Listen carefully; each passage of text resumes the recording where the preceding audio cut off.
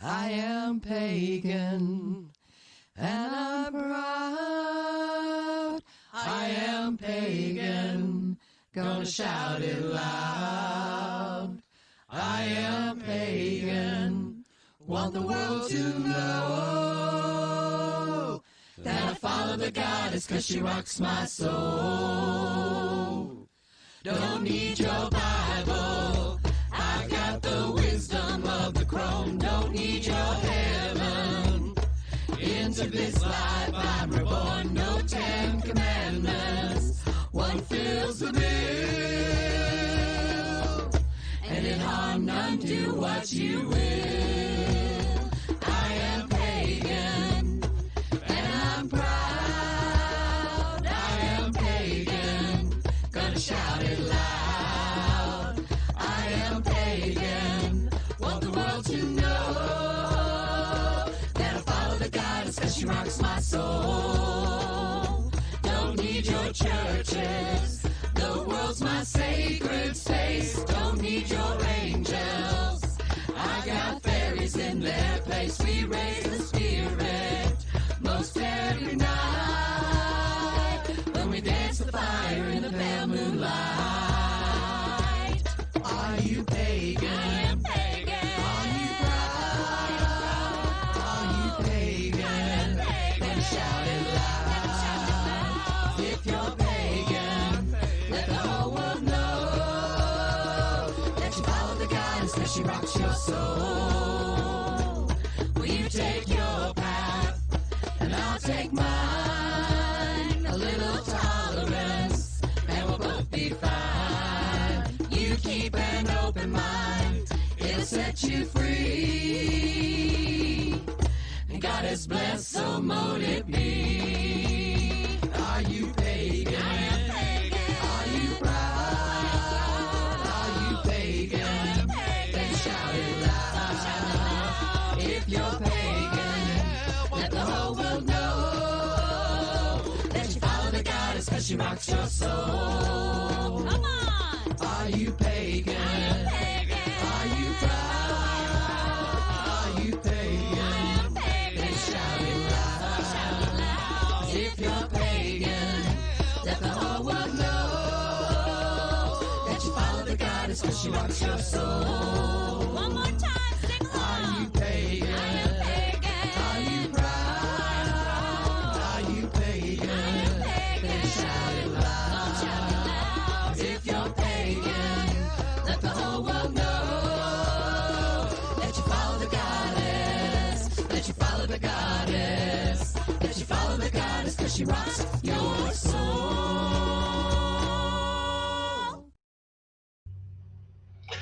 Well, welcome to Pagan Central West Virginia Pagan Pride. I swear we got the longest tongue tire.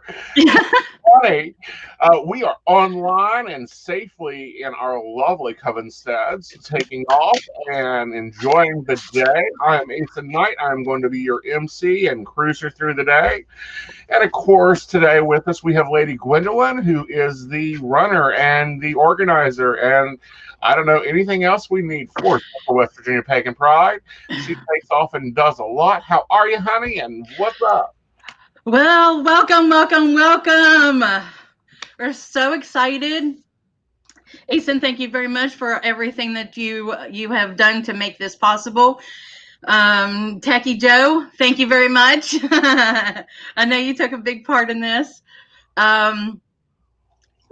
Just super excited to be able to do this in our homes safely this year. The spirit is where you make it.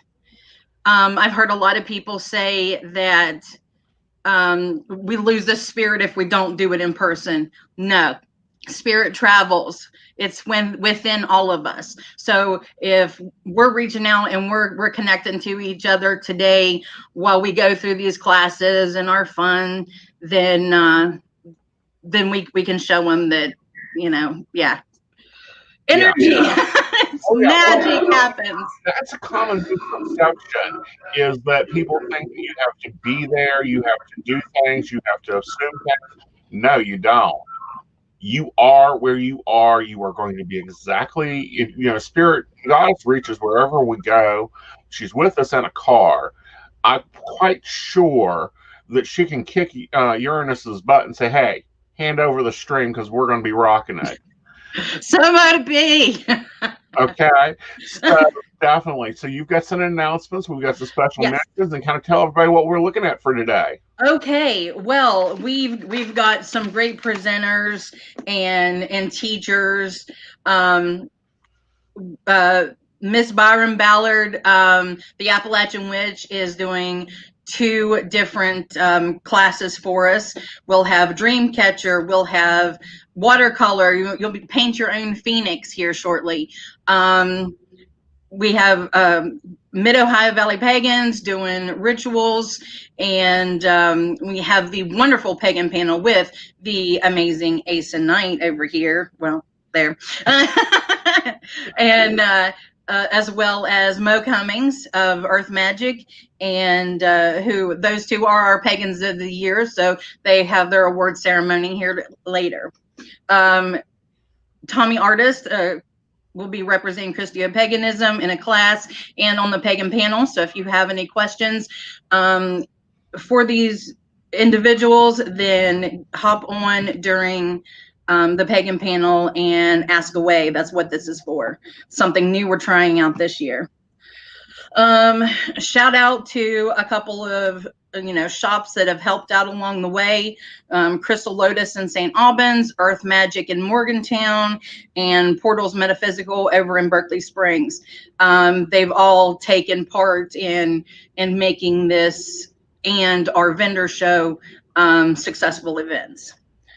Coming up, we may have chosen to do online, others have not, but we want to get that information out to you about where you can still go to connect with people, but safely. Charleston Area Pagan Pride is going to be September 26th. That's on the private property of Colin Letcher. So if you're interested in that, it's a simple search and you'll find the information for that. The Samhain Festival by Barefoot Gypsy will be October 31st at the India Center in South Charleston. So they're supposed to have readers, vendors, all different types of things there. Now, psychic fairs happen, at 2 different places. The Haunted Heyman House does in Sutton, does theirs on the 2nd Saturday of every month, and they do them by appointment only due to certain, current conditions. Psychic Saturday at Crystal Lotus is always the last Saturday of the month, but they will begin back once all of the quarantine and everything is over and done with. Is that correct? It's after that the whole determination for it is actually because of me, and it is when the infection rate is below 3% for 2 weeks. Then I will be there, and Psychic Saturday will Taste of the Lotus is what we call our Psychic Saturday, because it's not just me doing readings. We've got Reiki in there, we've got massage in there. We've got the wonderful Stephanie doing herbalism and, working with, different things. So we have a lot of different things that go on at the Crystal Lotus shop. You can check them out at clswv.com, and that will kind of let you know when those events are happening. Okay, that's it for announcements. Awesome. All right. So up next, thank you, Miss Gwendolyn. We will be seeing you pop out through in and out the day. We have Kayla from You guys have fun. Pagan Pride. All right, Kayla, it is your show. Take us through Open Ritual, please. Hello, guys. It's going to be a little different. I think everything's going to be a little different today, but instead of moving around the circle like we're used to, I'm just going to stay stationary as we call the quarters and the deities, so that you can see everything, and we'll do it right here at the altar. So we gather here today, separated physically out of love for each other, but together in our thoughts and spirits, like Gwen was saying, to celebrate Central West Virginia Pagan Pride 2020. Challenges came, but the pagan community has stepped up and adapted so that we could still gather to celebrate our community and the rise of the phoenix. Today, we celebrate our incredible strength, resilience, and power to transform ourselves and the world around us.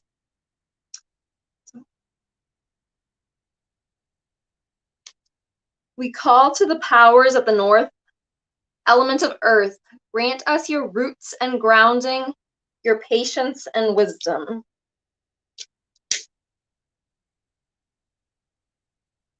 We call to the powers of the east, element of air, grant us your clarity and inspiration, your fresh ideas and communication.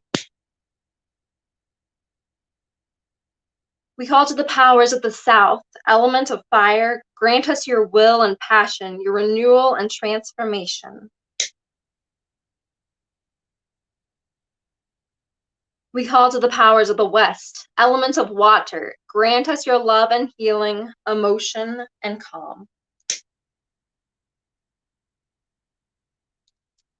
We call to the god of the hunt, wild and powerful, he who rules the forests. You show us the parts of ourselves that are primal and raw, those we hide from polite company and sometimes forget to allow to surface. We ask you to grant us your presence here in this circle today. We call to the goddess of the harvest, wise and bountiful, she from whom the fruits of abundance flow. You show us that putting in effort and hard work to our goals will lead to our goals coming to fruition. We ask you to grant us your presence here in this circle today.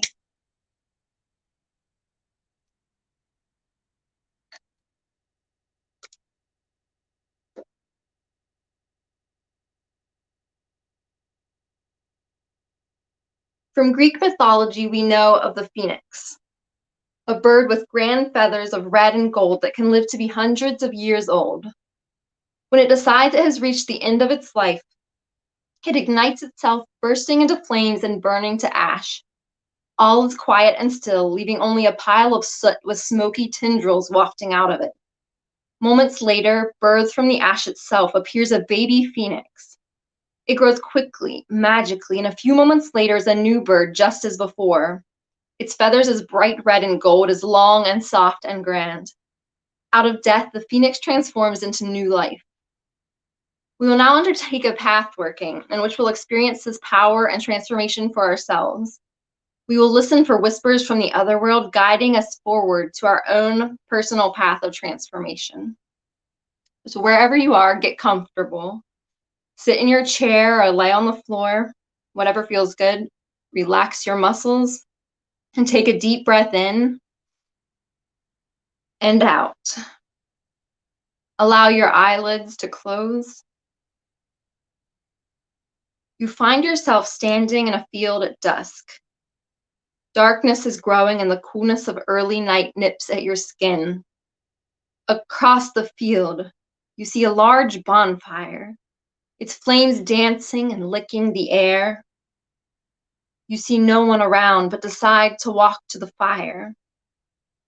As you come closer, you can hear the soft crackling and begin to feel its warmth. You hold your cold hands out and warm them, feeling a wave of heat wash over your body. You look into the flames, white, yellow, red, orange, dancing, jumping. The summer fire, perhaps the night air, stirs a longing inside of you. You look away from the fire and up into the black night sky. So many stars out here away from everything. You are tiny, infinitesimal in this giant universe. Looking back down into the fire, you startle. In the dancing flames, you suddenly see the faint image of a bird. The image grows more bold and begins to move with the flames. The bird's feathers of red and gold flap into the air, and its eyes look into yours sharply, knowingly. The longing comes back, stronger this time, for a place or a person or a time. What is it? You know now that things go into this fire, this funeral pyre, to die. But that is not all. They transform. They give birth to new life. The bird looks off into the distant sky and then back at you one final time. Then suddenly its wings flap and the flames roar and it disappears.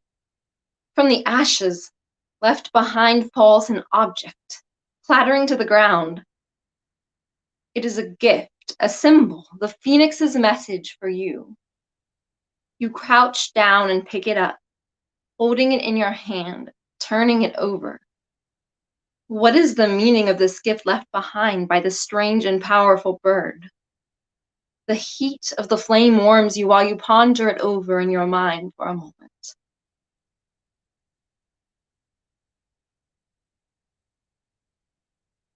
Begin to come back to the present, to your room. Move your fingers slowly in your toes. Allow your body to wake up to the ground underneath you. When you are ready, open your eyes. In our pathworking, the Phoenix left you a gift, a symbol that's significant to your life journey, your own coming transformation. In the second part of our ritual, our closing ritual at 6:30, we will release what we need to transform in our lives in a burning ritual. You have the rest of the day to consider what your symbol means for you and what you would like to release in the Phoenix's transformative fire. If you would like to have something personal written on the paper we will be burning, let me know. And what you would like to release and transform in our comments here in this chat or on our Facebook event page anytime today. Anything that's listed before tonight will be written on the paper to be burnt, and that's at 6:30 again. We will now release the elements and deities to end our opening ritual.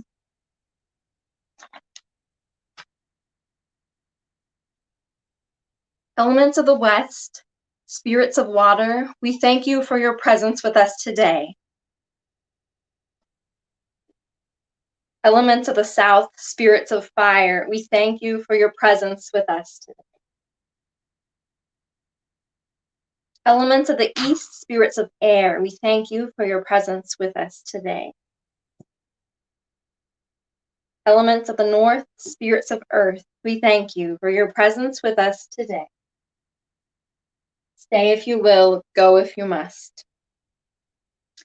Great Goddess, we continue to hear your wisdom whispering to us in the bounty of the earth and the coming womb of darkness as the year cycles inward once more. Thank you for your presence in this circle today. Great God, we continue to witness your playful authenticity in the flames of our summer fires and in the dancing leaves of the coming fall. Thank you for your presence in this circle today.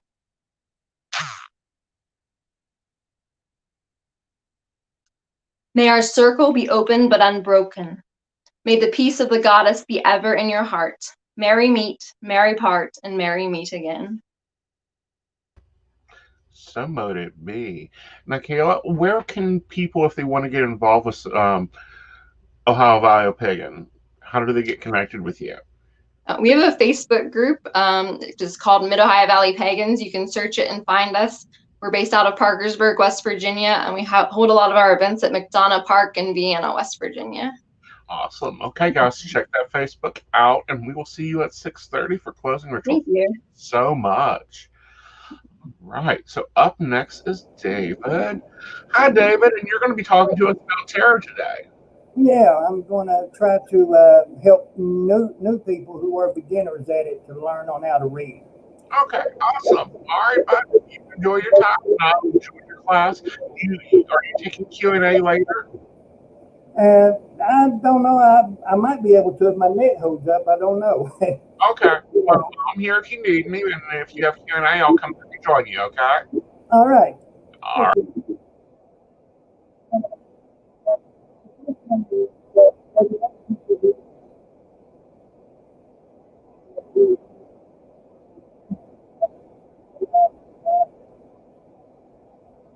Then they try to read the book and try to understand what and all is going on, and then sometimes that gets confusing.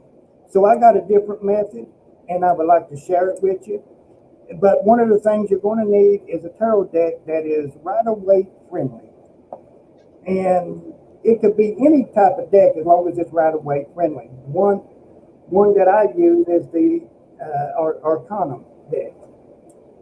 So let me get started here and try to show you. I'm just a little bit up out of my element right now because I usually have my phone doing this and have it down on the table where I can flip things around.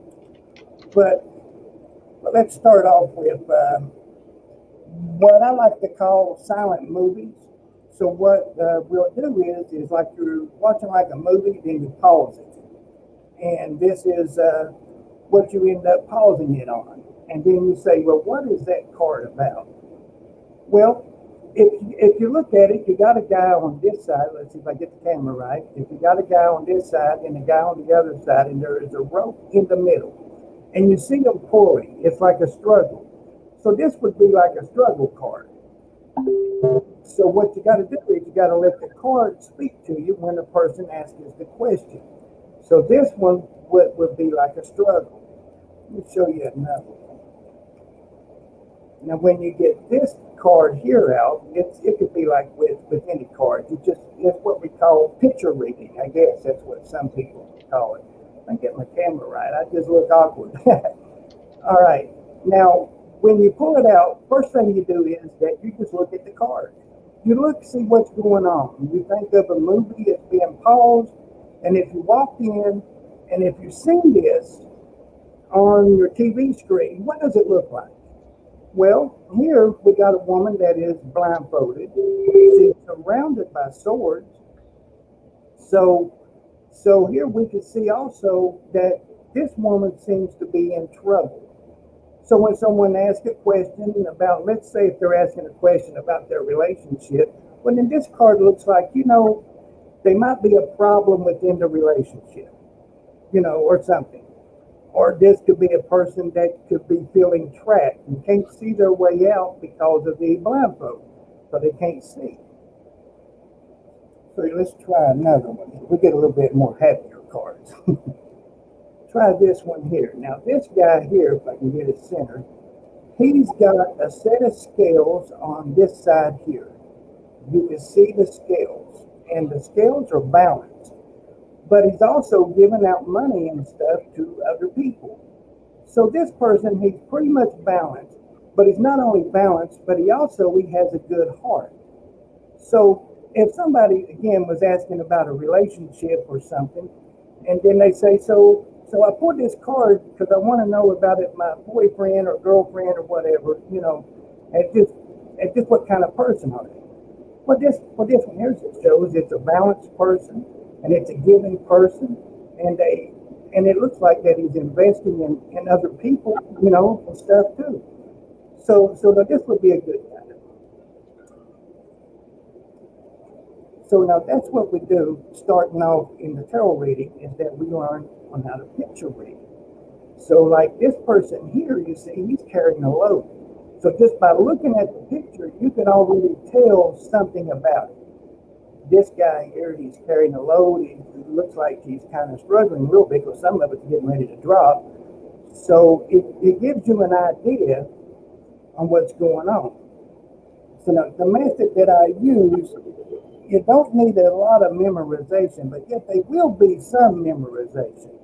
So now you pull a card, you just look at it, study your cards. That's always in. As soon as you get a deck, really, look at all your cards and study it. And then let the cards speak. Do not try to force a meaning, but just let it speak. You can see in this one here, that the girl, she looks like that she's kind of, she's kind of sad. She's got problems here. So now, let me see. Just trying to get everything situated. Now here, you can see that this is a Two of Cups. Now what does it look like? And that's what you do, is that you look at it. So what does it look like? It looks like somebody that may be starting into a relationship. Maybe they're getting ready to take the relationship to the next level. So this is one of the things that you do, and you look at the picture and let the card speak to you. There's so many people who try to force a meaning and try to understand it. Now, I'm going to give you a tip. If at the little book that you have, mostly at what it has the key words. So what you do, if you are a beginner, you can write a key word on the card if you want to, and then that would help you in like trying to figure it out as well. You know, like you turn it over, go, oh, that's the key word, and then that would also help. But right here, you can see it. This is like a relationship thing. Now, let's say, well, let me show you another card, and then I'll show you on how to put a couple cards together. So now right here is a guy. Now this guy, you just look at the card, and then you can almost tell on what's going on. He looks like he's been a little sneaky. He's got one foot out the door, and it looks like he's grabbed up a few swords, and he's trying to back away. So now this is like, I guess you can call him the thief. So let's say that if a person was talking about their relationship, or it could be a job, but most of the questions that you get is usually about the relationship thing. So if they're talking about a relationship, and then you've got these two cards, well, see now this looks like something, but over here it looks like one of them might only be in it to get whatever he can out of the relationship, and then they go. They ain't in it to win it. You know, they ain't there to stay. So now you can see. So now you can look at that. Let me grab another card. Let me see if I can find. See, I got all of this. Like I said, I'm a little bit out of my element. Then let's try this card here. So now when you put these cards together and you look at this one, what does this one look like first? That's always first thing. Now we already determined this one here is like a relationship. So what's this one here look like? Well, this one looks like a guy who is working.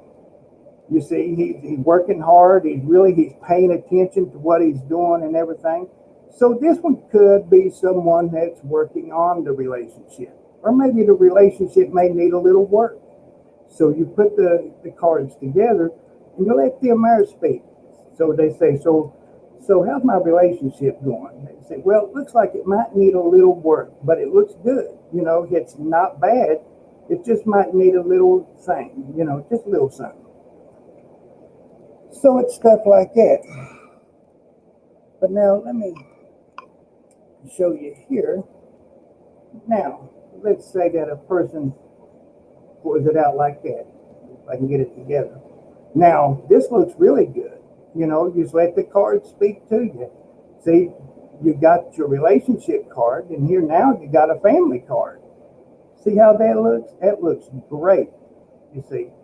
So just letting the cards speak to you, you could get a feel of what's going on. I'll give you another one. Now this one here looks kind of bad here. You see, you got all these swords stabbed into this person. This is what I would call the betrayal card. This is where someone was betrayed. So you can see that because she didn't stab herself. You know what I'm saying? All righty. Now, let me see if I can grab a few more things here. All right. Now, another thing to remember in tarot reading, if you want some things to memorize instead of just looking at the picture and trying to read it like that, is another thing is aces. Aces always means a new start. No matter which ace that you pull out, it's always a new start of some kind. So you gotta keep that in mind. Like every time that you pull an ace, it's like a new start. But also with the ace, now this is things that you can write down. Also with the aces, you got different ones. You see, you got the ace of pentacles, the ace of cups, wands, and swords. Now, when you're looking at these, they have a slightly different meaning because of their elemental dignities. which this will go a little bit deeper in, but I'll mention it in passing. At swords, if I can get it out here. Swords, the easiest way to remember swords is communication. Now which there's a lot of different. You can go a little deeper with it, but just keeping it simple is communication. So just keep it simple. Wands is like fire. It's lust, love, desires, stuff like that. Just keeping it simple. Okay. Pentacles. This is like earth. This is like your money, your job, your house, your car. It deals with material things. And then with cups, well, that's back to relationships. It deals with emotions and stuff like that. All right. I don't know if I'm going too fast for anybody or not. All righty, let's try this. All right. Now, You're doing great. all right, now let me take you a little further with it. My mouth's getting a little dry. But these are the simple things. And another thing that you want to do, like I was talking about studying your cards, is sometimes you get cards to where they got like balconies and stuff. So whenever you see like a balcony, you can look at that as a barrier, something that is hindering you from going forward. So now you can look at it like it. You have to use your intuition.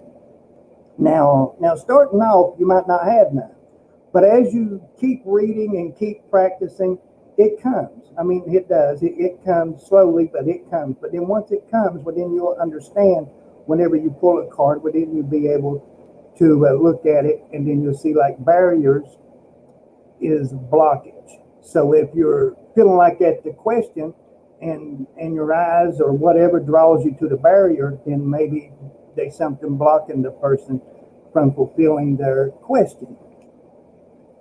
Here, now let's look at another type of barrier that a person can have right here. You've got a person that's he's in a defensive mode, and then here is another barrier. So sometimes you just got to look and see, what's going on in the card. The guy is defensive. There's also a barrier that keeps him from going forward. He's, and he's defending the door. So, and now in each deck, it's a little different, but that's what you look for. Like right here, we got the Emperor. You see, he even has a barrier. He might be one of the strongest people as a leader, but even he has limitations. You see, so he can't do like everything that he wants to do in this particular deck. He's got a barrier. So that's stuff that you have to look at when you're doing your cards.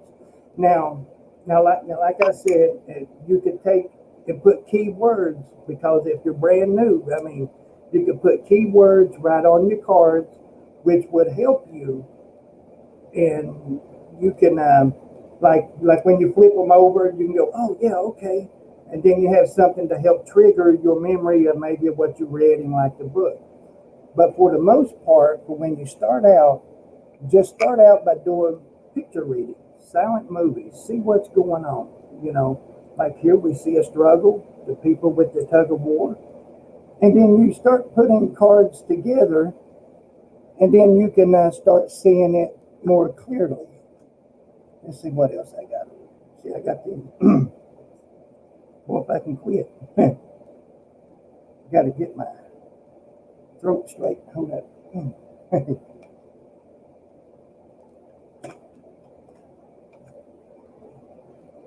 Now, if there be any questions, you all can ask, and we can try to figure out some of that.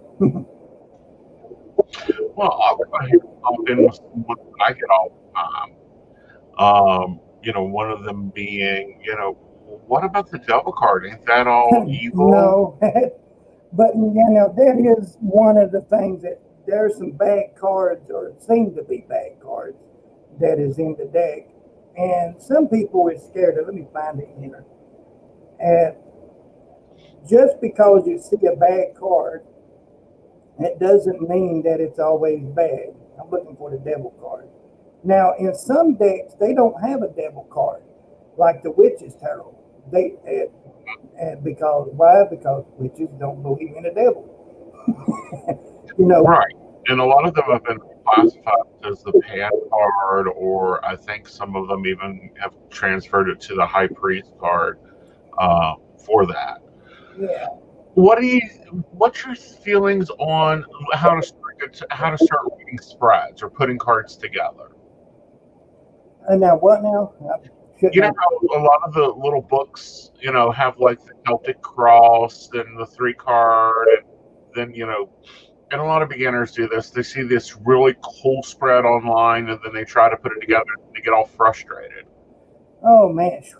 Well, the best thing to do is really just start out with maybe like a 3-card spread, and try to do what I was talking about, like the silent movie.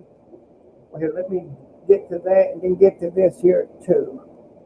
Hold up, let me grab about a couple of them here, and we'll put them together, and we'll let them see.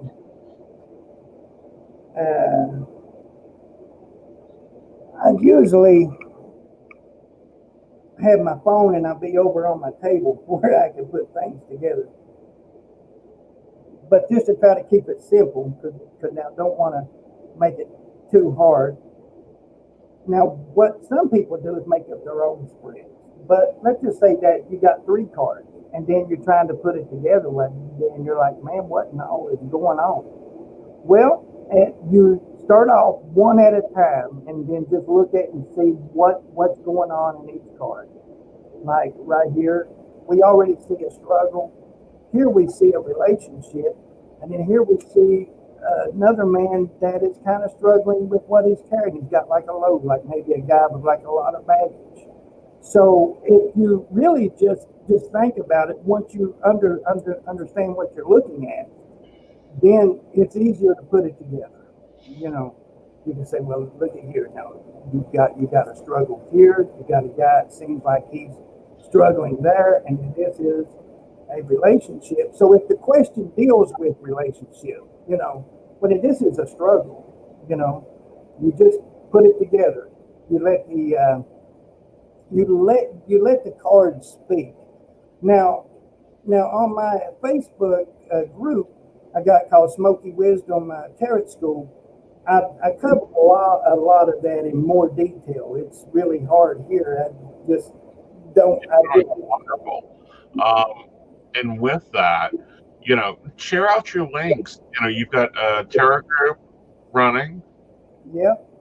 Do you take readings? If so, how do they contact you for that? Well, I do readings and all that. I do it in the tarot group. Sometimes I just do it up on my page because I get really excited and just want to read, Right. But here lately, it's been really hard for me since this virus thing and everything has came out. My daughter's not working, and then when she's on the computer, I can't be on the computer because it kind of like it fights with each other. Right. Well, I'm going to throw this at you because this is a question I love to hear from another tarot reader. As you know, the tarot itself is a reflection of our history. Cards start forming, like, the Death card came when England overthrew the Catholic Church, that type of thing. Do you think that there's going to be another card added to the tarot because of 2020? Oh, I don't know. I don't have a clue, really. And you can. It could be an idea for somebody, because of 2020, to just make up a whole new deck and say, look at here, we're going to have us a Corona tarot card. Well, you've seen that 2020 new tarot deck, and it's all towers. And why don't you talk about the tower a little bit? Because a lot of people freak out with that one too. Okay. Well, I like to get the tower out and be able to look at it. So now, like the tower in this particular deck, this here's what it looks like. You got it looks like a tornado or something just going through there and just tearing up something, you know. So now, whenever I see the tarot card, at the tower, it puts me in mind of like somebody's foundation is having some problems, you know, like it's really shaking the foundation right here, and it's kind of a destructive card, but at the same time, now this could be a good thing because let's say you're in a bad relationship anyway, and you need to get out of it. And then now this card here comes up and says, look, you're going to be able to get out of it because this is fixing to fix itself. So, you know, so now that's how I see the tower card, is that this is something that's shaking the foundation, something that's, it could be good, it could be bad. It really depends on the question and what's going on. Right. And how it's going on. Yeah, and that is the other thing. You have to talk to your querent or client, because sometimes that you can look at something and you might think it's bad, but after he talks and lets you know what and all is going on a little bit, well, then you can say, oh, well, then this should go this way then, instead of looking at it the other way. Right. And, you know, something that I love your opinion on is when you're, and this is a problem I see with a lot of new tarot readers, is they're doing a reading on a relationship, and everything's coming up money. Yeah. Well, what you got to do is now this just goes just a little bit deeper with it. And once you learn, like swords is like communication, and then you pull out a bunch of cards on like a relationship, and just like you said, it was all money. But then what is missing? Well, you don't have the swords, which is communication. You don't have the at the wands cards. You know what I'm saying? And there's certain elements which is missing. So you may want to talk about that, because sometimes people can be focused on money too much and not really focused on the other points in the relationship. What for you makes a good beginner's deck? What should they be looking for? I think they should start out with the Rider-Waite, to start with something with a lot of pictures, you know, to start off with. You don't want to start off with the Tarot Mon City or whatever. I can't even pronounce it now. The Tarot Monsanto. Yeah. Yeah. You want to start out with something with pictures, because the Golden Dawn had the Rider-Waite done, and it was done for a purpose. It was done to help. Right. So. Yeah. And understand that what we're talking about today is Rider-Waite tarot. Soft tarot is a whole different level. Oh, great. Yeah. Oh man. Yeah. So now, if you get Aleister Crowley's soft tarot card, that's just going to. It's got a lot of colors, and the pictures are way different. I mean, you're going to have to learn some numerology and some astrology and some psychology. I read it. I use soft tarot all the time, but that deck is total psychology for me. Yeah. You know, and since, you know, we get two readers on here, something I see a lot of newbies doing is trying to compare their card readings to something I do online, or maybe something you do online, and go, well, I don't get that. Why is he getting that? You know, why is it? I must be wrong. You want to address that? Well, and there's, like whenever you read the tarot, it's your reading, and it's what you see, you know. Now, not everybody's psychic, and not everybody can see what some other people can see, but you do what you know what I'm saying? And then don't step up out of that until you have practiced and is ready to step out of that element. Right. an example of that is a lot of times I see the Three of Swords is starting to pull things back together, especially if it's reversed Mhm. in business and stuff. And other readers a lot of times will come in and go, "Oh, well, that's a heartbreak." Yeah. And then they might not even know what the question was. Exactly. They think it was, man, there's a heartbreak. You're going through a bad time. Well, but like I said, as you get into the elemental dignities, and then you step out of the picture realm and then start looking at, like, okay, swords is communication, but now you're not looking at a heartbreak, Right. but now you're looking at communications, and then you put that with the other cards, which is out there, and you could get the feel for it. You just got to listen to the question, and then you're going to have to ask questions too. Because somebody like come up and say, well, me and my boyfriend, we just broke up, so we're gonna get back together. Well, you gotta ask, so how long have y'all been together? So let's start there. Because if you all just started dating last week, Yeah, it may not be as bad or as different as it is. But that's important to not just sit down, especially when you're a new reader, and a lot of people want to run into general reading first off. I don't recommend it, especially not when you're just starting out, because you need to understand what you're looking at. yeah. And Yeah. when I see, that's why I said that, like, for like beginners, that they could write key words on like their cards to get them, used to it.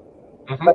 But if sooner or later you're going to have to put the book away, you're going to have to put the keywords away. You're going to have to go with your experience with it, and then how you understand it. Well, what if if you're a beginner and you buy a ticket, it just ain't talking to you? Well, my suggestion would be, first, before you go buy a deck, go look at some YouTubes and where people are showing you what the deck looks like, and then just make sure that it speaks to you.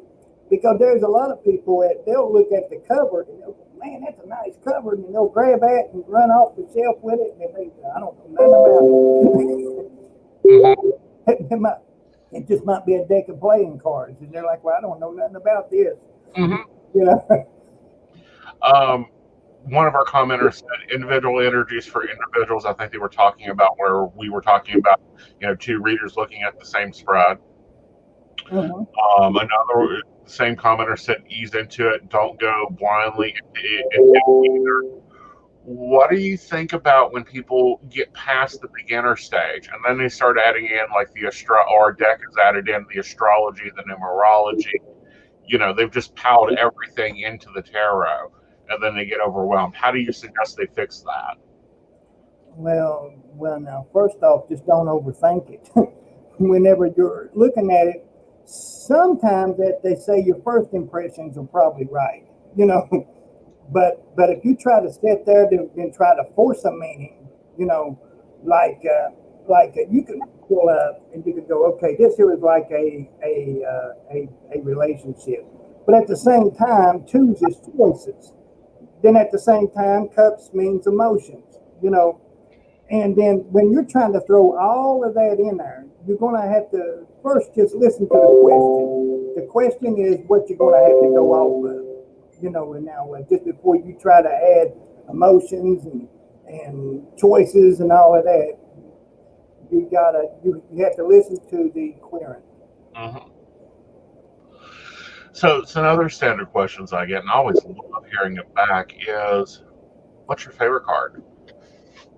My favorite card? Well, this one here. I like that one. Every time I see that, I'm like, man, that's awesome. That puts me in mind of happy times for people, What was the hardest card for you to learn? Oh, Lord. Well, the hardest to get into was the majors. Oh, man. To get into any of the majors, because, oh, Lord, I have one that was picked out here. But yeah, the major cards is one of the things you really need to read the book, and you might want to write your keyword on it to get started with. Oh Lord, I can't even find it now. But you know the I call it the resurrection card. You know, like where they blow the trumpet, Mm-hmm. judgment. I think is what it's Yes, called. Judgment Day or Judgment, or some have it labeled as renewal if they went really artistic off of it. Yeah, Yeah, that one was hard for me to get to because I was like, Revelations. What's Revelation doing in the tarot? yeah, Uh, that's what they do. we have a question. The question is, what about the court cards? Do you have any tricks? Any tricks for the court cards? Well, all right. Let me get out a court card here and give you an idea. All right, I got you a trick. All right, let me grab something here. Just grab a couple cards. Okay, let's say we got the King of Coins. You ain't doing nothing, just standing around. You know what I'm saying? In this particular deck, in the original Rider Waite, it's just sitting. It's just sitting up onto the throne. So if you get to where you don't know what it is, or you can't read it, or you're having a hard time, well, pull out another card as a clarifier. Now, it's hard for me to do because it's all standing up here. Let me see. Okay, and then imagine this card, this guy is doing this. So if you can't figure it out, you can pull another card and say he's doing this. So now this is what this guy is doing. If you're having troubles in that aspect. But once you learn the elemental dignities and stuff, then this here would start becoming a little bit natural to you. Mm-hmm. But starting off, you're like, okay, we got this king. So what's he doing? He's doing it. You know what I'm saying? So like if they're asked about, just what does my boyfriend think about me or whatever, you can say, well, here he is, and then this is what he's doing. You know what I'm saying? Now that's what he thinks of. And what about when using a significator? Doesn't it have to be a court card? That's when now say what now? When choosing a significator, you know how something will have you go through and choose a significator, which I think is what this questioner is talking about. How do you choose a significator? Do you go off a court card, or do you just pull the card you feel is right? Well, there's a couple ways on how people do it, and you can. There are some people will use the major arcana cards, and then if they want to go through the America, and then sometimes you can just let somebody look at them, and then see if they want to pick one or something. But if you're trying to pick one for your client, which that's a little bit above just be now beginner things, you can size your client up and see what they're like. You can ask for a birthday and stuff, and you can go out and then do your numbers and stuff, add everything up the numbers, and then try to figure out the card. But you can size them up and see if this is a money-oriented one or an emotional type person or something. Mm-hmm. Yeah. Or you can match the hair colors. That's another way out. Yeah. Yeah. Yeah, match it up with what you see in front of you. You know what I'm saying? Say, all right, but now that's what you look like to me. You look like this kind of person. Yeah. Yeah, and you love listening to someone else teach tarot and talk about tarot, because it's one of those arts we've got to keep alive. In my opinion, you can take 100 tarot classes and learn something different, and I really love that deck. What deck were you showing everybody? That was the Arcanum. The Arcanum? Yeah. Nice box, too. Yeah. And it comes with a small book. I find those are wonderful to keep tables level. Yeah. That's about the use I use for them, and that's always suggest. How do you keep your cards? Do you keep them in the boxes, or do you keep them wrapped, or? Well, I usually wrap them up, and then let me show you. Now, you can order pouches to put them in, but then if you ain't got no pouch to put them in, but if you got some old jeans that's tore all to pieces and you're going to throw them away anyway, you can cut the pocket off of the back of it, like this. And you put your cards right down in there. Very cool. Because I know a lot of people say you have to ripen in purple or um, green, or it has to be 100% silk, and you can't buy your own deck. Oh man, it's all preference. There's some people says that you can't read tarot cards unless somebody gives you a deck. I mean, that's a lot of superstition stuff. Like here when you know, anybody can learn to read. If somebody wants to give you a deck, great, but that deck might not even speak to you. So how is that going to help you? You know what I'm saying? You're going to pick that up and go. Right. Another question that we got in the chat is: do you have to pick a significator if it's in spread? Now say what now? Do you have to pick a significator if it's in your spread layout? It's really a preference. If you want to pick one, well, then you can. You don't have to. It's really a preference to you. And it's totally preference. And I think that's something a lot of people get stuck on it. A lot of things in tarot is preference or personal style. There are some people who don't read upside down cards. They turn them around and they read upright. Some read now, like the reversals. Mm-hmm. So, and that's all still your preference. Just what are you comfortable with, and then how is it working out for you? If you read them all upright and you're right about 90% of the time, well, then there you go. Right. And 90% of the time you're going to be able to do a read. It's going to take a little work, but you'll get to where your cards and you talk a lot. But I always see it as a friendship with my cards.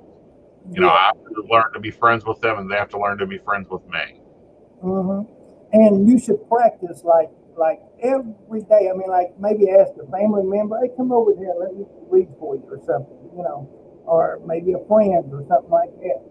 And then once you get good enough, or you want to step out, then you can try to go like sit over there in like the park, and then maybe ask some strangers, "Hey, y'all want to have a tarot reading?"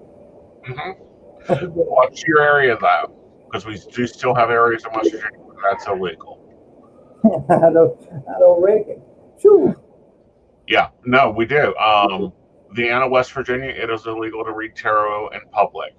Huntington, West Virginia, it is illegal to read tarot in their city limits. Well, I didn't know all that. See, now, when you get in with the law, I mean, you wouldn't think, I mean, like, these people who go to church, that they can read their Bibles and prophesy and everything right out in public. I mean, that's crazy. I know and it's things that's old laws that we have to change. But you just got to be, know your stuff. But no, get out there and practice. Practice as much as you can. I totally agree with you on that. I really want to thank you for giving a really awesome class. We have shared your Facebook out there, so you may get a lot of friends requests. What do you charge for your readings? Do you charge for your readings? Are you doing events? No, I do it to just be doing it. Basically, I don't charge. It's just something to keep me in practice. Okay, awesome. All right, so guys, if you look in the comments, you'll see that we've shared David's Facebook out there. Thank you very much, David. You have a wonderful day, and hope to see you at 6:30. All right, you too. All right, guys, our next one up is Two Tinkers, and we're going to be doing a painting of the Phoenix. Hello, Rebecca from Two Tinkers. How are you? Is there sounds on yet?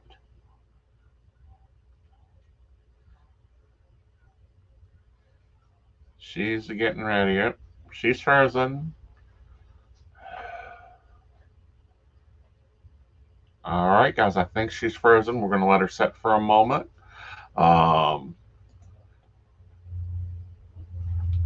Hopefully she'll unmute and get moving with it. Oh, there it is. It's in frame. Awesome.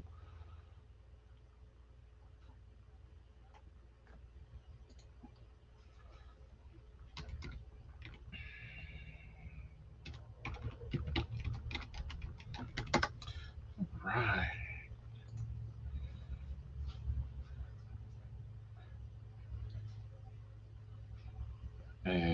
Looking at the ruler. So you're going to draw it out.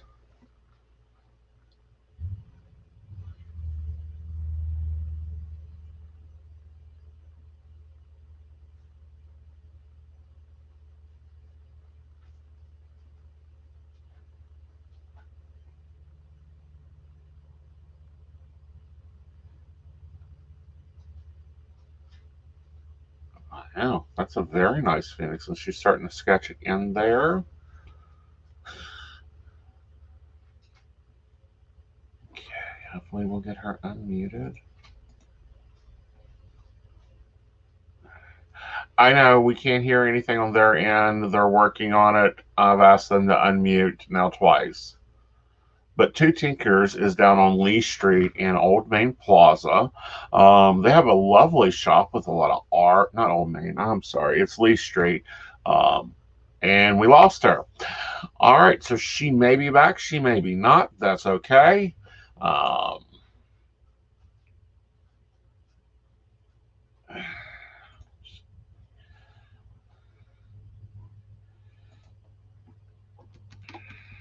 Give me a minute to get this worked out.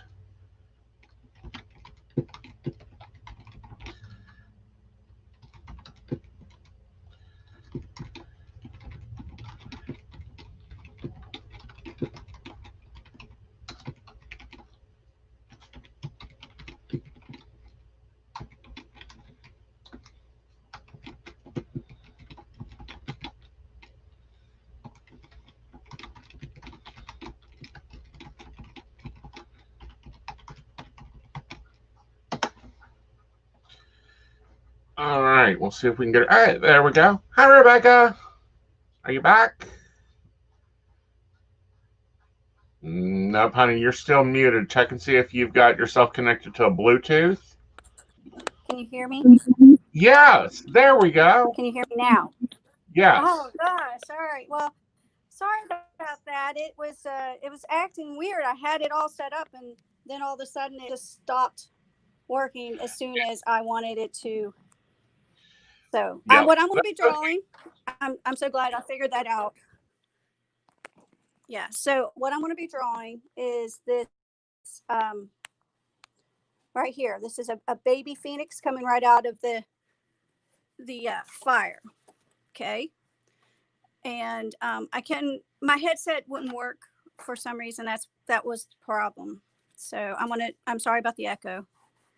All right. So just, if you had printed this out, you simply just take it and you tape down your paper with the blue tape, just like that. Okay. Then you take your number 2 pencil and you just rub all over the back like that. Okay. And once you've got that all rubbed out on your little 8.5 by 11 sheet of paper, you can simply just lay it down in place. And I put a little piece of tape at the top. So this has already been drawn out previously, and I put the traceable up on Facebook for everybody to grab. Hopefully you were able to find it. So whenever you're drawing something, I usually start with the face and then work my way out. And now that you have this on the back, it's not a problem to just start drawing. I also use something I call magic paper, which is carbon paper.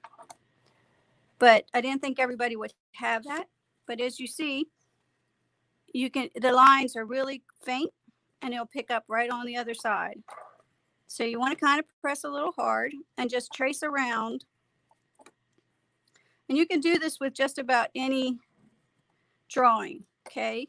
So this is just a good technique. You get your drawing down real good before you start a watercolor. And you just kind of trace it on out. Just like that. Now this is a little baby goose that I found. I was chased by geese the other day, and it kind of inspired me to use the baby goose. just like that. You can see that the lines are coming through. And just keep drawing. You don't have to necessarily draw the tree unless you want to. I put it in there because baby phoenixes, old phoenixes, whenever they do their time and want to start over when they're getting too old to be healthy, they will go back to their tree, their original tree, and they will make a nest of different herbs and spices. I believe it's cinnamon and myrrh and a couple other things that they bring. But the myrrh is important because then whenever they get done, they take their ashes and they put them in an egg of myrrh and take it to the sun god. That's the Egyptian myth. So the phoenix is a messenger of the creator. And that's what the purpose of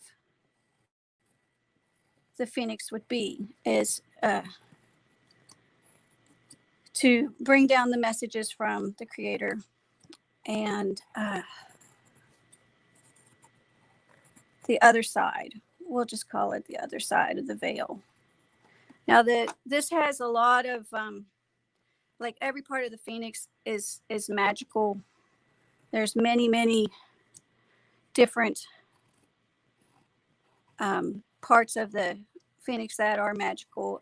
The tears can heal, and the feathers were prized for to be made into a potion for immortality. So, and there's a lot more on the phoenix. It's just really hard to research the phoenix because it's so embedded into culture that if you go to look for a phoenix information, you will go down different holes of where people have from different cultures have used it as different things. And it's one of those things that you have to actually put a little bit of time in and to try to find a good source of information that's not been turned into part of the culture. Now this here in the center, this is the spark of life, all new. So I draw that in too. And then before you lift the tape, you definitely want to check and make sure you got all of it drawn. Like I missed this hip right here. I missed that. So then that's good. Everything's on there. Now it's really light on my paper, so I'm gonna just darken it in so you can see. But if you were painting this at home, you wouldn't do this step. You would leave it light like this. We have a couple different brushes that we want to use. We have a big brush right here, and then we have a pointy brush, and I have an angle brush. I like to use the angle brush a lot because it gives you an edge whenever you're coming into the sides of the crisp part where you want it to be crisp. The colors that I'm going to use, the phoenix is always these certain colors. They're red and like a yellow gold and purple. So kind of colors of fire. So I'm going ahead and finish tracing this through. Just like that.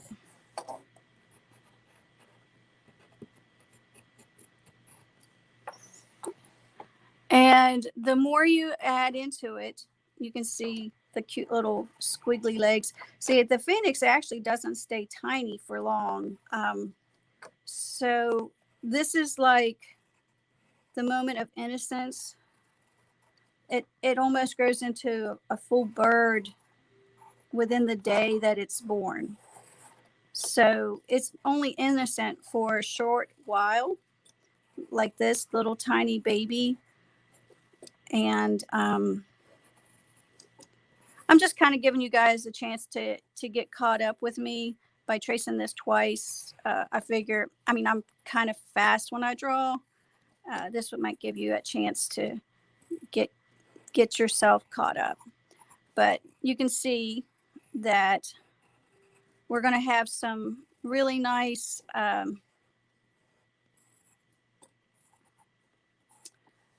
areas that we can do the flames in. So this is all going to be flames in the back. All right.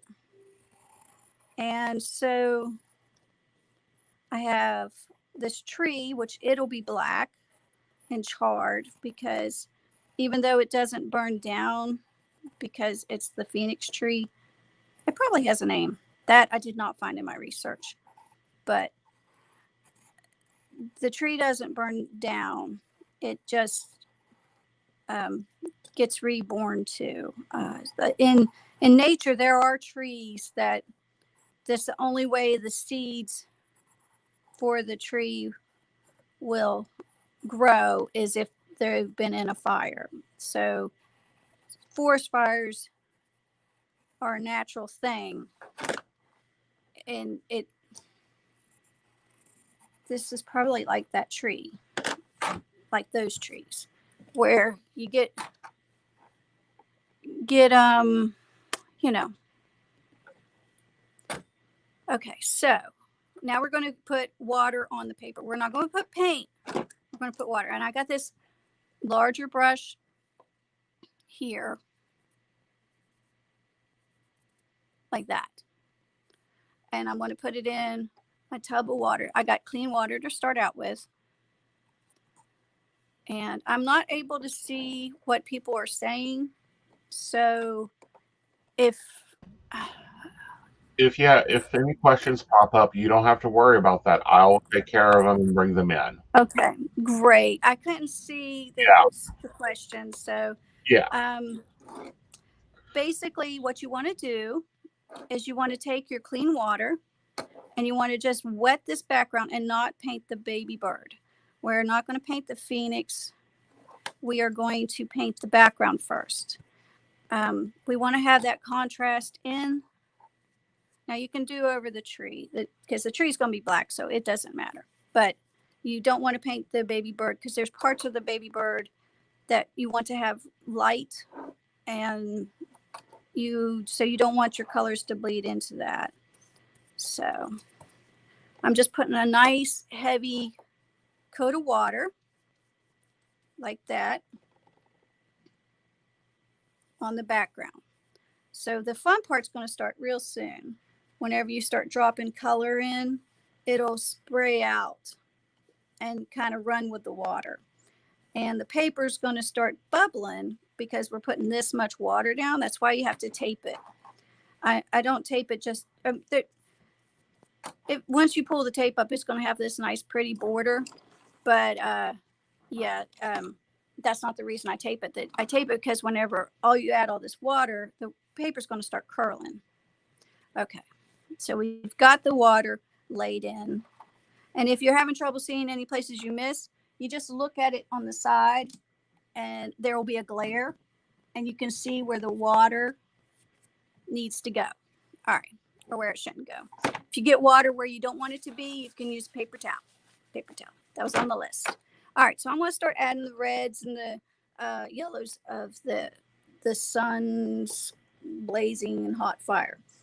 I'm going to start out with this color here. This is my color palette. It's a koi palette, but there's also, you can use just your simple pod palette from just colors won't get as dark, or you can get the tube paint, which those do get dark. But for simplicity's sake, all right, I'm going to just pull this color, and as you can see, as I put the color in there, that it starts spreading out and gives it that nice watercolor effect. See how it goes into that puddle of water? And I'm just putting paint. I primed my brush. Priming your brush means just wetting it. And then you want to take and you want to get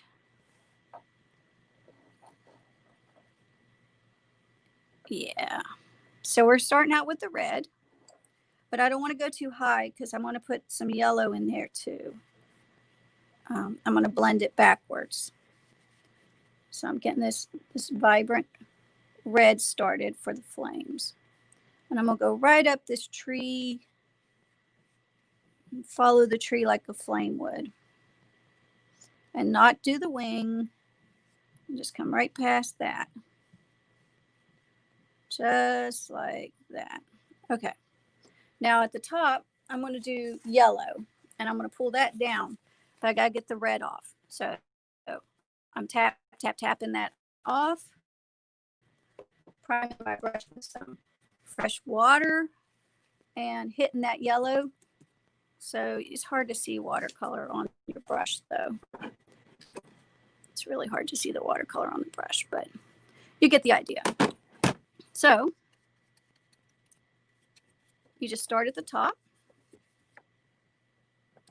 And if it feels like it's a little dry up there, and it's not running, just add a little bit of water. A little bit of water, no biggie. We're fixing that. And if you see, I'm going to be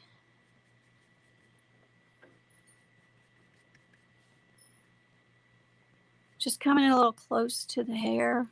To the top of the feathers. And I want to blend that red. Bring that yellow down into it. Just like that.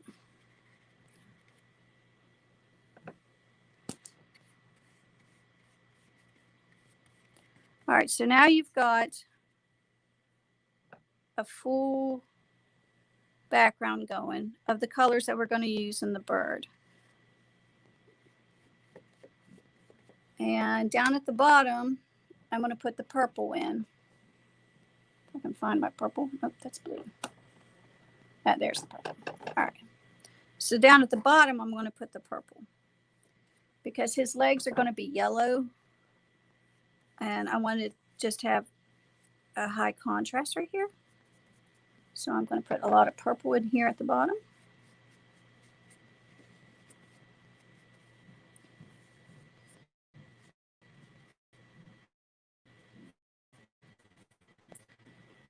And a little bit of red in between this leg here. I didn't put as much water here because it's kind of a tiny spot and I didn't want it to get out of control. And I'm going to dab that up a little bit because that is a little bit too much water and it'll just get into his leg. And if you see, I can just dab that up.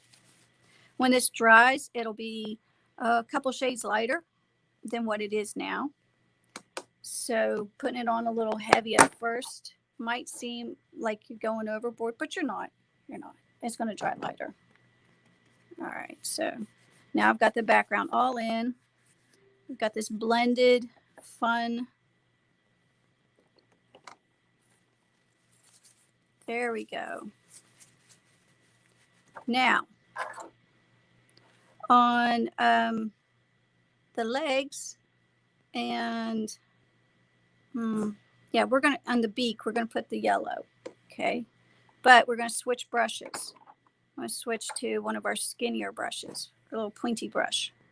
So what I'm doing here is I'm going to get the yellow. I'm going to bring it up the legs like that.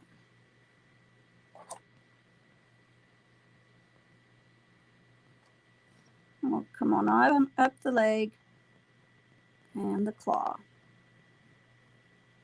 And then I'm going to do the beak like that. Now I'm going to get a touch of the red with the yellow still on my brush. I want to just tap it up here at the edge like that. Clean my brush off. And I don't have any water or paint on here. I'm just going to pull this out. Okay, we're getting a few Just like comments about what about the eyes. Looks like we're getting votes for blue eyes. blue eyes. I can Mm. do blue eyes. I can get the eyes are something I think would change because whenever babies are born, they do have different whenever they grow up. So I can definitely do that. So now we've got to put a little bit of red down in here while this is still wet. And I'll just bring that like that. I got too much water, so I'll just tap it up. I'm going to pull that along the edge. That is shadowing when you do that. You kind of got to do it while it's still a little damp so that it's not a hard line. Watercolor tends to give you hard lines. All right, so now you want blue eyes. I can give you blue eyes. I have a cerulean sky blue that I like to use on almost all my paintings. It's my color. So I'm going to put that in his eyes. So notice how I put my hand. This is all wet, and I'm left-handed. If I put my hand down in that, I'm going to drag it all over the place. So I'm coming from the edge, and I'm resting my hand on the tape, and I'm putting that color in. With a pretty, this is called dry brushing.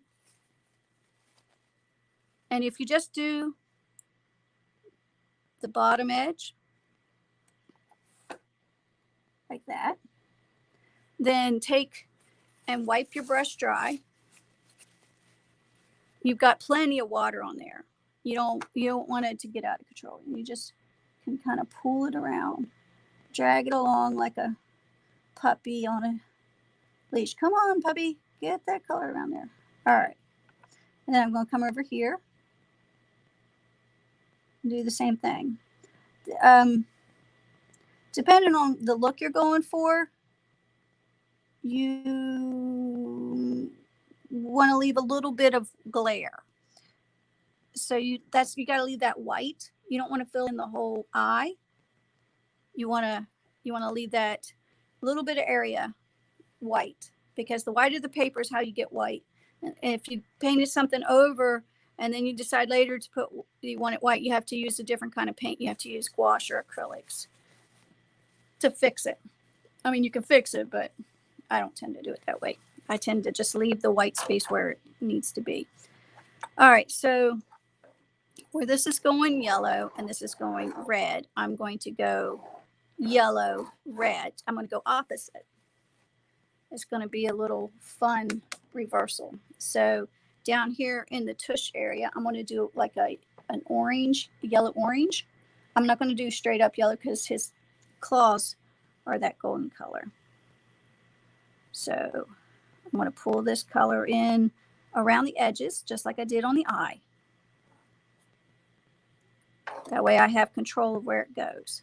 And I just added water to that. I didn't add any more paint. I'm pulling that in. And this is how you get, it's called modeling. Can you see that?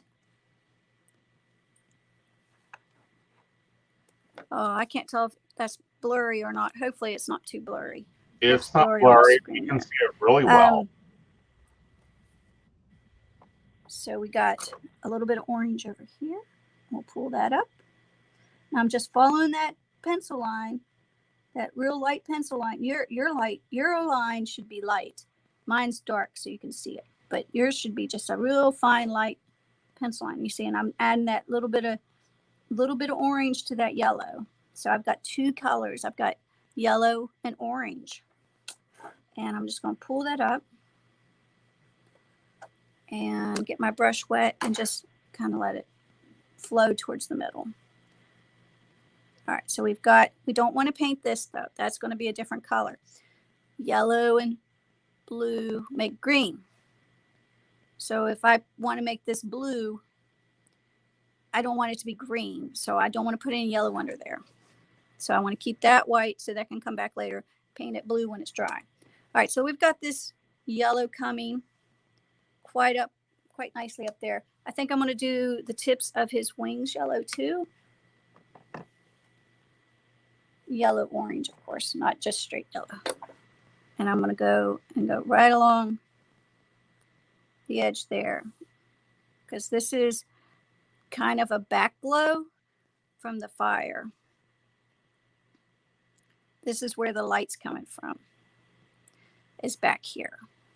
And so this top part of the wing and probably the top part of his head will be a glow.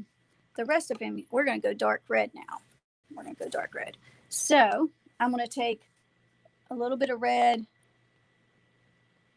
and mix it with a little bit of the brown. Now this is going to make it like a dirty. He's going to be dirty coming out of ashes. Just saying. But I'm going to put this dark color under his chin first. And I'm going to, I wiped off all that excess, and I'm going to pull that down. And this here's part here is dry brushing. But see, I wanted it to be slightly different color than the red background. I want it to be a little darker.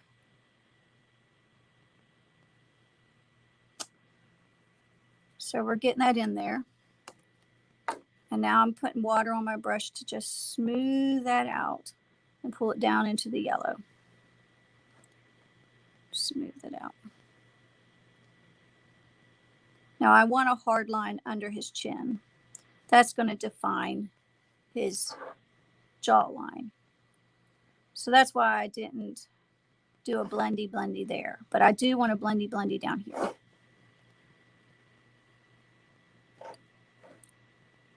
So we've got this painting almost done, just like that.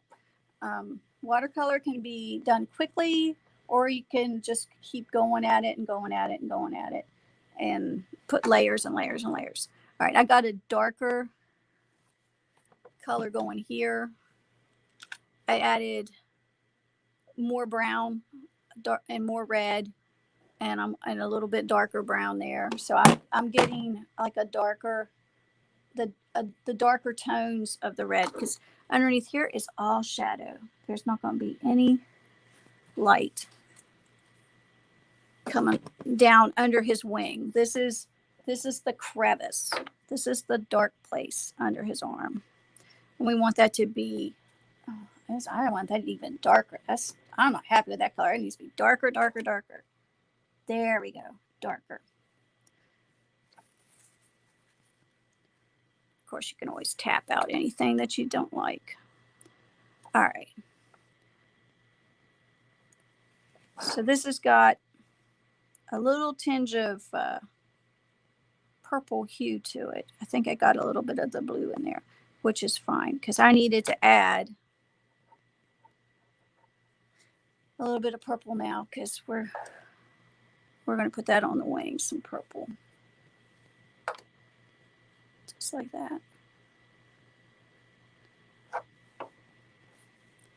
You want to kind of blend those together a little bit, just soften that line. I took my brush and I just got a little dab of water, dab, dab, dab, and I just blending that in together, just like that. I'm going to blend this in together too, so that it's not a real hard line. All right.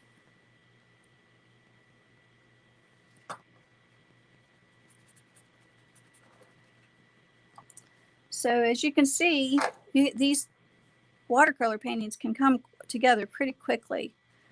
I'm going to go ahead and do his face now.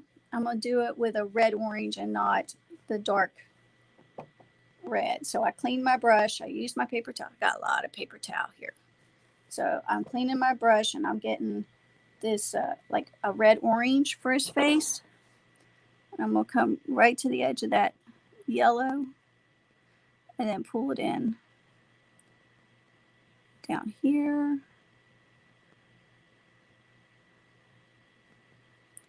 And I'm just going around just like that.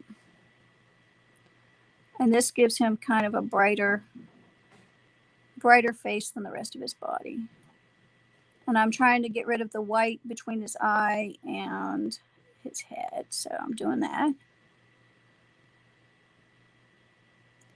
And the same color, I think I'm going to touch in these little places where I left space. I think I'm going to put a little bit of that yellow there too, where I left the space, because this is kind of like he's on fire. He is burning it up. Burning it up. Just like a summer. Just like the summer. Oh, that's my, if you're wondering what that noise is, that's my steampunk bracelet for I dressed up. You're only going to see my arms, so I only dressed up my arms. I bought these at the end of Halloween sale. Half off. And I said, I love these and I want these. They're the last pair. Okay, so we've got plenty of little places that we could play around with. But we're going to let some of this dry. And, oh, I missed a little red spot here. Right here. We're going to let this dry in some areas. So that I can use the Sharpie to bring in details.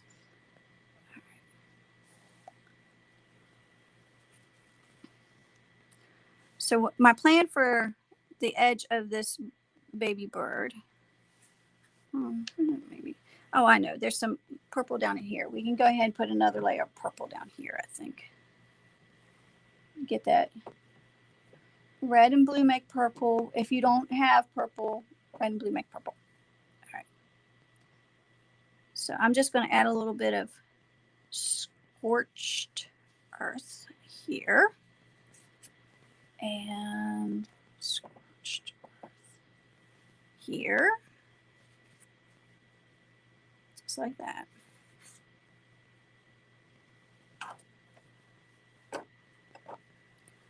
I'm just adding a little bit of flame action in the air. Just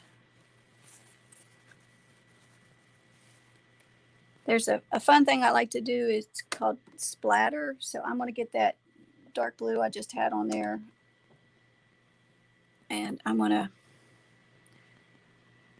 so there's paint on here, and there's about to be paint on these. So you take your finger and your brush and a little bit of water with that paint on there, and you just lightly tap. And you want to come to the edge. And this kind of gives that ashy sparkle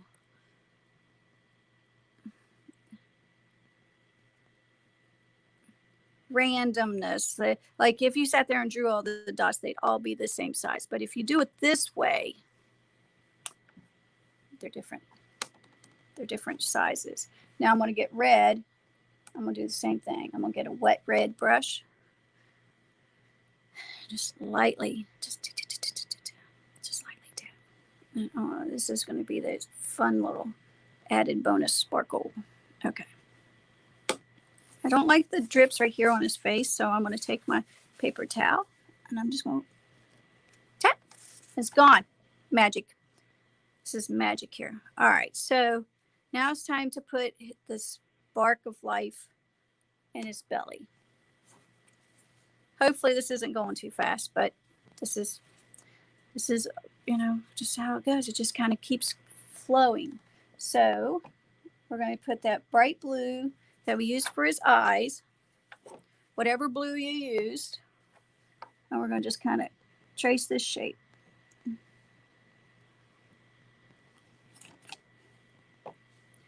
Trace it like this. Okay. We're going to pull that in with just a clean brush, a little bit of water.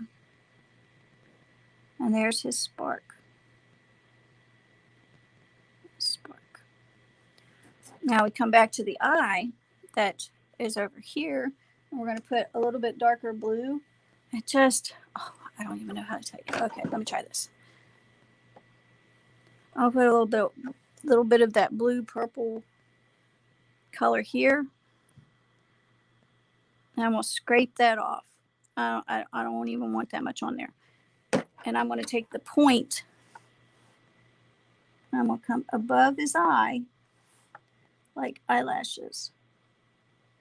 And we'll just trace the outside of his eye. This should be dry because I played around all over here to let this dry. You want to do this with this completely dry.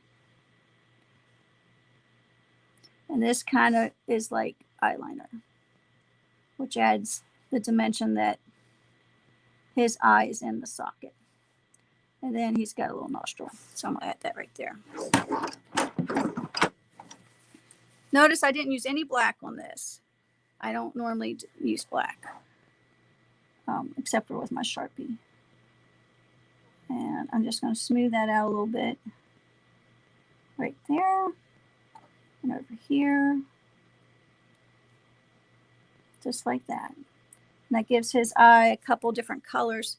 And I think that I'm going to put a little bit of red glare in there for the flame. I'm just going to do like little dots of red.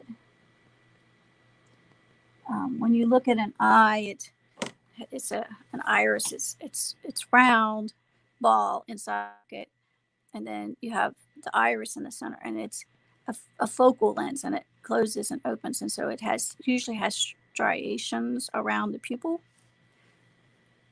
And so when I put the red in, if you put the red in and do it like lines, you don't want to do a lot or he'll look like he's got bloodshot eyes. And then I want to take some purple. I'm going to add that in there. This is just going to give his eye a little bit of life, because if you noticed before with it just being blue, it was sort of kind of coloring book level. And all you have to do is add a second or third color in there, and it gives that eye dimension. Now, for the most part, this is dry. I got a little crazy in here with the water. It all kind of like absorbed here. But for the most part, this is dry. So that's whenever you want to bring in the Sharpie. Just like that. We're going to add the flare to this. So there's several layers to doing this. You want to take the pointiest point of your Sharpie, and just hopefully you don't have a fat Sharpie like this, and you just want to kind of come down and draw in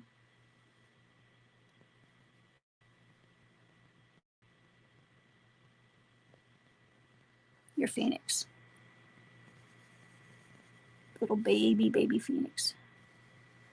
You should still be able to see your lines since you were using them to paint by. But I can see mine really big time, so I'm going to have to trace over it so you don't see the pencil lines. And that's his little chest.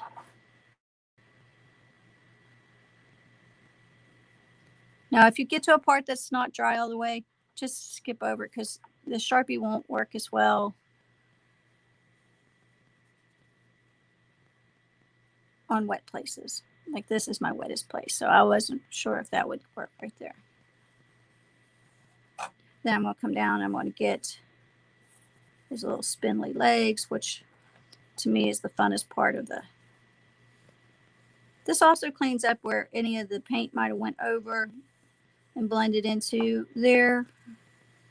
It'll clean that up. And there we go. We're doing a little hip. And we're doing a little wing.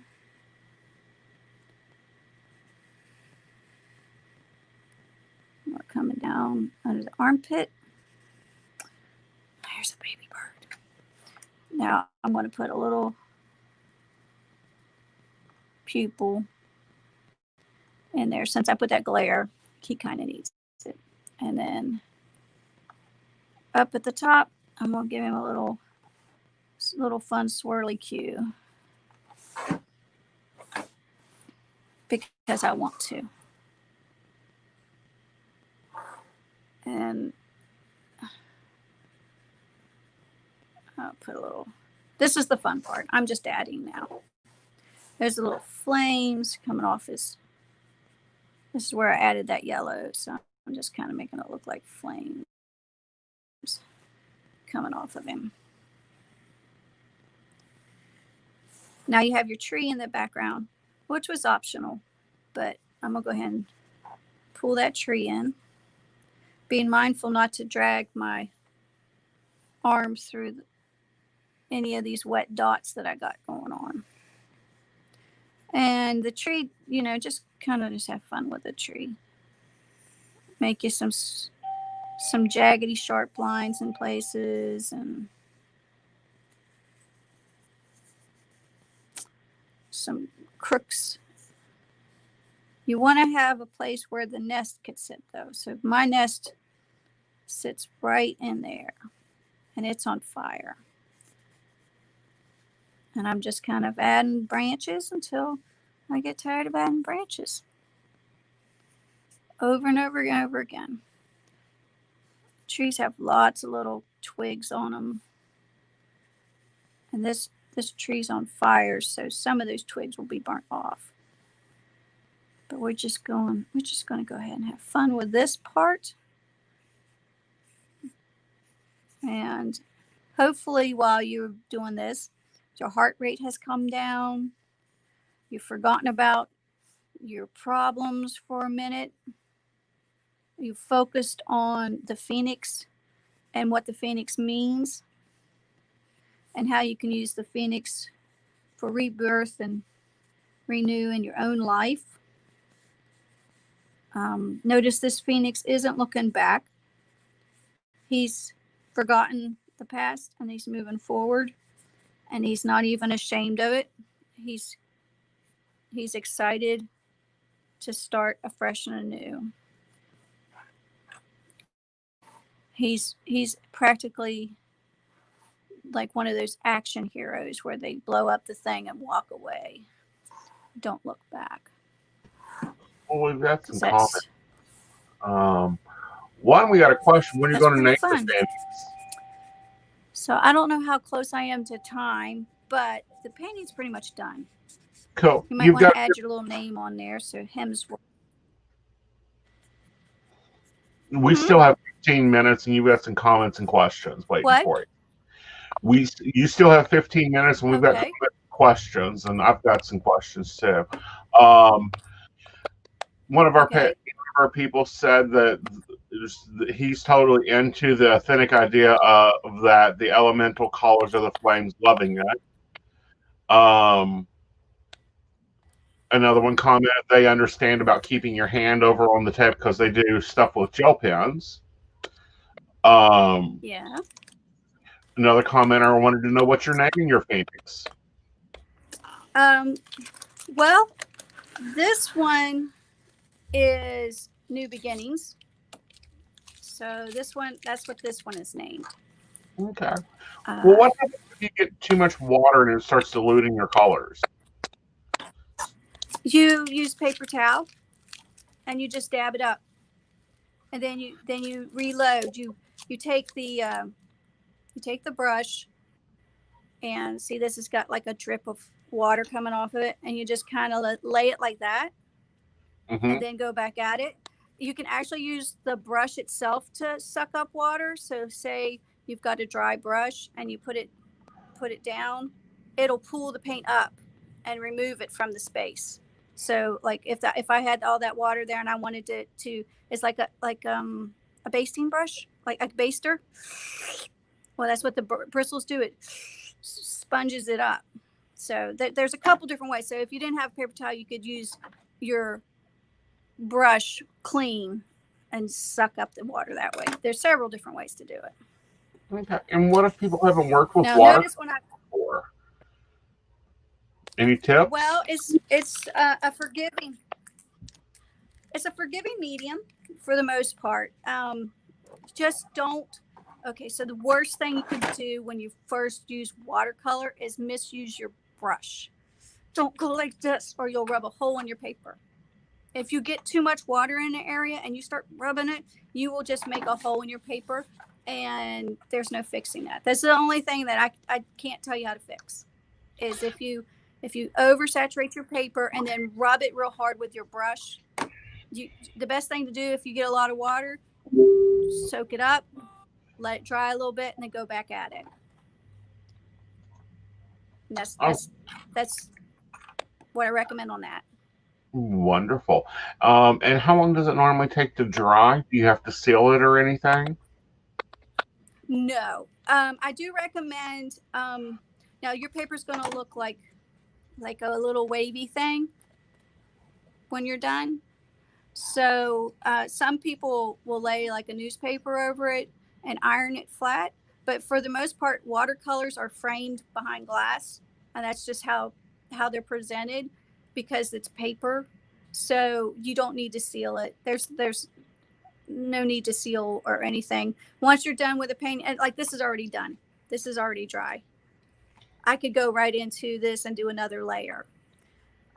If you let something dry overnight and go back at it, you'll get a better, so say you don't finish it the first day, you can go right back in it. It's workable. You can go and do more to it the next day. Okay. And flip the camera up and tell us a little bit about your shop, where it's at, other things that you're doing. Okay. So, oh, there I am. This is my shop. We've got a lot of different vintage items going on right now. I got a hoard of figurines. I just got some teacups in, and we have paintings all around. We've got 2 rooms. We're on the 3rd floor of the Oddfellows building, and we're doing shirts now. This is for this particular thing that I'm doing right now. We have artist therapy shirts. They're $15. I designed this and screen printed it myself. We have records. We have a lot of old-timey records, $1 each, which is a great deal. Some of these are really nice. And we have a record player, so you can even listen to them before you buy them. Now we have the corner. This is called our Witchy Corner. And this has got just about everything you would want, except for tarot cards, which I'm working on a deck. But so we've got like the feathers and the paper. Then we have candles and oils. We've got, I really love salt, so we have a lot of salt. I have pink salt, and I have black salt, and you can get that by the scoop. Like the scoop is like a little scoop. That's 50-cent scoop. I have rocks. I have so many rocks. I just got a big mess of flint, and I dug this myself. I harvested it myself in Ohio at the Nethers farm. So this could be turned into either arrowheads or whatever, or you can use this as an altar piece, or you can strike it to start fires. But this is part of the element of fire that I have in the shop. We have sage. We have some homemade hats. We've got more vintage stuff. We got so many different things. And people usually get overwhelmed. They usually get overwhelmed when they come in here. Yeah. Because we have so many. And where are you located at? We are in Charleston, downtown Charleston, on corner of Lee and Capitol is the Oddfellows building, and we're on the 3rd floor on the Lee side. So across from Davis Park, if you know Charleston. You can Google us. We're in the Google system, so you can find us that way. And we do commission work. We do we constantly have paintings. We've got a sale going on today that if you come in with a mask and gloves for the tea party I'm doing later, you can have a free print, and you get to choose a print from this wall. I have 8x10s here that are originals. So anyways, that's what we got going here. Good. Very great. And what's your normal hours? How is everybody doing? Excuse me? What's the normal operation hours? Oh, we're on COVID crisis hours. So we have Saturdays and evenings after 5. And hopefully Mary, the other tinker, will be being able to open the shop. But we are having, so we're here by appointment.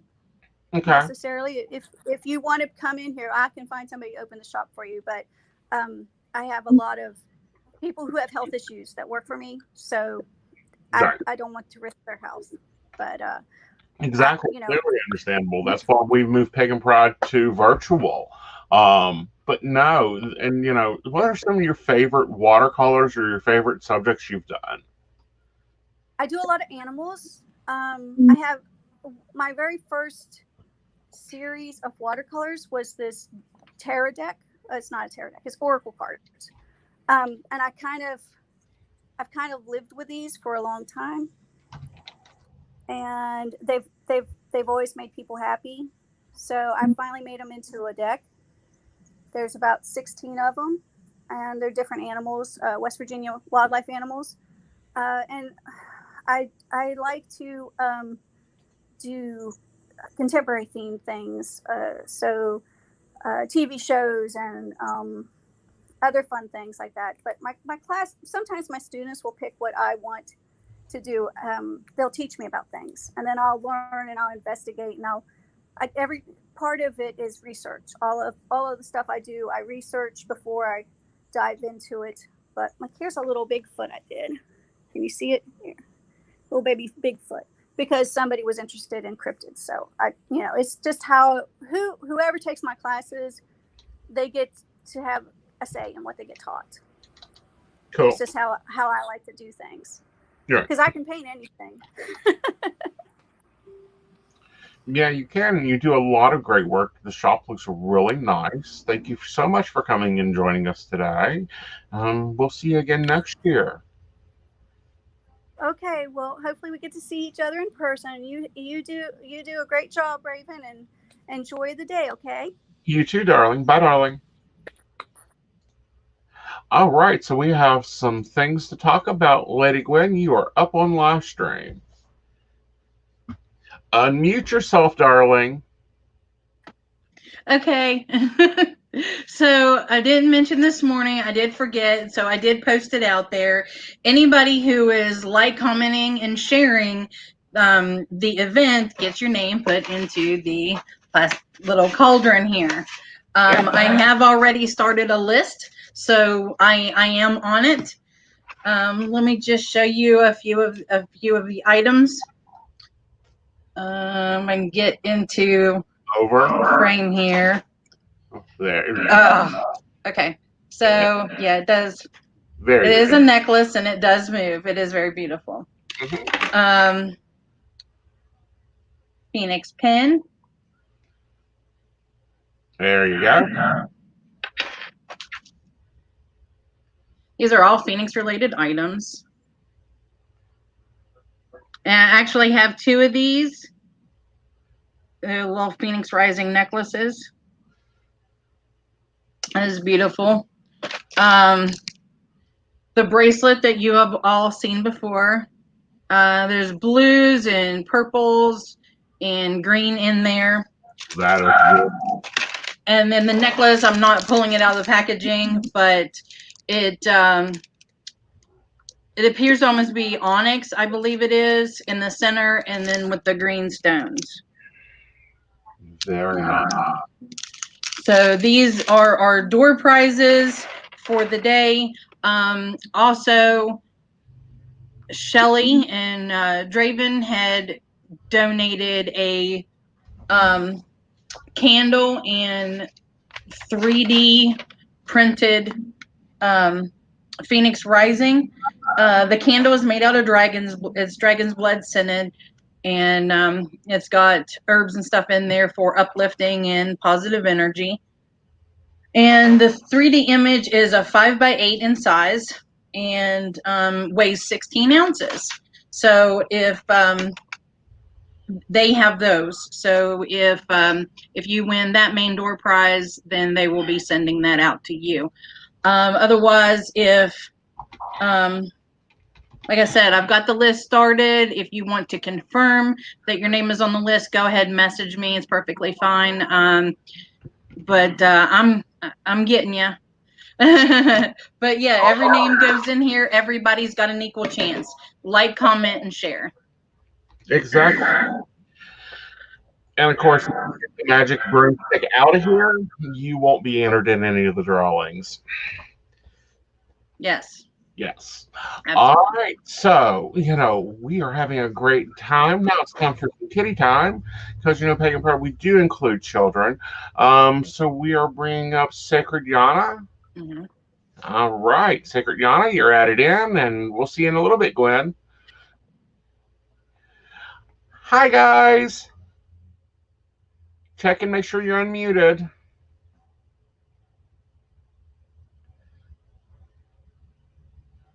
Should be down in the corner. You may have to tap it.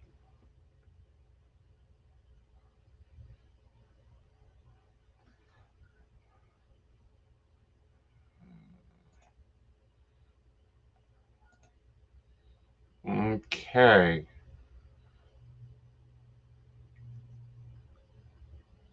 Or allow microphone. It may be an option that you needed to check when you came back in, when you come in.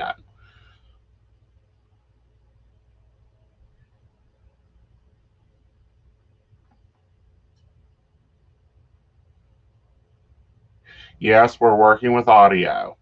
We're trying to get it to pull up. Okay, Sacred Yana, can you pop out and pop back in? And when it comes up, it'll ask you to test your mic and test everything else. And I'll pull Gwen back up for a moment. Hi, honey.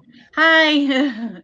Yeah, Sacred Yana's working on your audio. We are, again, guys, we're using multiple devices, multiple streams. You're all over the place. Mm-hmm. Well, just a little something about Sacred Yana. They are located in Weston, West Virginia, and they've only been open a few months. They've been having full moon gatherings. I've personally attended a few, and I take Lydia there actually for the mindfulness for the kids class, which is what they were getting ready to do. They are a great couple, and she does readings. They are working hard to open up the shop and get it up and running really good. They've got big ideas, and I'm really looking forward to watching them grow. Right. Really amazing. And we're just waiting to come back. I love that they've brought in, the mindfulness and the mindfulness movement. Yes. Yeah. It's very nice to have the spiritual aspect. It really helps boost your spiritual self, and see yourself better. Right. And yeah.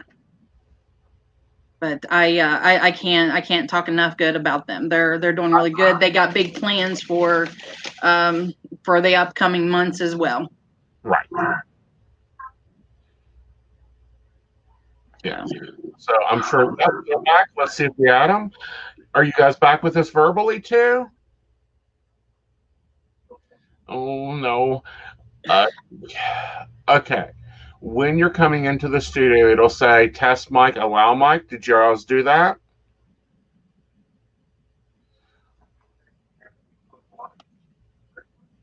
Okay. Are you on Bluetooth or anything connected to your voice that's not allowing it? And we're in Chrome.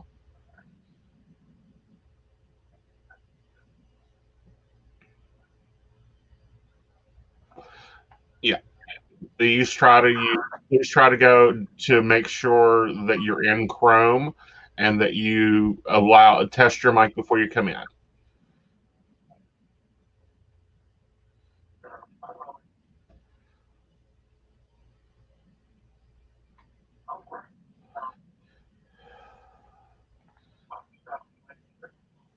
Yeah, because we are getting echo, but that's going to happen.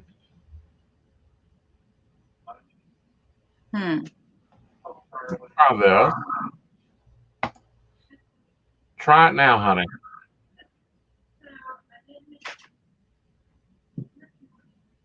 We're there. I mean, you sound really low, but you're there. All right, so I'm going to take Win back out. She'll be back. Okay, now talk.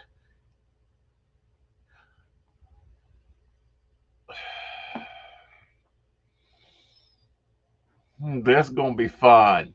I hate to put you through this. Can you please come out of Chrome, close Chrome, and then come back into a fresh start, and then come back into the studio? Okay.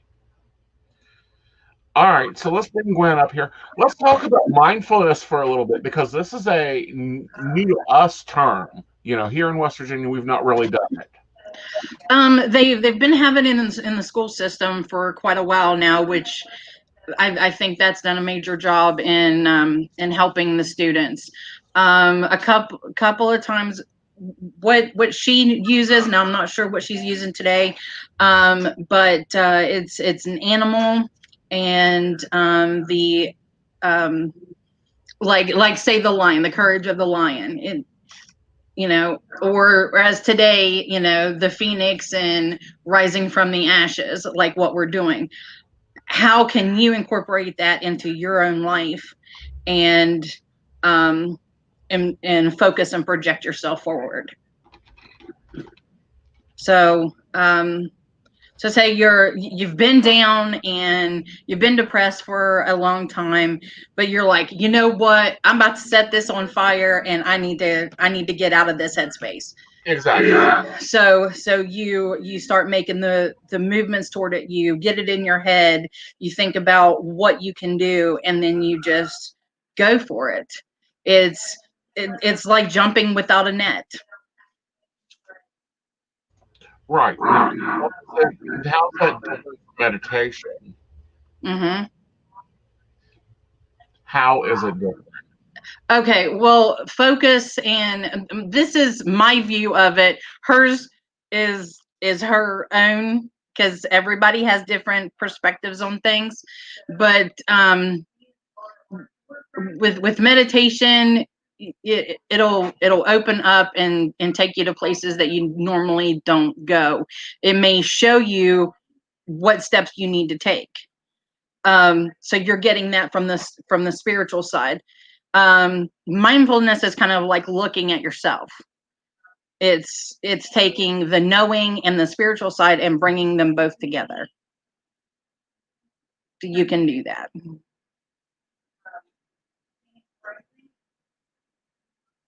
Now I can't hear you. I know. That's because I'm muting myself to try to improve your volume, because sometimes we have that issue, and I just auto mute because I've been in Zoom so much. But what I find about it is it's not that hard to get into. So this is great for children to start getting into. So I hope that Yana comes back. Yeah. If not, we'll talk about meditation for a little bit. Okay. I just want to say that I have the stream projected onto the TV, and it is very vibrant and it looks beautiful. The painting that Rebecca just did, the colors were phenomenal coming off of the TV. Oh yeah, I love the quality. All right, come in. Let's see. Hi guys. Hi, can you hear us? There you are. Yes. Awesome. Okay. All right, Gwen. Love you. Bye. Bye. We had to get the microphone troubleshooted, but I think we're good now. Awesome. And that happens a lot. So don't be worried about it. Don't let it freeze you. Come in. Tell us about mindfulness and how it helps children and adults. All right, so I'm Nicole and this is Adam. We're co-creators and co-creators of Life in Sacred Yana. We opened our doors here 3 months ago amidst the pandemic. We felt a calling. We are parents of a 5 and a 6-year-old, and we felt the impact firsthand of the effects to our children's lives from this. So, of course, there was no more school, no more sports. There was nothing left for the kids to do. So despite the luxury of social media and our sole connection to everybody in person got cut off, Sacred Yana has decided to provide children with mindfulness classes that help to fill the void, give them something to look forward to, and aid them in handling the emotional toll that the pandemic has done to us and continues to do so. So hence mindfulness for kids was created. Children who practice mindfulness become more aware of their present moment. They are without thoughts able to pay attention more attentively in their daily lives and be more aware of their surroundings. These practices calm the mind, aid children in sitting still, and are able to focus for a longer period of time than children who do not follow these practices. Statistics show that children who practice mindfulness handle all emotional situations better, and they can easily find and be accepting of situations and other people, and their ability for self-love evolves, and it turns into healthy behavioral patterns as they grow older and their changes in age and circumstances occur. Mindfulness has been linked to helping children with disabilities from ADHD to autism and many other disorders that affect their full function and their learning and communicative skills. So each Saturday at Sacred Yana, we meet at 10 a.m. and we hold the class for about a half an hour to an hour. It depends on the attentiveness of the kids as they become more accustomed to it. We incorporate activities that focus the mind, such as yoga, learning to be aware of our breathing and our feelings. We talk about their week and go into discussions about how the activities pertain to mindfulness and how we use them in different ways to practice the same. Every week, we always do something different. Sometimes we do yoga, sometimes we make nature journals, we practice our breathing. Every week, I always use it as a way to channel what I feel we need to do, and that's what we work on. We do have 2 new exciting events coming up at Sacred Yana that we want to share with you. But in the interim, if any parents have their kids tuned in today, I would suggest grabbing a coloring book or a plain piece of paper, some crayons, colored pencils, markers, whatever they like to draw with, and we'll give them a little taste of what we do here on the weekends with the kids. First, in line with the pandemic and the changes that the schools have made this year, Sacred Yana has decided to add additional classes for mindfulness for kids during the week. So on Tuesdays and Wednesdays throughout the school year, we'll be taking a group of no more than 5 kids at a time. These classes, though, during the week are only for students who are being homeschooled or virtual schooled, and they are not attending a physical classroom. The same groups will be held together. This is just a way to help negate the issues of COVID. These classes run $20 each. However, if you're paying for the full month in advance with us, each class will be discounted by $5. And then if you have more than one child being enrolled, we offer additional discounts too for that. You must sign up prior to September 8th so we can ensure that we have the same groups of kids together. You can see our Facebook page, Sacred Yana, for any additional details, and we'll be posting those soon. We are looking forward to providing a space for children as an outlet, a creative outlet, so that they have more capacity to tend to their mental health during these times. Secondly, Sacred Yana and Adam, he was great about figuring this out. We've decided to host a trick or treat. We are concerned that trick or treat is not going to be a thing this year. So we're going to do it here at Sacred Yana. There's no cost to attend, and anybody, we're looking for 15 to 20 businesses or even just individuals who are interested in setting up tables here to provide candy and other creative items. I'm not just so much on the sugar there, but we want to make sure that the kids have some really awesome things to take home in their trick-or-treat bags. We intend on having some small food items for sale, a fire, and we're currently working on some small activities and perhaps photo ops to have available for the children as well. We do ask that anybody who attends these events please be respectful of others and their personal space, just as, again, another way to eliminate the COVID issues. If you have a station here with us and decide to set up a table, we do ask that you provide hand sanitizer at your station. It's our goal to just ensure that the children are not fully deprived of all the things we all look forward to each year. Right now, we have this event scheduled October 24th, which is a Saturday from about 5 to 7. We'll make any additional changes come closer to the time if we need to. So at this point, hopefully everybody's had an opportunity to grab coloring books, pages, something to draw or color with. First, we want to introduce our friend, the mindfulness jar. We use this for every single class, and we shake this up. So this jar, Adam's got it, simply has glitter in it, and we shake it up to show the kids what chaos and things that occur during the week for us that maybe make us frazzled, make us feel busy.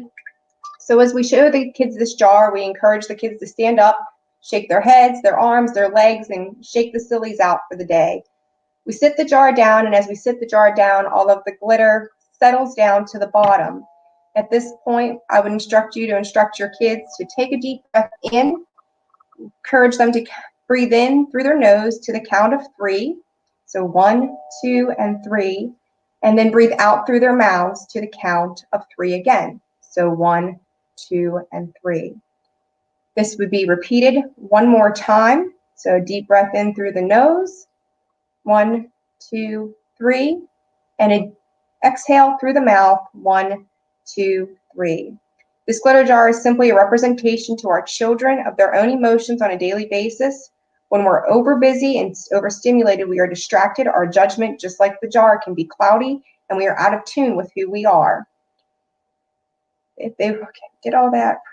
So for adults too, children alike, this is often, we call this the pause mode. Oh no, go ahead, you're doing a good job. Okay, so now they can go ahead and begin to draw or color whatever they're choosing. As they begin to do this, parents, since I'm not there with them, this is your job, is to teach them to be cognizant of what they're doing. Ask them what color they chose, why they chose that color, the picture that they chose, what representation to them does that picture particularly mean, or if they're drawing, why are they drawing that particular picture? Since they're so young, they're not aware of how to ask themselves these questions. That's where you come in. You know, again, we ask them all of these questions, and as they continue to pick another color or look at or focus on another thing, asking them to be aware of how they feel is the best way to go about that. So you can ask them too. Sometimes we have kids who'll be like, I don't know how I feel. So it's, especially in small children, good to cue them and ask them, does it make you feel happy, sad? Does it remind you of something? Is this your favorite character? If it's a favorite character, what does that character instill in them? Do they like that they're superheroes, or they're happy, or they're pretty? It helps to balance a line of communication too between the child and the parent. Simple little tasks like this help them to be attentive and hone in on their feelings. I personally noticed a huge change with my daughter. She's always so busy and missed the simplest things like a cow or a deer standing in the field. Kind of silly given their size, but it just goes to show how easily distracted our children are, especially when they utilize technology. Now she notices everything. When they begin to pay attention to the external things, they're much more apt to pay attention to the internal things. Now, when my daughter says to me, Mom, look at these clouds, this bug, the veins on this leaf, I again encourage the senses of her tuning into her emotions and how seeing these things make her feel. Each moment that these simple things are practiced, not only does it bring awareness, but it also expresses gratitude. I personally can't imagine a better way of living than to live in gratitude. These simplistic things and skills not only aid your children emotionally, but again, it strengthens your bond with them, that they are getting to be heard and they are being listened to, but it also promotes self-love and acceptance of who they are. It becomes a matter of going back to the basics of life where nothing is complicated, nothing is convoluted, and we are not yet preconditioned.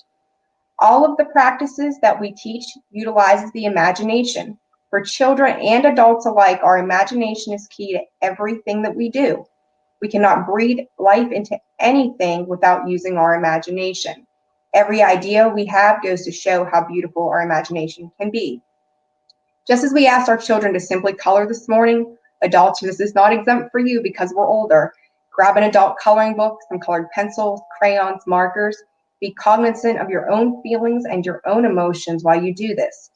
Tune in so that you can release to whatever is uncomfortable going on while you're coloring or creating. Do you feel tension? Release it. What does that picture or that particular color represent to you? What you're holding as you color or create?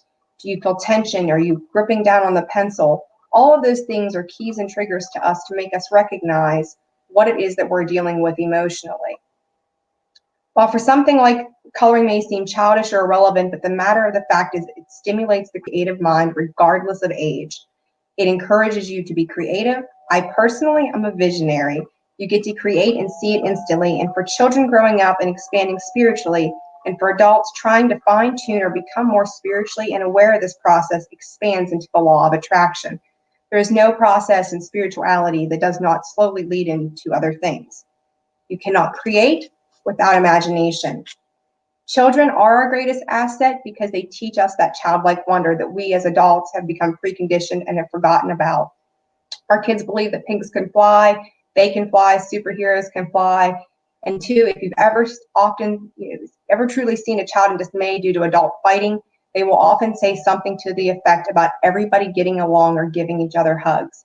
Simply, I use this word a lot, but the reality is everything is very simplistic.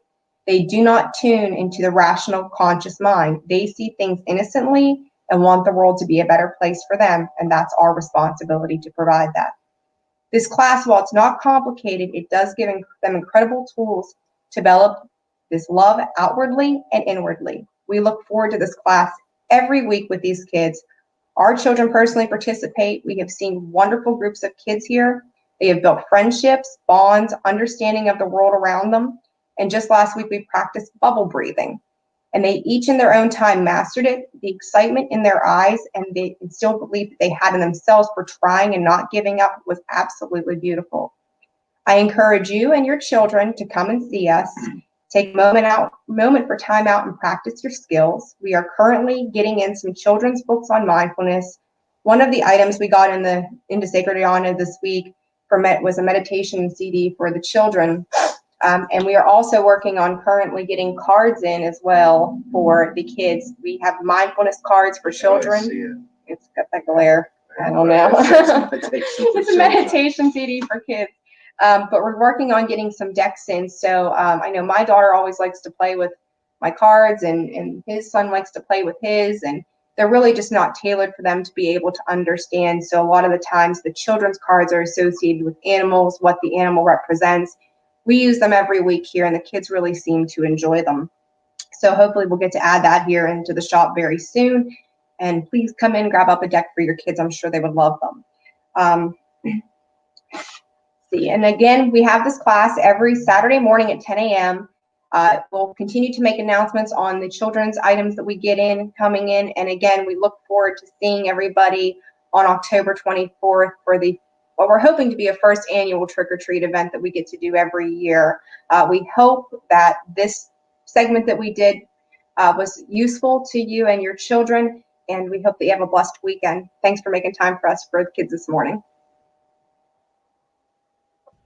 Thank you, and you're actually up next again, and this time, you're back-to-back today, but you are going wonderful with this. Now, again, can you give how to connect with this, and do you do an adult version of this?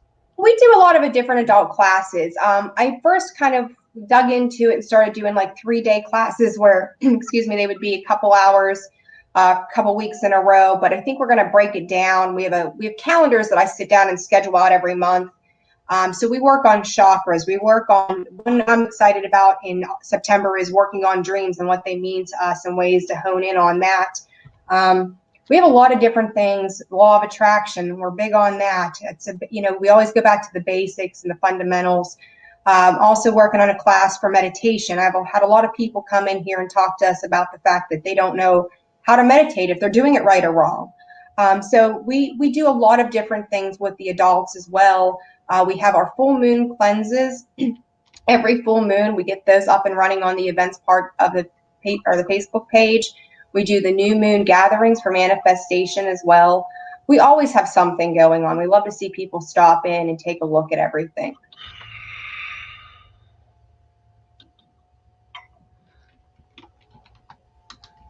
Awesome. Okay. So why don't you go ahead and talk to us about the adult side of this and chakra talk? I love it. It's one of my favorite things, that and the law of attraction. So this morning for the chakra presentation we're going to do, just a heads up, we are located in Weston, West Virginia. We're on Old Mill Road. If you have any questions about getting here, feel free to shoot us a message. Our numbers are both on the Facebook page. We have email at sacred.yana@gmail.com. We are also working on a website. Hopefully we'll have something up and running here before too long.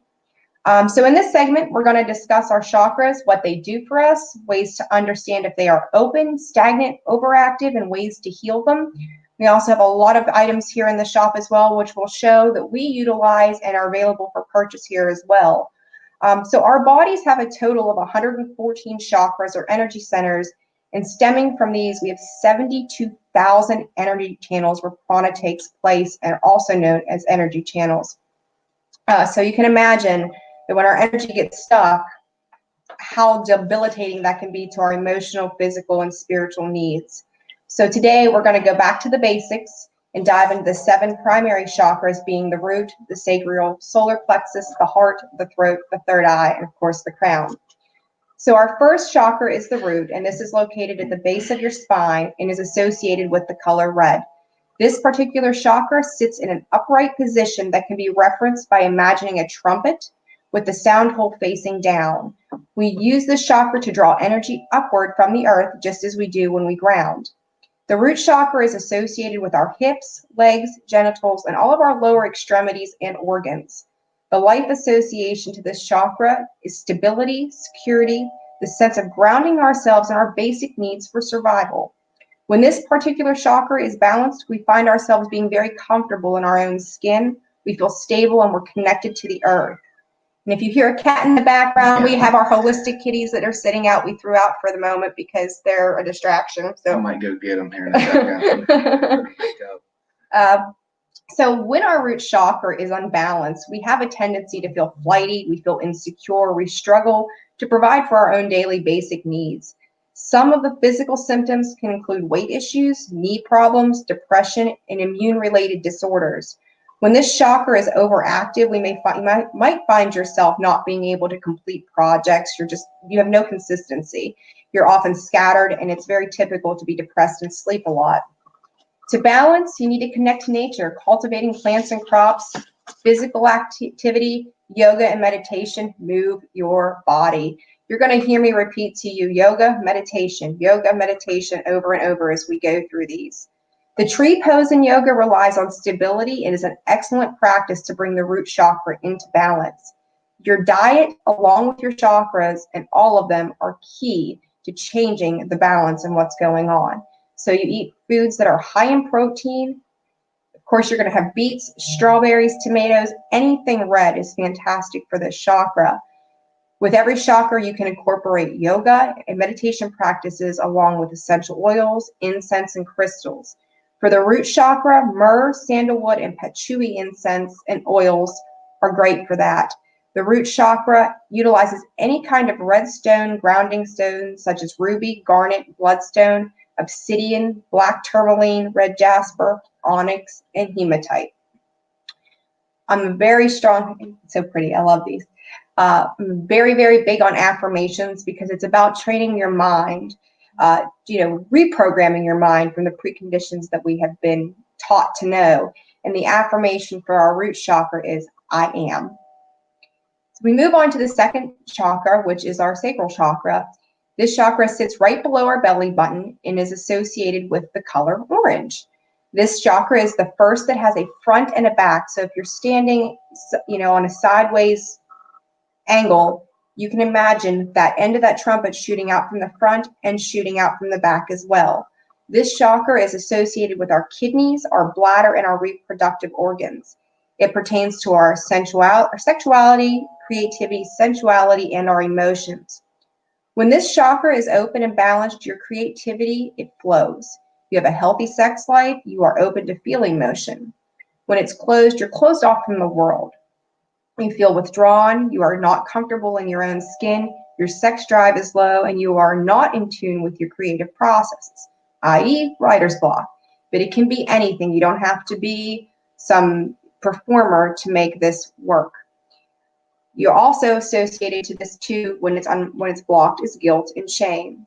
Some of the physical symptoms associated with this chakra are sciatic, which many of us have a problem with, lower back pain, reproductive issues, bladder and kidney problems as well. When the chakra is overly active, your emotions are unhinged and you may be over-sexual. To bring this into balance, here we go again, meditation and yoga.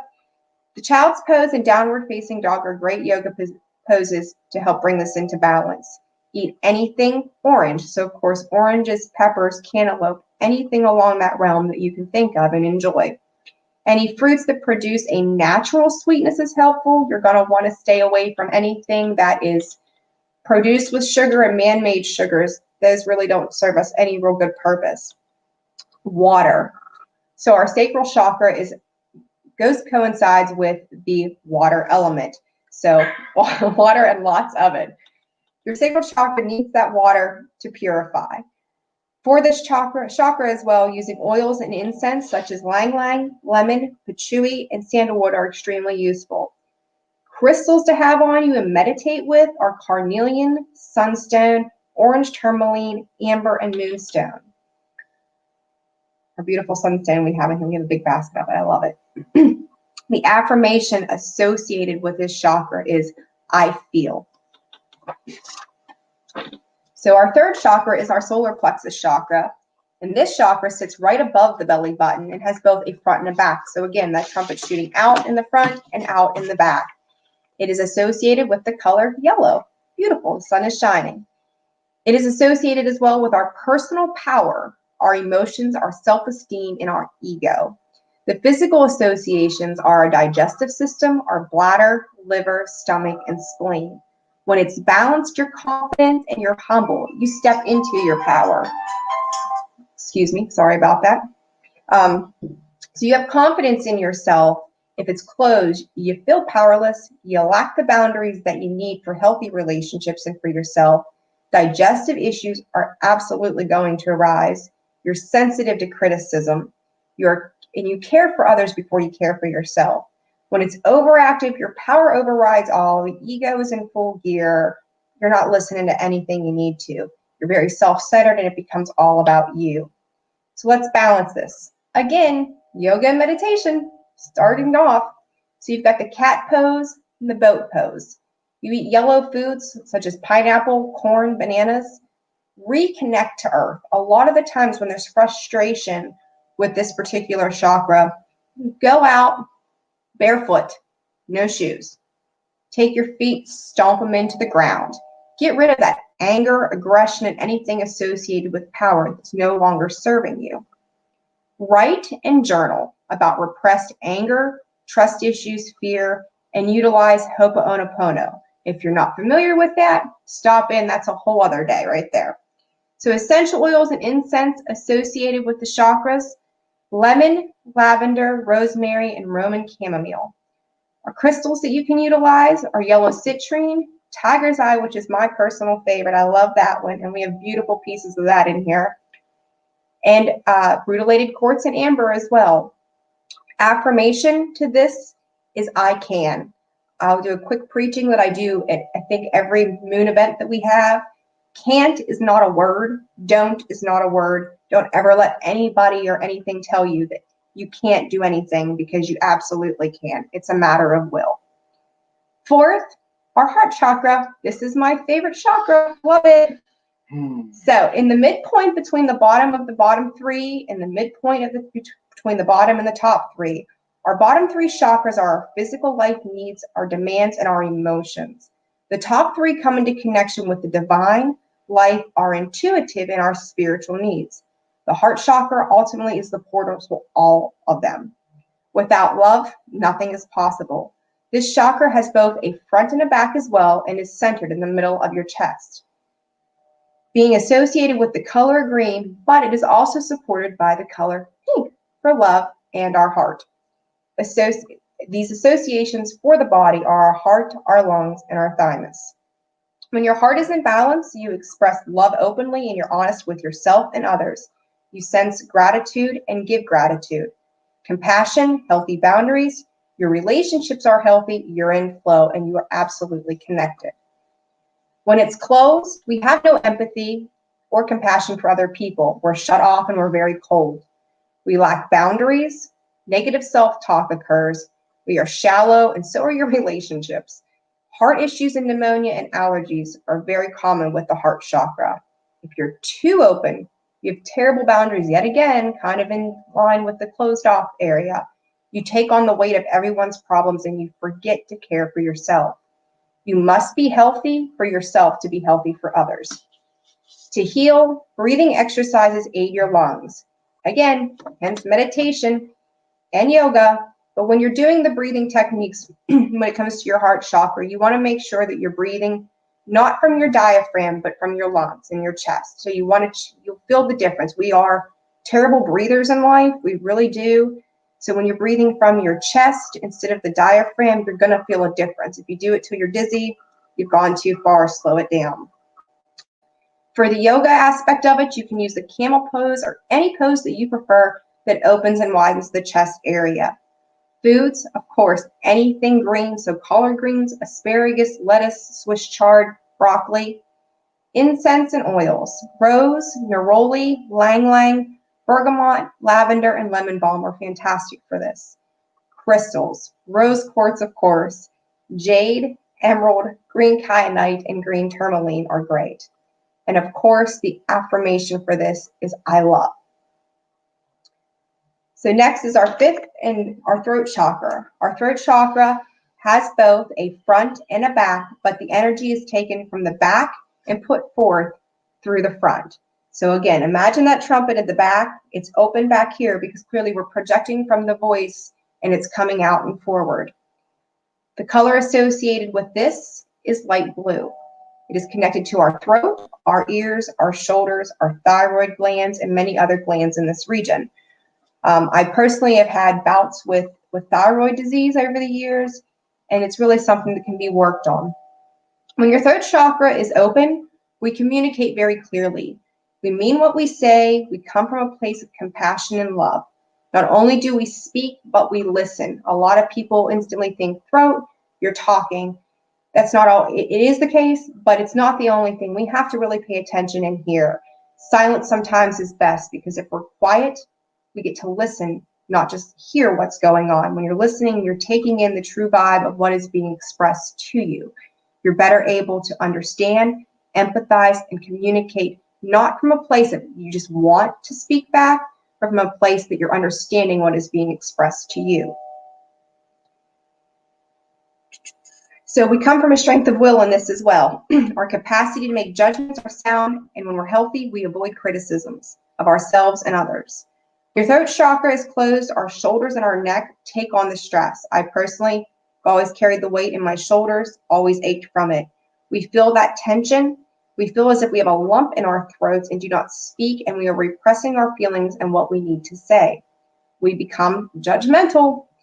We face addiction issues. Addiction issues are profound when it comes to the throat chakra because when we face these issues, we stifle everything and all of our creativity, all of our feeling, all of our talents. We just shut them down. So when we take and we use things and substances to quiet those, we're suppressing what we need to address. You may have a raspy voice, sore mouth, gums, TMJ, again, and thyroid problems. When it's overstimulated, we are harsh. We do not think before we speak. We lack in following our dreams and desires, and we fail to step into our personal power. We lack faith in our own abilities at that point. To heal this particular chakra, yoga and meditation, of course, again. Poses for the throat chakra in yoga should include the bridge pose, the camel pose, and the shoulder stand. If you're not real great at yoga, shoulder stand can be a bit challenging. So take a look at some other books, different ideas and techniques that you can still stimulate that particular chakra. It's not so much for the foods when it comes to the throat chakra. There's not a lot of naturally blue foods. There are some flowers and herbs that you can ingest. Primary one to this is eat blueberries. Can't not love blueberries. Drink teas, chew on peppermints. Singing and chanting are a very helpful way to open these chakras and balance them. Mean what you say. Stick to your words. Let your actions meet your words. Limit small talk. I personally, again, we're both this way. We don't enjoy the small chitty chatty. We like the deep, stimulating conversations, and it's a great way to go to open that throat chakra. Incense and oils for chakras, in this particular case, lavender, rosemary, frankincense, and chamomile. Crystals you can utilize are turquoise, lapis. We've got some beautiful, absolutely gorgeous lapis in here. We are very blessed to have it.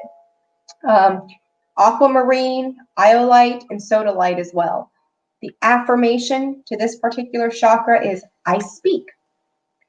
The sixth chakra, the third eye. The third eye is between our eyes, but slightly up, but not in the middle of our forehead. So we're looking right about there. The physical side to the chakras are going to deal with our brain, our nervous system, our ears, eyes, nose, and throat. This chakra brings insight and wisdom and dives into our intuitive side and helps us see the past and the lessons that are associated with it. This chakra is associated with the pineal gland. When the chakra is in balance, we are open to our intuitive abilities. We are aware of our present. We trust. That's a big one. We trust in our inner wisdom. We see beyond the physical realms. We are comfortable taking in messages from our spirit guides and do not let the rational conscious mind interfere with those messages. We are open to receiving. When the chakra is out of balance, we cut ourselves off from the divine and the messages that we're being given. We then begin to rationalize what we're being given. So of course, brain kicks in and goes, wait, this doesn't make sense. Go back to reality. Doesn't work. We do not trust nor are we aware of our present moments. Physical ailments that can be associated with this particular chakra are strokes, learning disabilities, spinal difficulties, seizures, and headaches. When this chakra is overstimulated, we again do not listen to our spiritual side. We become know-it-alls. Then take that back down, and it kicks in with the ego. We sit ourselves on a pedestal and we feel that we're above all others.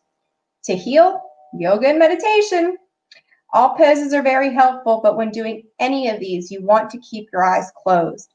This takes away the physical ability to see, and you're being reliant on your knowledge and your intuition, as well as your ability to hear. So the idea here is to feel with your senses, not to see. Become aware without the physical eyesight, but rather take it all on in the sense of feeling and tuning in to the world around you. Here, you need to listen. Eliminate things like fluoride. So your toothpaste or whatever other supplement or whatever you might be using, check it for fluoride. Fluoride will absolutely interfere with the third eye. You're going to eat foods like blueberries, blackberries, eggplant, black currants. Crystals that we have for this also, lapis is great, amethyst, fluorite. We've got a beautiful piece of fluorite in here. Clear quartz and sapphire as well. The affirmation to this, even though you're not supposed to be seeing with your eyes, is I see. The seventh chakra, the crown chakra, is the final of the primary seven. This is at the top of your head, known as the crown. This like the root chakra, takes an energy in one way. So again, we have the trumpet, but the trumpet sound is coming up from here. So we're taking in the divine sound and the gifts that we're being given, and it's coming down from the heavens. Our wisdom and insight is brought into us from the light above. Oftentimes when I have folks here and we're working on meditation or whatever, I ask them to envision the white light coming down from the heavens.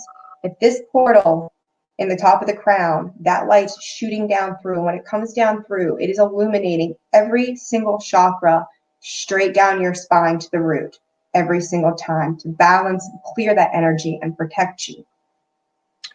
Again, the trumpet, trumpet, trumpet. It's a very easy way to imagine this. Our wisdom and insight is brought into us from this light above. Colors associated with this chakra are white, gold, and purple. Our physical associations are our pituitary gland, our muscular and skeletal systems, nervous systems, and even our skin. There are many more that are associated with the crown as well. When this chakra is in balance, we acknowledge unity. We're connected to ourselves and those around us, including to the earth and, of course, our spirit guides. We trust in the divine connections that we're given. We don't have to be anything, but you need to tune in. You really do. We are aware and comfortable that our lives transcend beyond the physical realm that we exist in. When this chakra is out of balance, we feel disconnected from source energy and the divine. If you're not in connection with yourself and source energy, it's going to be a real hard time utilizing the law of attraction to manifest your desires. We have difficulties with this when we're out of balance and trusting our path. In general, we struggle with life as a whole. Everything becomes difficult. We shut down, we disconnect, we want no parts of it all.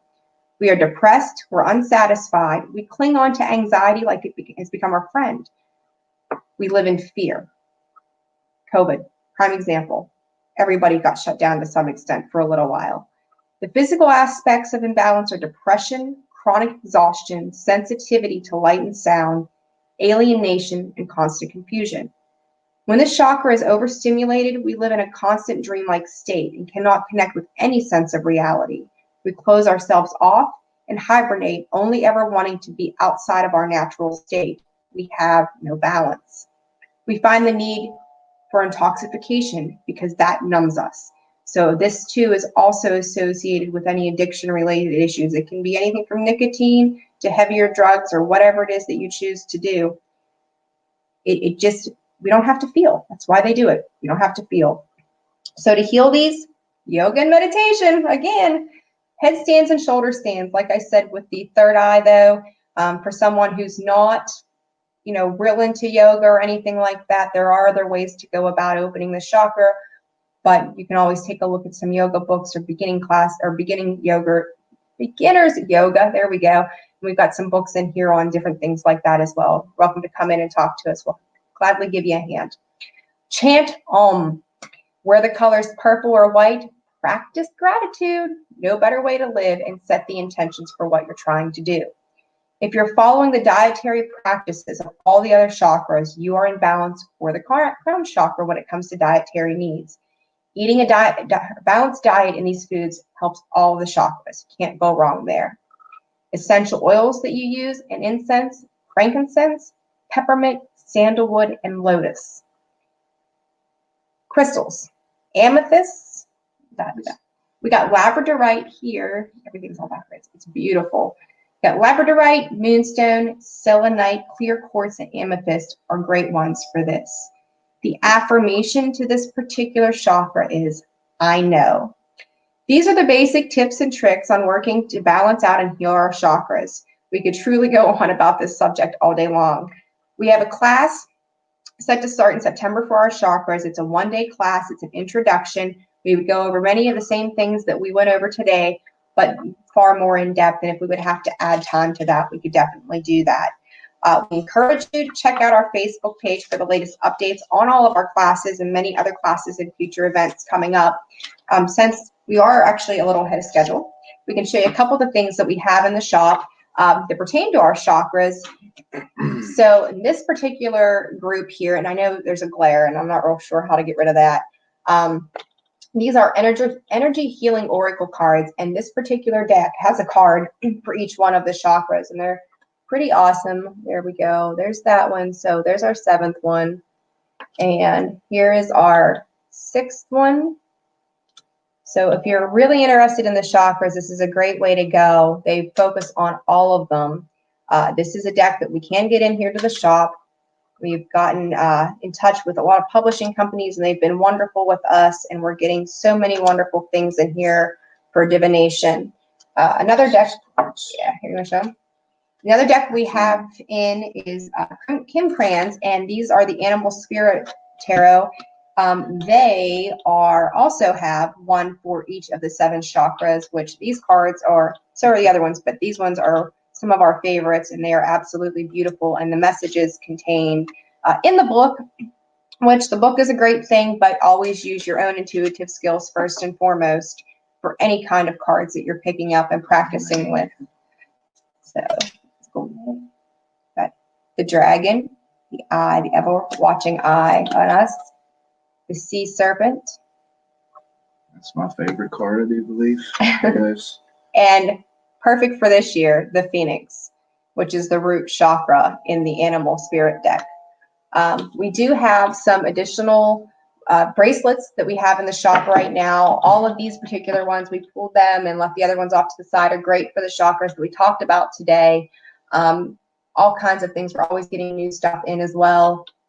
One of my favorites is the turquoise, the throat chakra. So there you have it. Another thing we have in right now is the hem hex packs as well. These are also for the chakras.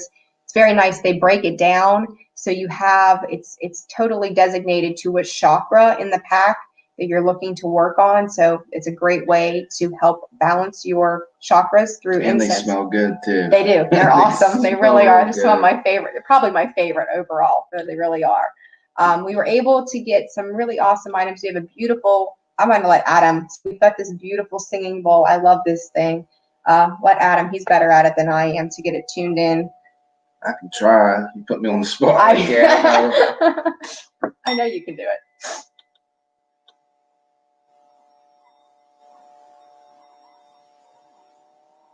I don't know if you guys can hear it, but I can hear it.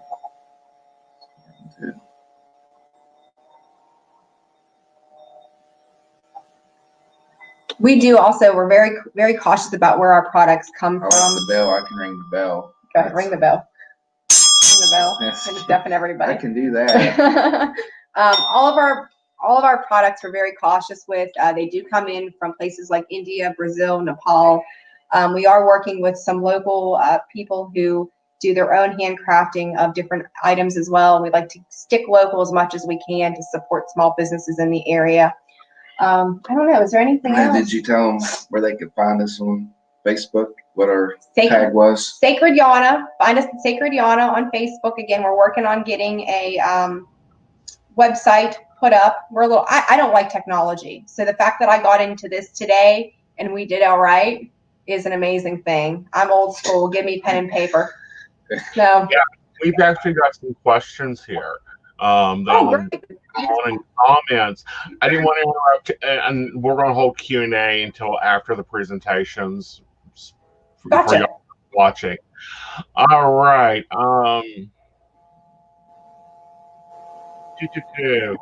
They love the glitter jar. They think that's amazing. Now, I've used the glitter jar before in ritual. Oh, yeah? Yeah, for mental consciousness. Uh-huh. And solving issues. Yeah, I've used that before. The kids love it. They think that's the greatest thing ever. Yeah, and it's a great way to time out, too. Yeah, exactly. We use timeout a lot around here. Yeah. But it's a great way. Shake the jar up and say, you sit there and calm down until the glitter settles. Exactly. Pretty good. Yeah. Another viewer says, finds this interesting and wish that it had been around when she was younger. Very hyper. Children need something to help them because centering and grounding, since it's chaos all around. Thank you for offering this. Love the glitter jar. Going to use it on the grandson.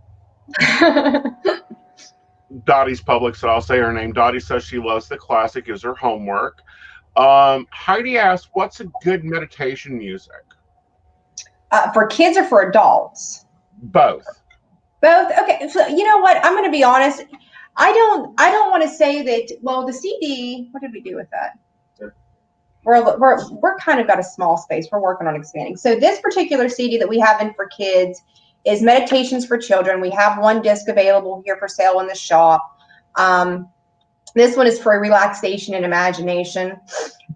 For adults, if you're in tune with yourself, you know, like there's a calling to anything that you need. I like to channel my energy. That's how I get my messages. I do card readings. I do aura cleansing, chakra balancing. I do all kinds of stuff. But I always just go for what calls to me. And that's how I've always done it. I don't think you can really ever go wrong if you follow your intuition.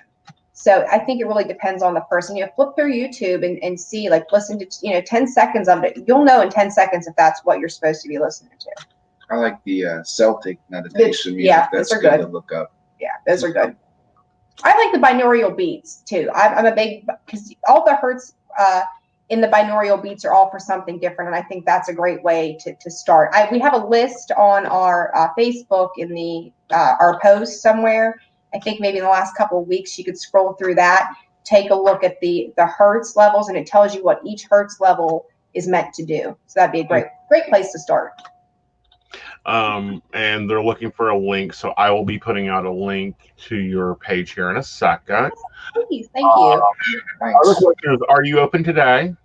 We are. We're typically open from 9 to 12, but since the Pagan thing is going on today, if they all want to stop out, one of us, yep, we'll be here. We'll be happy to see them. Also, a little quick, to know, our business is separate from our home, but it's still on the same property. So typically someone's always here. Anything outside of our retail hours, feel free to message or call or shoot us an email, however you want to communicate. And, if I'm available, which I typically am, or one of us are, like I said, usually here. So they're always welcome to stop out, even if they just want to take a look around or discuss anything. It's not a problem. Yeah, and they said they are open today. They're not sure how late. You guys are till like 6? We typically up until 5. Till 5. Yeah.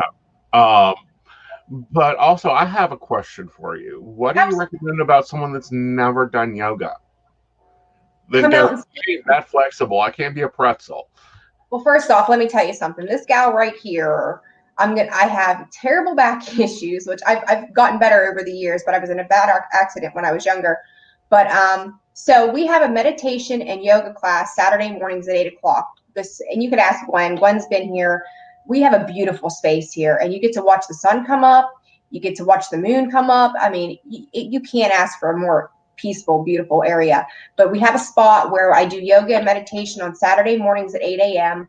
I'm no yoga pro myself, but I do know the basics of all the things. So if you're not a pro, come out and see me. We incorporate yoga and meditation. We do very basic, simple things.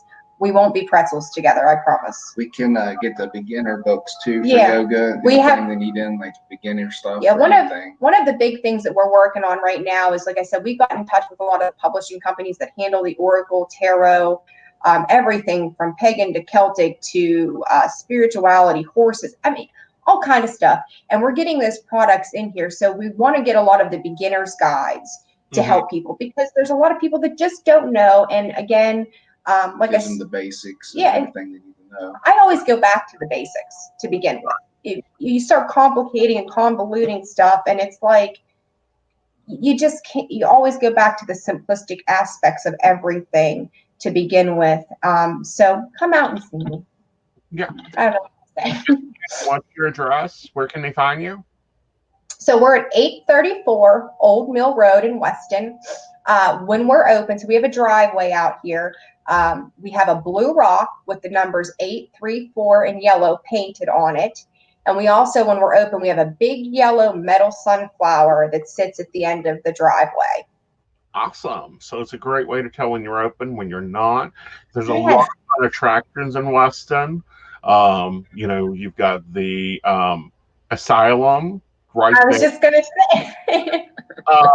You guys have a lovely little restaurant, because I've actually been there. It was a lovely one. Was it the West Fork Eatery? Yes. Yes. Yeah. So, and some great coffee shops. I mean, it's a whole day trip if you are not locally close to Weston. You know what? I grew up in Pennsylvania. I moved to Bridgeport last year. Adam and I, we do what we do together. That's life. But I love it here. This is home. This really is home. I was always told, if it feels like home, be cautious, because sometimes home from childhood could be a little, it could be a little too familiar in some ways. But this home here has been beautiful. I think West Virginia is fantastic. I have been totally blown away by the folks that I've met coming here, their hospitality, their kindness, their simplistic way of life. I was up in the city of Pittsburgh for 6 years, and this place has soothed my soul for anything that I felt that I needed to work on. And I'm really excited for us to be able to do this with you all today, to get to meet the people that we get to meet and know through our business. We've made wonderful connections. I'm really excited about everything we've got going on. Just like help. I'm sorry? So, just like building and growing things, I'm so glad to see something spring up in that area. Well, I came here and I said to him, because he's lived here his whole life, I said, where do I go for this stuff? And he's like, well, there's not too many places to go. And I'm like, well, what the hell is that? Like, how do we not have places to go to? I worked in the oil and gas field and got laid off, and then put this on a vision board, which we work on vision boards. Come on in, let's work on those. Traction. And we put this on a vision board in February, and by June we were open. So, I mean, it just goes to show how, and we started this with $60. That was it, $60. That's impressive. That's showing that you're doing something right. Yeah. Well, thank you for coming out, and thank you for doing the 2 classes. It's been very informational, and it's been a really great day. Okay, thank you so much for taking us on. And Gwen, thank you for inviting us. We really enjoyed it. Yep, thank you. I'll be out to see you soon. Sounds good, honey. We'll Take care. See you. All right. Okay, guys, so the next one is actually a pre-recorded one, so I want to get that set up for you. This is Colin. He's presenting Pagan 101. And let me get that going. And I believe he's in comments to take questions. If he isn't, that's okay. I'm sure that we can talk about it a good bit. So here we go. There we are.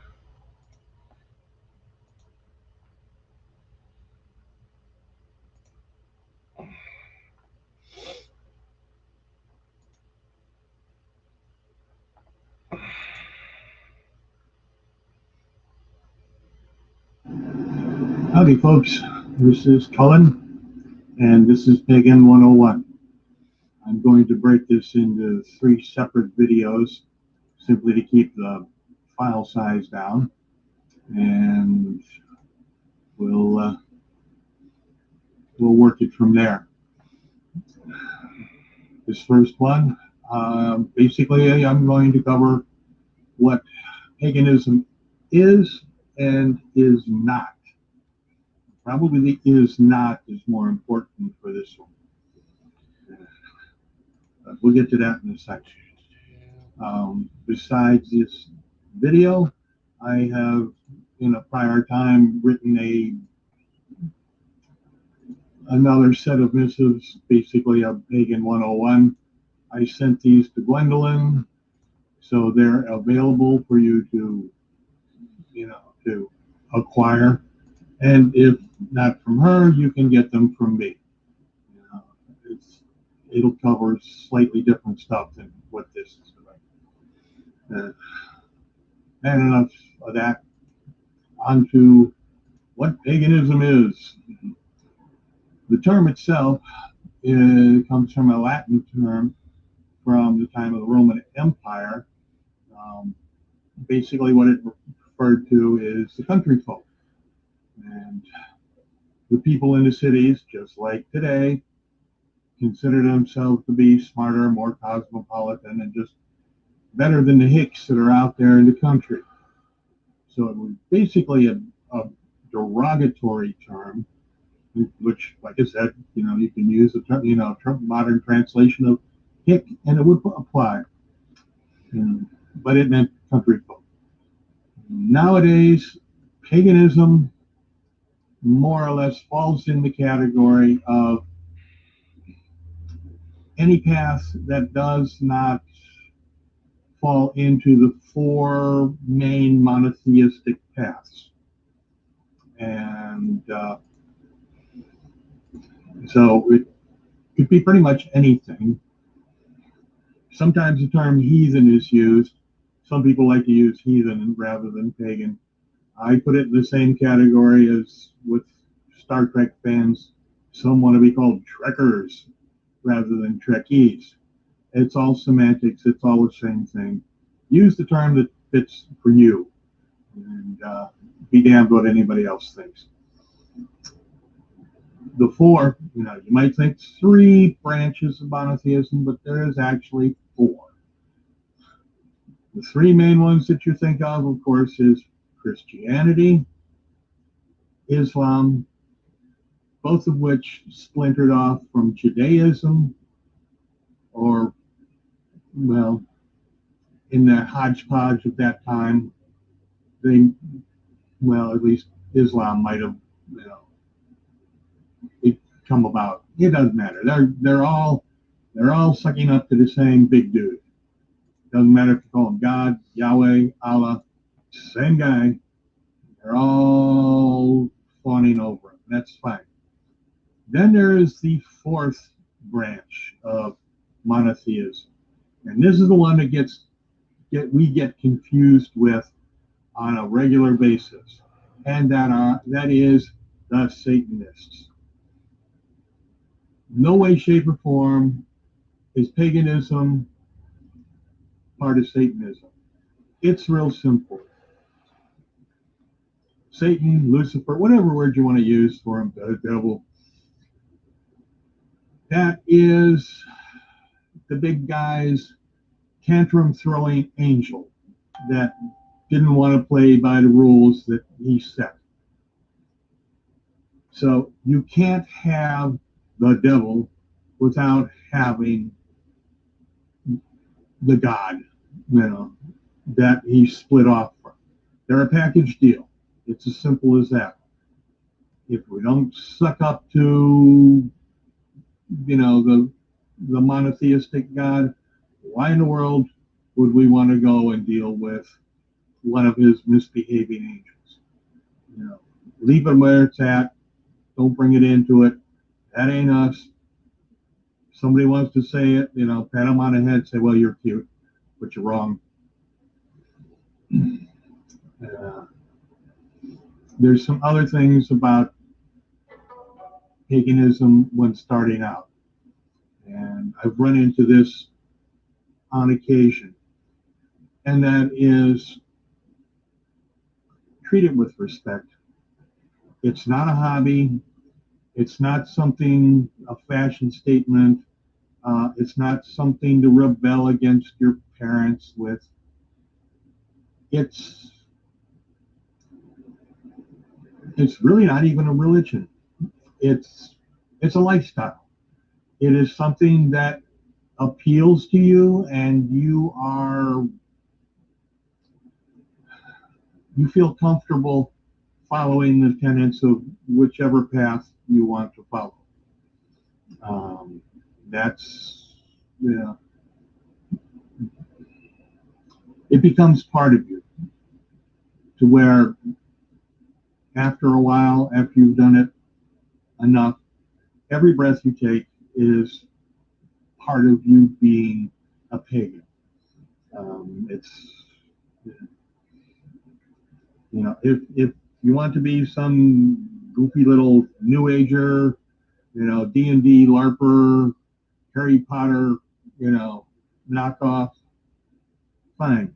You know, take your D&D books and your spice rack that you think is all you need, just go away. You know, leave us alone. You know, you cause us a bad name, and people don't take us seriously for that reason. You know, like I said, that's nice. Pat you on the head. Go away. You know. And as far as I think that pretty much covers this part one. In that, you know, in the next part I want to get into some of the multiple paths. Paganism is an umbrella term. It covers a bunch of different paths, pantheons, religions. So I'm going to cover a few of those so you get some idea of things. When you're starting out, like I said, however, here's probably the best advice I could give you. Learn everything that you can from every source that you can. Take the stuff that rings true for you and use it. The rest of it, don't discard it. Remember it, because there's a reason why it didn't appeal to you. You need to be able to articulate that reason, because somewhere down the line, you're going to be able to help somebody else along the way. You say, well, this didn't work for me for this reason, but it might work for you. And after you've learned everything that you think you can learn, then comes the real interesting part. You get to unlearn it and then relearn it and continue that process for the rest of your life. There is no ultimate end that you can reach and say, hey, I'm there. No, it's a perpetual road that goes into the future. It goes beyond your mortal life here. It's, just, you got to be prepared for that. Also, if you ever think that you're doing it right, I have learned that the more positive you are that you are right, more likely you're wrong. So always have a little bit of doubt about what you're doing. Always be ready to change your opinions should it be necessary. So, and with that word, the prattle of those words of wisdom, I will end this part 1, and we will get to part 2, where I'll talk about some of the paths that you might consider along the way. And if he wraps up early, I may need you there. Turn this off and turn it back on. Just like when they're doing commercials. Yeah. Cool. They don't sit there while the commercial's going. They're taping the darn thing 5 seconds later. So I'm going to do the same thing. All right. Bye-bye. And then hi. And I'm back. Okay. When it comes to paganism, it seems like everything tends to default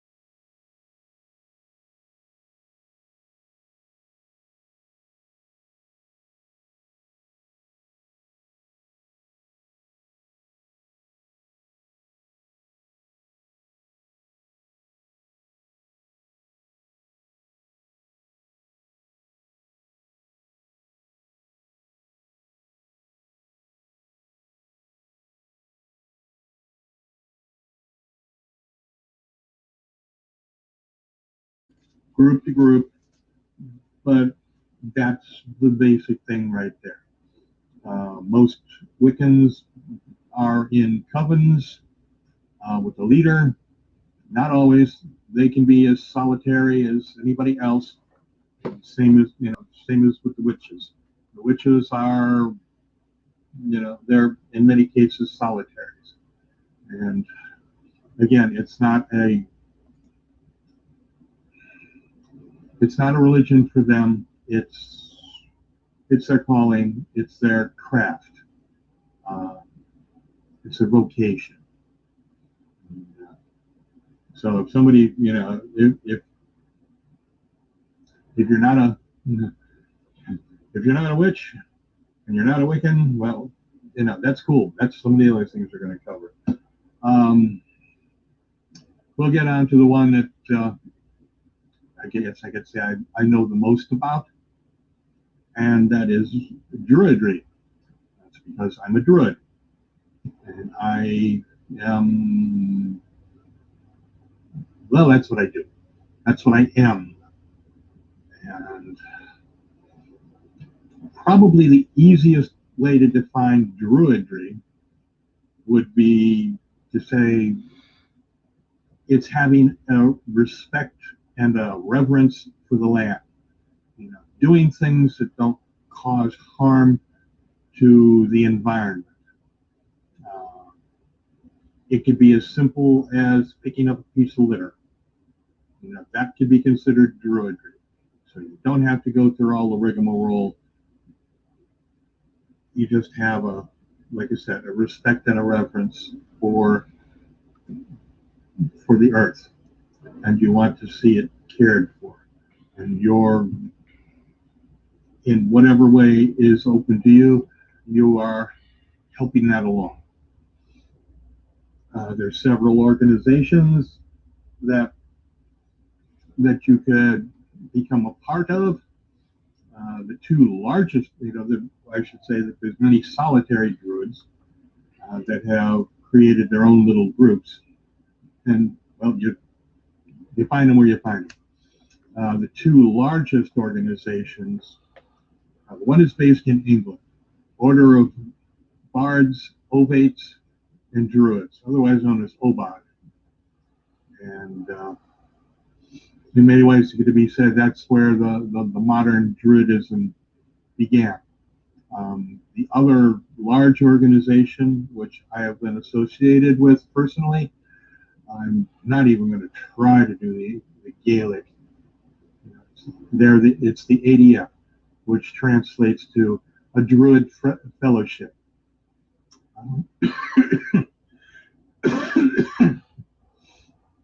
It's for me personally, it's a good fit. I like it. Otherwise, I wouldn't be involved in it. And but either one of the organizations can work out quite well on that point. Another, that's of the two biggest. We'll leave it at that right there. You can look them up online and make a decision of your own on that. Some other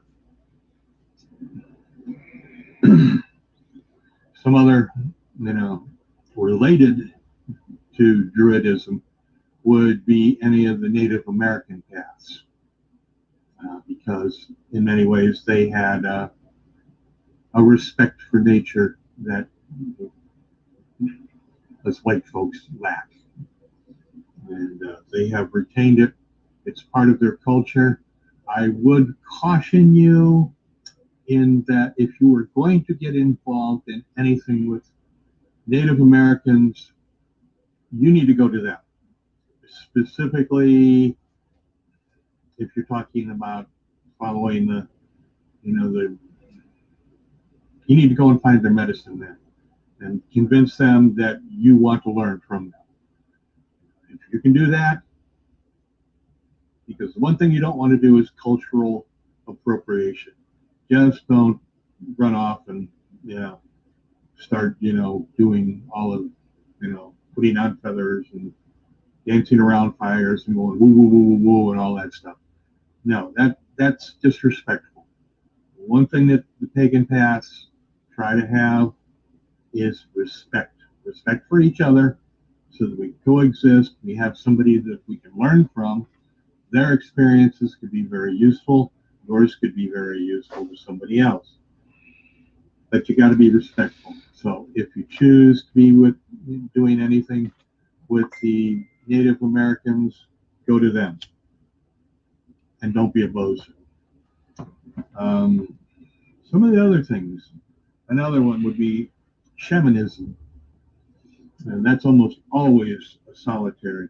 The term shaman, or shaman, however you want to pronounce it, comes from the Mongolian, practitioners. Don't even bother going to them. It's real simple. For them, the shamanic path is hereditary. You aren't, if you weren't born into it, they're not going to teach you. But there's many ways of doing shamanic things. The Native American medicine men are very similar to that. There are people out there that have just been working on their own, and they can still have very useful information. So don't disregard that. Let me think what else. And of course, there's multiple paths. There's such as those that might be interested in the northern pantheon, such as Thor, Odin, and that. Asatru is a good place to start. I will warn you that they tend to be plain speaking and rather brusque people, that it might set you back a little bit. But they have a very high respect for honor. It's woven into what they're doing. I wouldn't discount them just because they are saying things that aren't sugar coated. The biggest problem with Asatru and any of the northern paths is that you've got the racists and the white supremacists that are trying to co-opt it. Cultural appropriation again. They have no right to it. If somebody starts talking racist stuff, get away from them. They're not on the path. It's as simple as that. No matter what they think or how ardent they are, they're not on the path. There is no racism in Asatru or any of our paths, to be truthful on that. There are people out there that are following the Greek and the Egyptian gods, and those pantheons. There's many European paths that are coming back, now that they're not being picked on as much as before. Many are woven in with the cultures. You also have the Irish, or rather the Celtic pantheon. My heritage is Celtic, and that is what I pretty much follow. So I'm dealing mostly with the Celtic deities, but I won't get into that. That's for part 3, where I'm going to talk a little bit about the deities and magic. For the moment, I've prattled enough on this, giving you something. And a good place to go, the local Pagan shop. It's a great place. It's a crossroads. You can network there. You can find out about things that are going on in the area. If there's not a Pagan shop in your area, look online. You can find them there. Don't ever be discouraged. Don't let anything stop you from what you want to do. And that's it. On to part 3. Dun, dun, dun, dun. Okay, on to part 3 here. Basically, this is a quick talk about deities and magic. I'll start out with talking about magic. It's probably one of the most misunderstood things concerning paganism, in that too many people think in terms of D&D, Harry Potter, and all that crap. Nice little fantasies and stories and stuff, but that is not magic. Not in the way that many of us view it. The term magic comes from an earlier Indo-European root word, magush, and it basically means to be able to do something through knowledge. And on that point, its Siamese twin is science. Believe it or not, science and magic are the same thing. I like to put it into the category of, well, I'll give you an example real quick. That example is, I'll talk about it in what I call Harry Potter terms, and then I'll talk about it in more mundane terms, and you'll be able to see the difference. Now, when it comes to doing things through knowledge, one of the things that I can do is that I can raise heavy objects into the air with just the wave of my hand. I also have lightning at my command. I can also make iron burn and flow like water. Now, if somebody was to make a claim like that to you, you'd wonder, okay, where's the butterfly net? This one's got to be put away somewhere. He's goofy. However, that's the Harry Potter terms. Now we'll take it from the more mundane terms. These are things that I did on my job almost on a daily basis. The first one, as far as lifting heavy objects with the wave of my hand, that's when I'm signaling a crane to move something. As far as lightning at my fingertips, yeah, every time I arc welded. As far as making iron burn and flow like water, that's when I'm using a cutting torch. You know, it melts the iron and it causes it to burn. Now you might say, well, that's not magic. Yes, it is. The main difference between science and magic, I like to think in terms of, is if you see the nuts and bolts of the process, it's science. If you don't see the nuts and bolts of the process and something happens like magic, well, guess what? It's magic.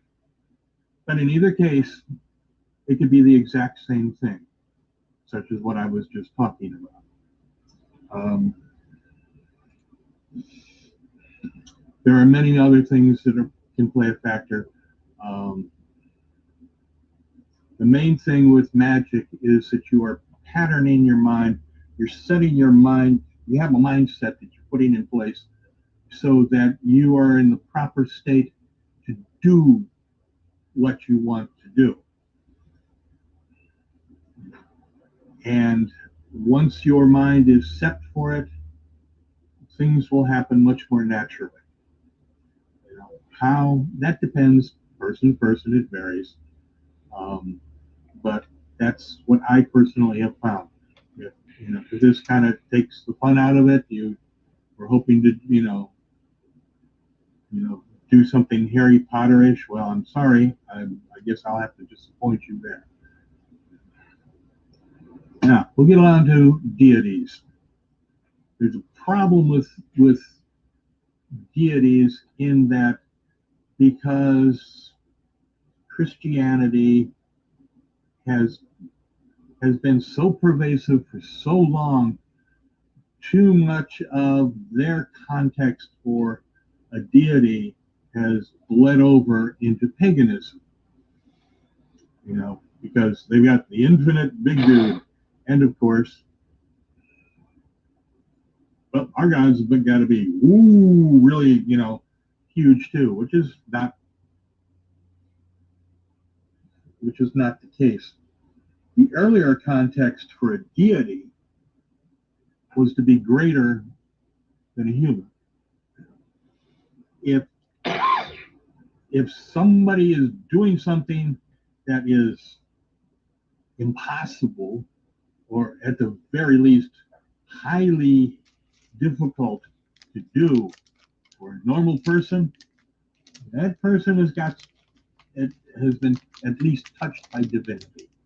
If they're not a deity unto themselves, then by damn, they've been touched by one. Many of the leaders of the past became gods, or considered as gods, usually after their death, where they have ascended to wherever they're going to. But you don't have to take it from that point of view. You can't, for this, my favorite deity to talk about is Thor. God of lightning, thunder, weather. He had the hammer Mjolnir that nobody else could pick up because it was just so massive. Nice little tale. And you can, I'm sure if you've read Marvel comics, you've got enough of the details, at least what they've done. However, there is a possibility that this could be something that happens in reality. The best example that I can give, like I said, is Thor.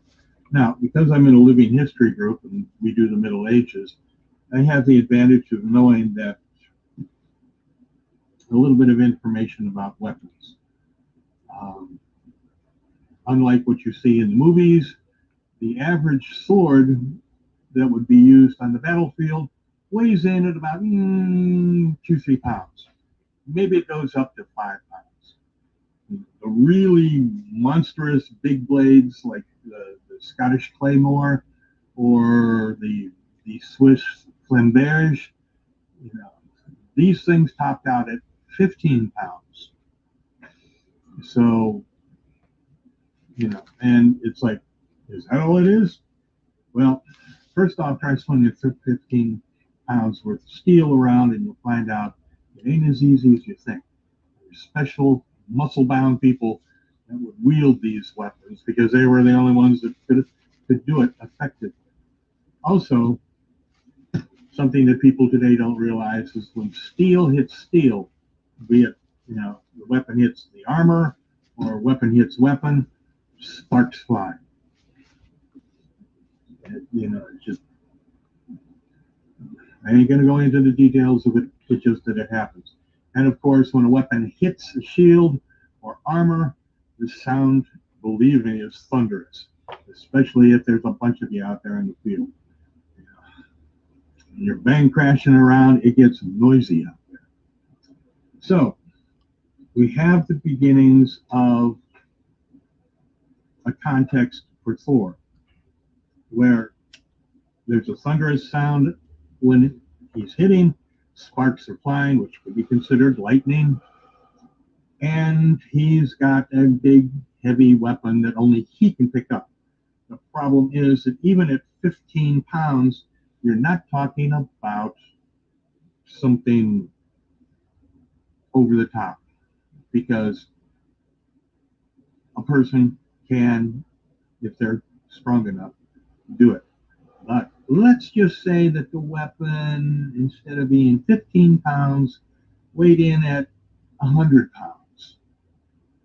Now you've got something that the average person is not going to be able to pick up and use. Mjolnir. Now all we need is an example of something that happened in the past, documented. And lo and behold, we've got one. In the northern kingdoms of China, there was a warrior who had a battle axe that weighed 100 pounds. He called it the hill chopping blade. And believe me, something like that, yeah, I think you could cut down a hill with it. Needless to say, if he hit somebody with it, they were through. Done deal. So if you've got one Chinese warrior, oh, by the way, he ended up in one of the reasons why it was documented is that there was a guy on the other side in one battle that had an equally large weapon, and the two of them, as champions, went at it on the battlefield. And it was, like I said, it was notable enough that, and of course, at that point, it starts to get spooky when you're talking about weapons that are that large and that lethal. You could put it in the category of saying, oh, yeah, I think we got somebody here. If he's not a deity, he's pretty damn close, so we're calling it as it is. This also puts, it also puts Hercules, who was half a god, a demigod, into the realm of possibility too. So don't disregard that. Also, when you're talking about the deities, again, there's usually magic or a magical weapon. We've already talked about Mjolnir, so let's get to magic again. Something that is attributed to them specifically. And it varies from deity to deity. They've all got their attributes in that. But the one thing that I like to cite is somebody that's not a deity. but he did use magic to save somebody's life. The magic was he took a couple of steps and sat down. Now, that might not sound like magic, but again, remember, magic. Doing something through knowledge. The person in question is the Islamic prophet Muhammad. He's sitting on the side of the road, and this guy comes running along all worried and he inquires with him what's going on. And the guy says, well, there's a band of, people after me, and if they catch me, they're going to kill me. And Muhammad told him, said, well, just continue on down the road. I've got this. And at which point the guy continues running down the road. Muhammad gets up, takes a few steps, and sits back down. A little while later, this band of people comes by, and they ask Muhammad if he's seen this person. What Muhammad said was, no one has passed by here since I've been sitting. They know him to be an honorable man, so they knew he wasn't lying, and he wasn't. So they headed off in another direction. It saved the man's life. There are multiple cases of this. Some great, some small. That's one I like. It's an amusing little one. And it puts magic into the category of where it should be, not Harry Potter, not D&D, and the rest of it.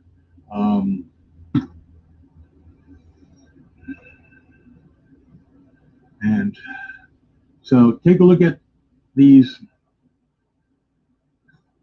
Take a look at a deity that you're interested in, seeing what their attributes are, and then you start to get an idea of what they're about.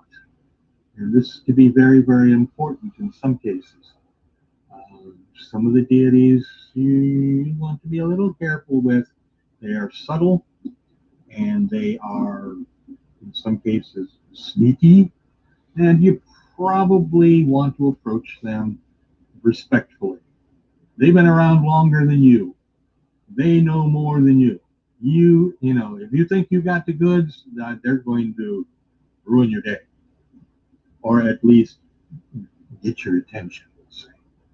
I could go on about that for hours, but we won't.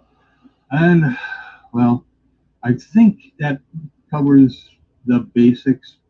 If there's anything that I haven't covered that you think should have, and you have a question, certainly you can contact me. I'll do my best to answer it. And that's, I think that's it. So I will get out of the way and let the next teacher come on and talk to you. You all have a good day and a good night. And certainly I wish you the best on your path as you start. Bye-bye. All right. Well, thank you, Colin, for that presentation. Sorry, guys. It was my mic. I thought it was muted. Then I tried to mute it, and then it affected it. Again, we're playing with some new things today, and it's fun. But thank you, Colin. He is in the comments if you have questions. It's a really interesting talk. All right. So our next up is Miss Dottie the Psychic. Dottie, how are you, darling? You look like you've gone into Wonderland. I do. I'm doing an Alice impersonation. So I want you all just for a minute, here in probably less than a minute, it's going to be 12:34. I want everybody to leave a positive comment, a heart. If you're on YouTube, please subscribe to the Rowan's Light Temple. And so just keep an eye on that. So I'm Dottie the Psychic, and we're doing Tassiomancy. I'm sorry, I've been ready to go. I have 3 teacups here and 2 teapots. So I've completely lost where I was. Okay, so the teapots. The best part of tea is sometimes the teapot. And this fancy teapot is not what you want because it's super fancy. it has you can't see it in there.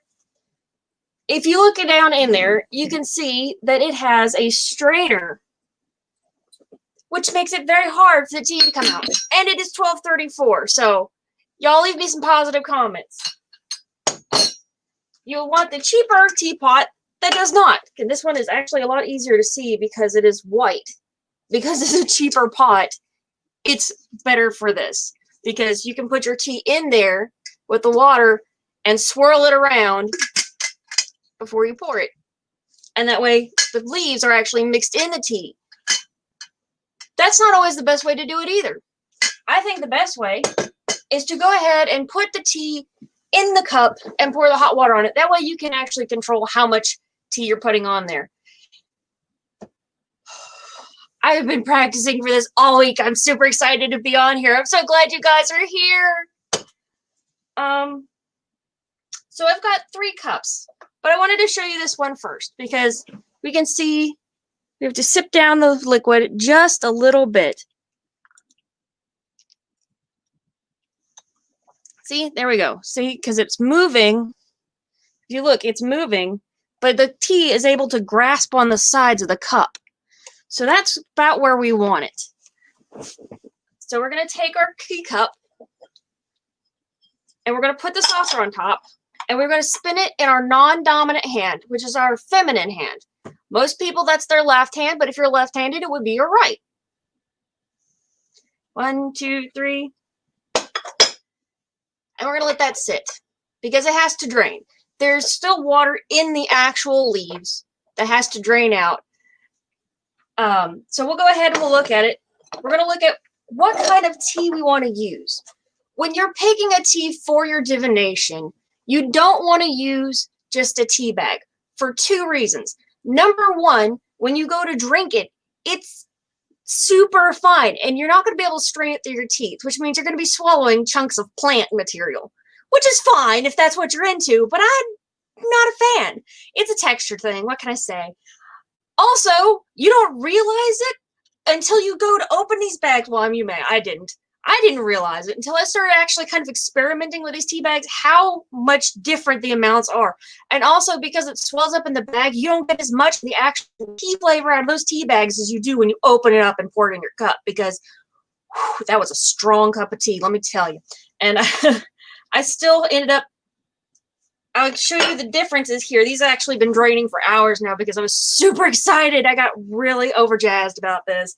But if you look, this is the one where I opened up and I'll point it like that. This is one where I actually opened up. Oh, look, you can almost see the phoenix in there. Like you see the face and the wings. So we'll talk a little bit about the symbolism in a minute. But there's a lot of tea in there. That all came out of one tea bag. This is the cup that I did that was loose leaf whole tea. Actually, it's jasmine. You can see the flowers in there. And I think that adds another dimension to it. So if I don't completely overrun my time or jack this up too badly, hopefully we'll have enough time at the end that we can actually kind of discuss the shapes in the cup. But this, so if you do decide to do this type of divination, just know that that is something to consider. Also, as funny, as fast as I'm talking, a big part of tea leaf reading is actually to slow down and to get to know who you're talking to.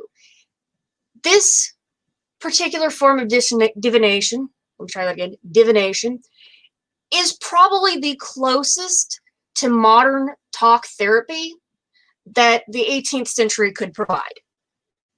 You are having tea with somebody. You're not just reading their cup. There's a whole ritual to it that starts with talking to them. You don't just, you don't just slam down your tea and hand them the cup. And there's actually, not only that, but there's a lot of similarities between this type of divination and another form of tessiomancy that involves Turkish coffee. And it's funny because the grounds for the tea, you don't want to be too fine. You want to use the whole leaf. But the exact opposite is true for Turkish coffee. You want a super fine ground.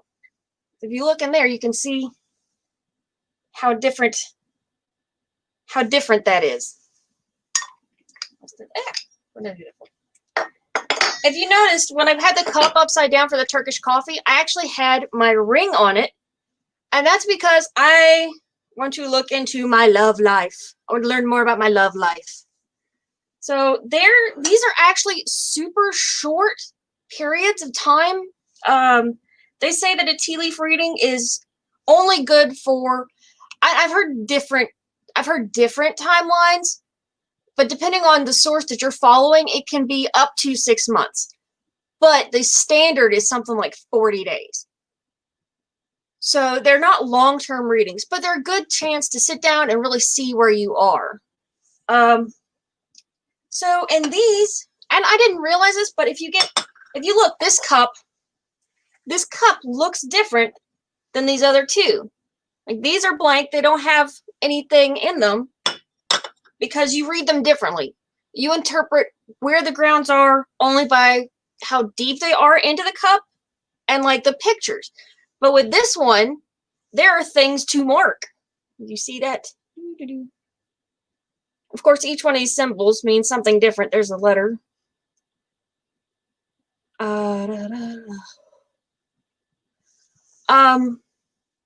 But you don't actually read this cup the same way you read these cups.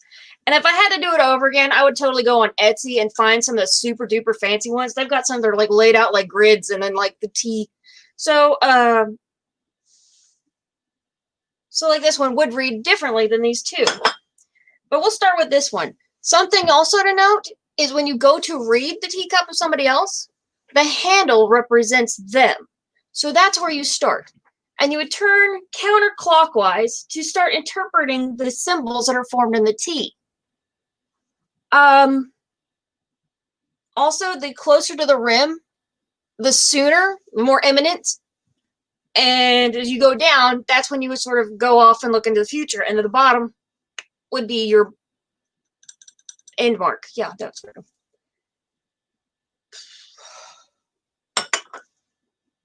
Where is it?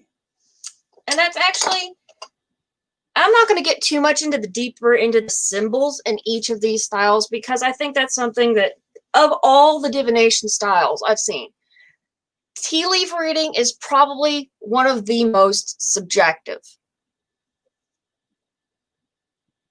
Because you have to interpret, there's no set meaning for what you see. Because I've looked into them one time, like, there's just no, I don't care how in-depth your symbol book is. I have never yet seen an explanation about platypus in a cop's jacket, which I did see in a cup. At least that's what it looked like to me. I don't know what that meant. It meant something to the person I was reading it for. They thought it was hilarious. Yeah. So, I'm sorry, Asen. I know I just sort of blew up when you let me on the live stream because I was kind of anxious about this. I've been all day. Let's chill down. Take a breath. So, you were saying that all symbols is in there. What about when someone looks at their cup and it's like, oh, well, I see a dragon that is chasing a fairy. And then you hand the cup to somebody else and they go, I see a rabbit, same cup, eating a carrot. Where does that go to, Dottie? It depends on whose cup it is. Obviously, because the message is for the person that you drank the cup. You have your energy on that cup. So inevitably, the message is meant for you. So what you see would be the one that you would go with. Like if I saw a jackrabbit jumping in a hole and you saw a eagle flying and it was your cup, we'd go with the eagle flying. Like, what does that mean to you? We'd start there because, like I said, this out of all the divinations I've studied so far, this is the most talk therapy one. Mm-hmm. You know, it's almost like more clairvoyant usage too. Yes, yeah, and it's a little more difficult. Like, at least for me, because I started out with tarot, which, you know, the cards, they have distinct meanings. Mm-hmm. They may not, even if the decks change a little bit or you see them differently, there's still some basis there. This is totally looking into the void in a way. It is. It's very much a type of scrying. So when It is very close. And you brought up something that this was the 18th century. Actually, this was probably up until the late 50s, a lot of commonality, because it was a great shadow way of doing it, of having ladies over for tea.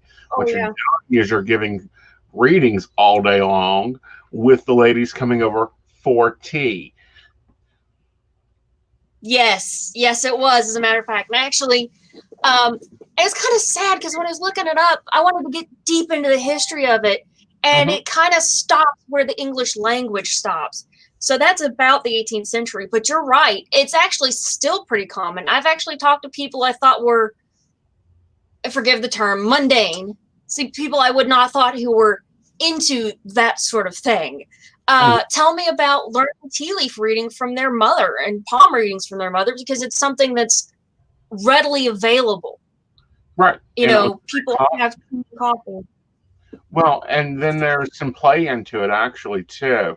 If you look at tea leaf reading, what's your thoughts on the process of making the tea? Because I know some go into a lot of detail about, the person's got to choose their own amount of tea, their own water, their own sugar, their own cream, and then others go into it. No, I do that all for them. Right. You know what? It's the same thing with every form of divination. Everybody has their own distinct ritual, and it's funny how something won't work for them because they don't believe it works for them. But other people, I know plenty of people out there are probably going to try this tonight and are going to have great success with just cutting open a tea bag and pouring hot water in their cup. But I do love the ritual of making about 10 minutes. Yes, and you have to drain it. And that's one thing I did show you all, that you have to leave just enough water in it so that the tea leaves are sticking to the side but still moving around, because any more and it's going to wash the cup out, and you're going to get just a little bit. Any less and it's just not going to move for you. You're going to be reading one giant clump in the bottom. Well, honey, sometimes our lives are a giant clump, so that makes sense. I could probably write a novel on the giant clump that is my life. So you're not wrong. Right. That comes up, and that's something that I think, since I got you on the line and we got some time here, I'm going to drag you into. Is when you look at something, it doesn't look like it's a good situation, do you still tell the person? I try to put it. Yes, I do. I've had moments, man. I've sent people away from my table crying because they need to know. If you are going so in depth, if you've already laid their life out in front of them like it's a novel, you can't pull punches when it's time to tell them how it ends. Mm-hmm.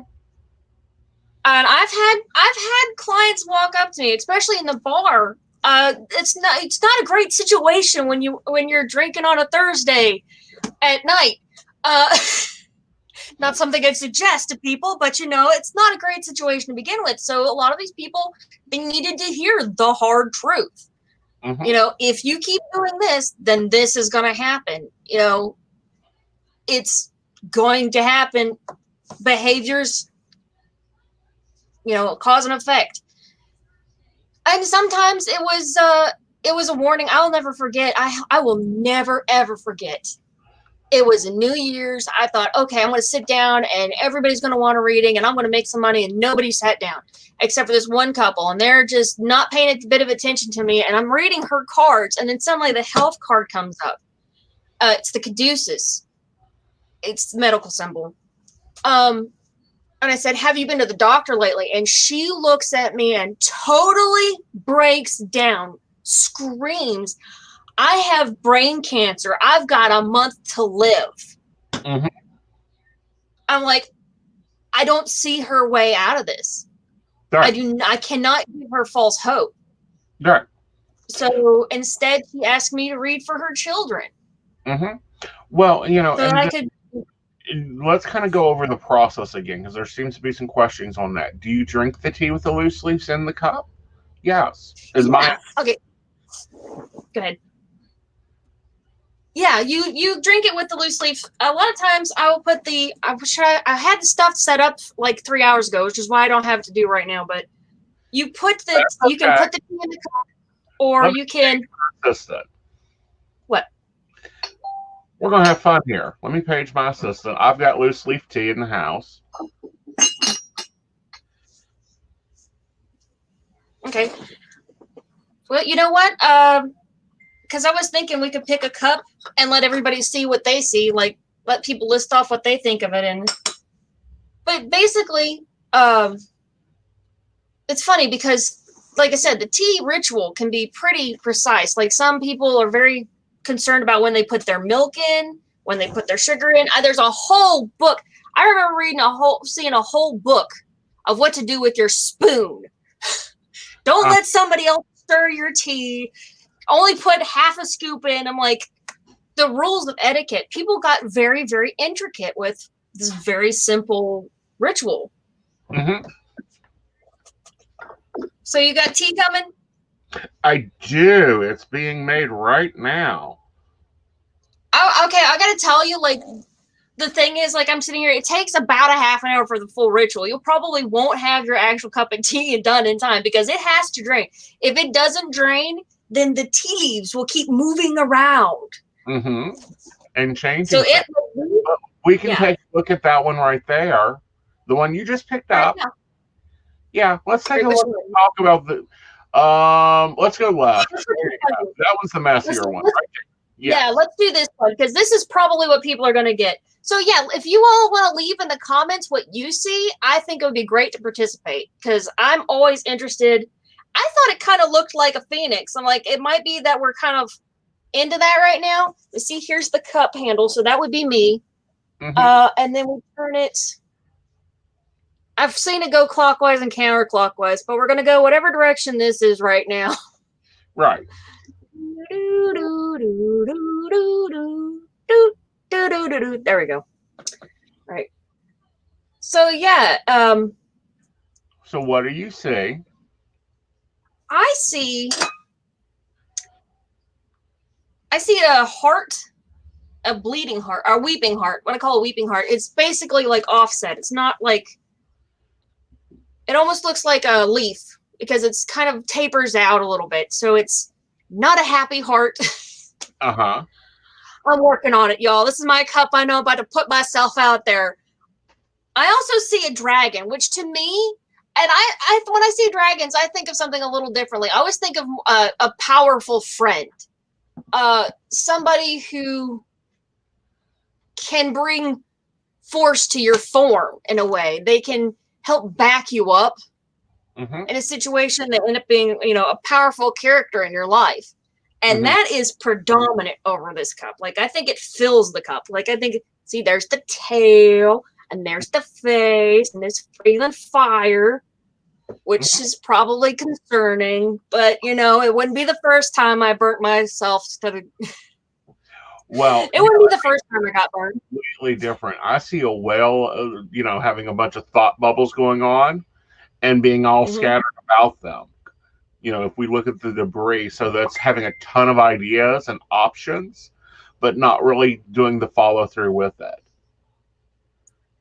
Yeah, I'm working on that. Uh-huh. I'm working on it. I know you are. So I have my you know what? Okay. Ones that I normally use for readings. I haven't done this in about 20 years, so this is a blast from the past. Yes, this is standard Corel ware. Nothing fancy. I love that little cup. I love it. Yeah. So we'll let it settle, and it'll cook for a little bit, and we'll pop back into this later. But what have been you talked about just a second of the Turkish coffee readings. Talk about that. There is a lot of similarity between the traditional tea leaf reading and the coffee reading. This is Turkish coffee, which is funny. Like I said, the grounds are opposite. Like, you want a super fine ground for your Turkish coffee. You can use regular coffee, but it is not the same. Not the same at all. There's this super refined. It's funny because these type of readings are direct reflections of the cultures they come from. And they developed a lot alike, but separately. So the ritual is a lot the same, and the interpretation is the same. The big difference is that if you look, it has... Let me get the light in here. If you can see in there. 2, 3. Well, it's harder to. Towards you. Yeah, it's a little bit. There you go. There you are. Yeah, you still can't see it down in there. I It's much easier to see in person. Yes. That is something to think about doing the readings. But what about if the grounds go on to the saucer? Do you read the saucer also? I have not been, mostly because that's where the water is and it's hard to keep the still. But there is some validity to it. I've not actually seen any, and I've been reading on this. Because I'm planning on doing a big video. You know, Dottie the Psychic does Plesiomancy. It's supposed to be Alice in Wonderland, which is what the outfit's about. So I was going to do like a whole video on it. So I've been studying it, and I've not really seen anybody talk about the saucer. Well, the reason I bring it up is because I have seen readers read that. That is what is the subconscious or the hidden or the non-informed. Because as you see, it's still changing. It's moving as the saucer moves. You know what? That's a very valid idea. I may actually incorporate that. Yeah. Actually, okay, we got about 5 minutes. I want to make sure I do my plugs. Remember, this cause of the month is the Appalachian Ministry, and they are coming on at 4:30. So make sure you get a chance to watch them. I've been plugging this all month, so I don't need to plug it anymore since we're here. Also, I think they're doing a Charleston Pagan Pride, but I got to get the details on that. Yes, Colin's on Charleston area Pagan Pride at his property. What are you doing? How can people get readings from you? What are you doing over COVID? Right now, I'm doing, I've been concentrating a lot. I've been trying to concentrate more on my videos on YouTube. So you can find DOTTIE, the Psychic, on YouTube. But you can also reach me on Facebook. I have a website that's perpetually in progress. So don't go there yet. But you can reach me on Facebook and you can reach me on YouTube. Those are the big places. And I've started doing these little TikTok videos. So while it lasts. Yeah. Now we do have some questions. So in a tea leaf reading, the symbols you see in the cup represents the symbols meanings are to you, or are they by the book? You will very rarely ever see me pull out a book, partially because of the way I was taught. They taught me 2 symbols and said, go for it. It's subconscious. Mm-hmm. The big thing to remember, the point I always try to drive home, is that it's a message for you from your higher self. So if you need to go to a book because you're totally stumped, that's fine. It happens. But if you see something right off the bat, it's like taking a test. Your first answer was probably the right one. Don't second guess yourself. Right. Right. Very much so. I mean, you think about it, us readers out here, tell me, I know there's a few symbols that we all recognize like that, but do you have that book memorized? Because I sure as hell don't. You know what I say, after you get the basics down, then that becomes a lovely bookshelf item. Or if my table's wobbly, it holds that up and straightens that out. Or it holds my monitor up. I mean, that's what I do with them. Read it once and store it. Your guides will take over. Right. I know everybody's got that dictionary of dreams. Do you have the dictionary of dreams? I don't. Because I actually work from a different medium on dream work. It was like, I know that I've seen it in so many places, but you know the book I'm talking about. It's like this thick, and it's nothing but symbols. Right. And it was like, there's no way that in your mind you're going to be referencing that book the whole time. Exactly. You're not going to reference the book. And I think that's a big thing about especially tea leaf reading. It's the conversation that's going on with it.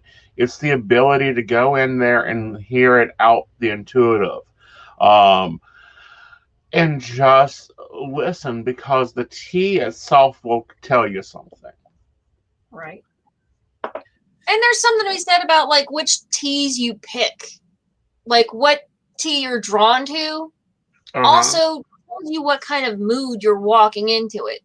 Mhm. You know, Very apple much. cinnamon, spicier. You're probably looking more for romance. You know, Mhm. black tea, probably thinking, you know, black sleepy time tea, you're probably in a darker mood, that sort of thing. Right. Well, you know, like I'm having a lovely jasmine tea from Pup and Cup out of Ohio. They were nice to send it to the psychic coffee shop. So, what would jasmine tea symbolize? I always thought it was a kind of a deep romance because it reminds me, you know, of Aladdin and faraway places, and it's a lovely scent. And people don't know this, a lot of this, but jasmine is actually like a night blooming flower. Random factoid there. I'm not really an herbologist, but I know this. So it's kind of a dark, sensual tea. And it's one of those teas that you have to be careful how you brew it because you can make it bitter. Right. Or you can bruise it very easily. Okay, so we Right. got a cup of tea drunk. Are we running over anybody? It's 1 o'clock. No, we're not running over anybody yet. Believe me, I know how Okay. to wrap up when we need to. So we have our cup of tea drunk. So what's the next step in the process? Was to spin the plate 3 times? In your non-dominant hands. In your feminine hand, you hold it and you kind of spin it around 3 times and flip it over. Mm-hmm. 1, 2, 3. Okay. Right. And then you're going to set it down and it's going to need to drain for at least 2 minutes. Like, that's the minimum. It's, because Well, the fluid. we got that. Here Okay. you go, Dottie. Go for it, honey. Look at the camera. I see a dog on a horse. Okay. And you know, this is one of the things I didn't bring up, but the difference between the tea itself and the relief, like the cup that is around it, because in the white space, I see a crow and a diamond. Mm-hmm. So I think of crows and diamonds. I actually think of fortune behind the dog and pony show. Right. So that you are actually looking for a deeper treasure behind the theatrical part of whatever it is you're working on lately. Right. And that makes good sense. Very cool. Very cool. So you guys see that? Do you see how the difference is and how easy it is to pull it? And the interpretations. And then if we look at the saucer, now I can't tilt it up because it's got water in it. There you go. What's the hidden factors? Looks like the chick from The Ring. The chick from The Ring? Go for it, honey. What do you think about it? It does look like, okay, it looks to me almost like something exploding out of a well. Like like the sudden force. You try to draw something small, but you end up getting way more than what you bargained for, which can be a good thing or a bad thing. Right. Because it's almost overwhelming. Well, and a lot of things can be overwhelming, but also when I hear that, it's you don't know what happened until you piss me off. And then it's like, oop, I ain't quiet no more. I ain't over here being nice no more. So that makes a lot of sense in that reading because, yeah, there's a dog and pony show, but it's, you're trying to get to stuff, but you want to watch because you don't want to pop out like Pop Goes the Weasel and attack. That's true. And it's easy to take some small thing and blow it completely out of proportion. Mm-hmm. Now, we are getting some comments in. That would take me so long to interpret. It does, Chrissy, because you have to kind of get used to it. Another comment is, I saw a thatched hat with palm trees. Needs a vacation. Right. We all need a vacation, honey. I haven't decades that I didn't work on. You know what? I can't, because this is not my real job. I have, whether I like it or not, apparently a divine calling to work with crazy people like me. So I will have remind you, the first part of the psychic is psych. Right. Okay, so we do Well work put. in that field. We may not be the ones going, now tell me more. And how did that make you feel? We may be the ones going, are you nuts? You've dated the same guy 5 times and you don't like him. Oh my God. And then you know what? That is like the number one read. Tell me how many times you get this. Have you heard this one before? Lady walks in, should I leave my boyfriend? We've been having problems. And then they start to lay out all this stupid crap, and they've left them before, but they need your advice to leave them again. Like, why did you go back? Uh-huh. Why No, did you? I've seen them date the same dude, just in different packaging. One's tall and thin, Yeah. and same dude, but he's short and whatever. So it's like, are you going to continue failing this lesson?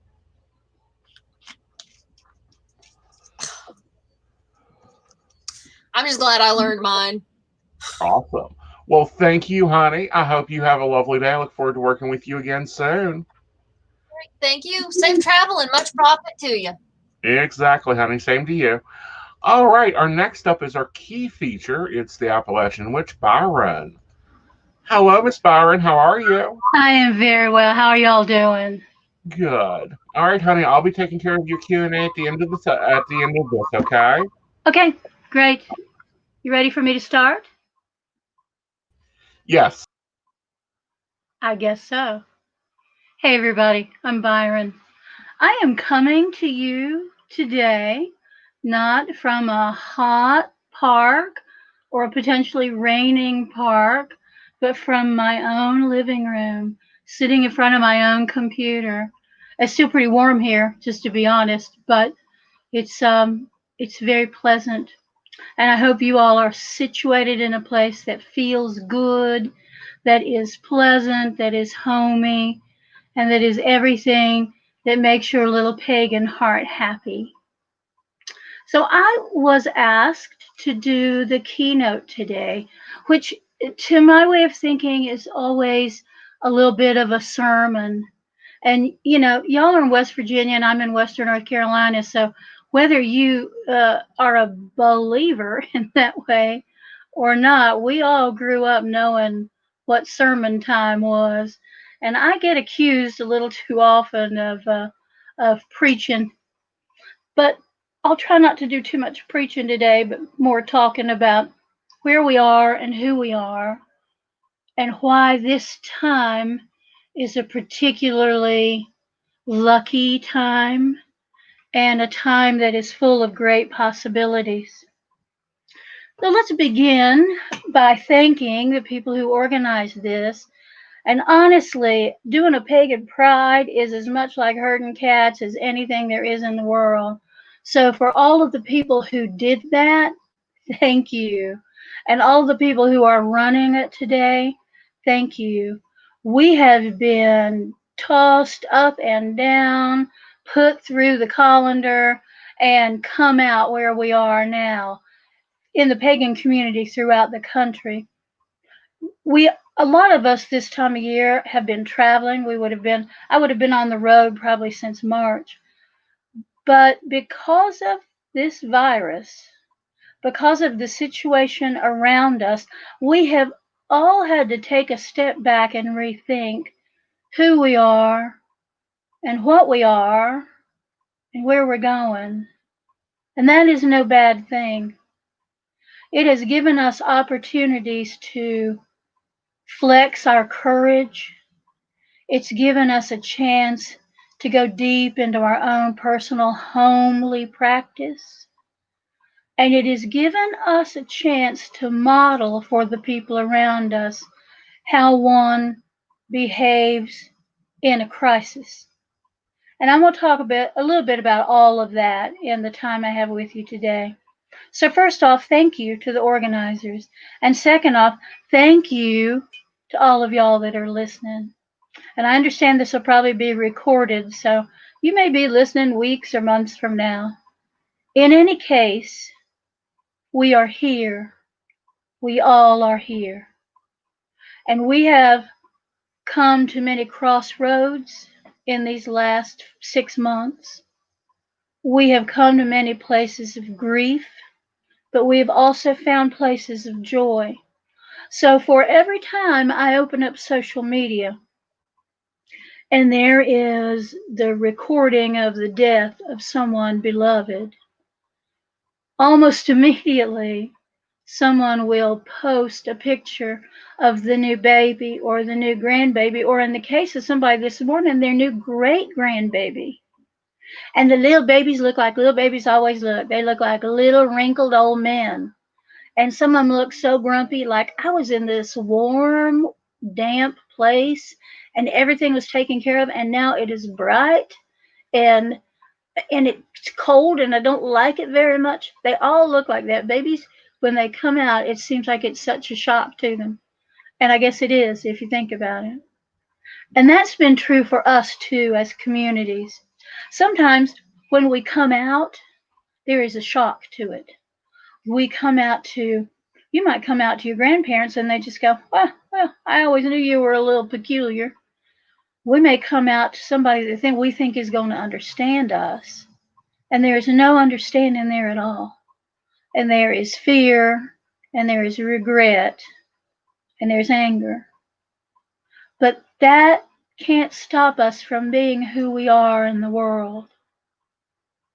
When I am teaching out in the Midwest and up in the Northeast and all around the South, I always marvel at how we come together for one weekend a year or 1 week out of the year. And a lot of people take their week of vacation at a time when there's a big pagan festival so they can spend the whole week with people of like mind, because they may live in a place where they feel that people are not like them. And there's always somebody at the gate, at the main gate, who will say, welcome home, welcome home. And for that time, out of time, we feel like we can be exactly as we are, exactly who we are. And that feeling gives us a sense of security as well as a sense of belonging. But then comes Saturday, we're starting to pack up, getting ready to do the big pack and leave on Sunday. And you can feel the grief is palpable in the air. Well, I want to suggest to you that when you go home, when you go back to mundania, a phrase I despise, when you go back home, I challenge you to be just as magical as you are when you're away at the Pagan Pride Day or when you're away at the festival. I challenge you to go home and be fully the person you are.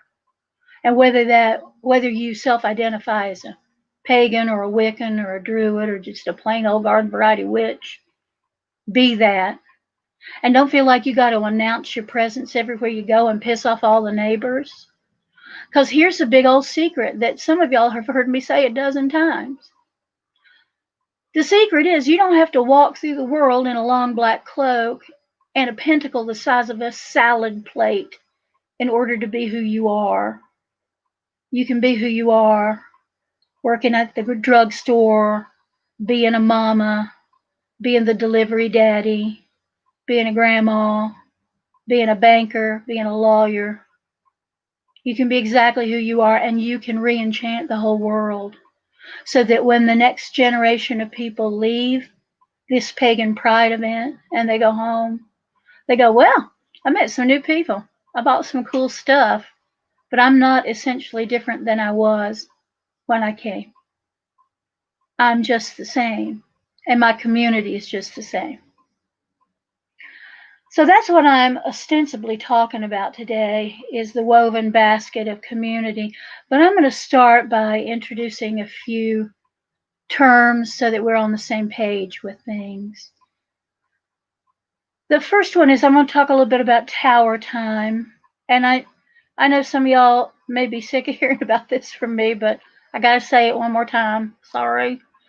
And that is 20 years ago, more, I had this waking vision that we were living in times where these enormous top-down hierarchical systems were going to collapse, were collapsing, in fact, and that it was going to be incumbent on us to make the new paradigm, to put in the new processes, to create and activate the protocols that were going to give us the world that we want to live in.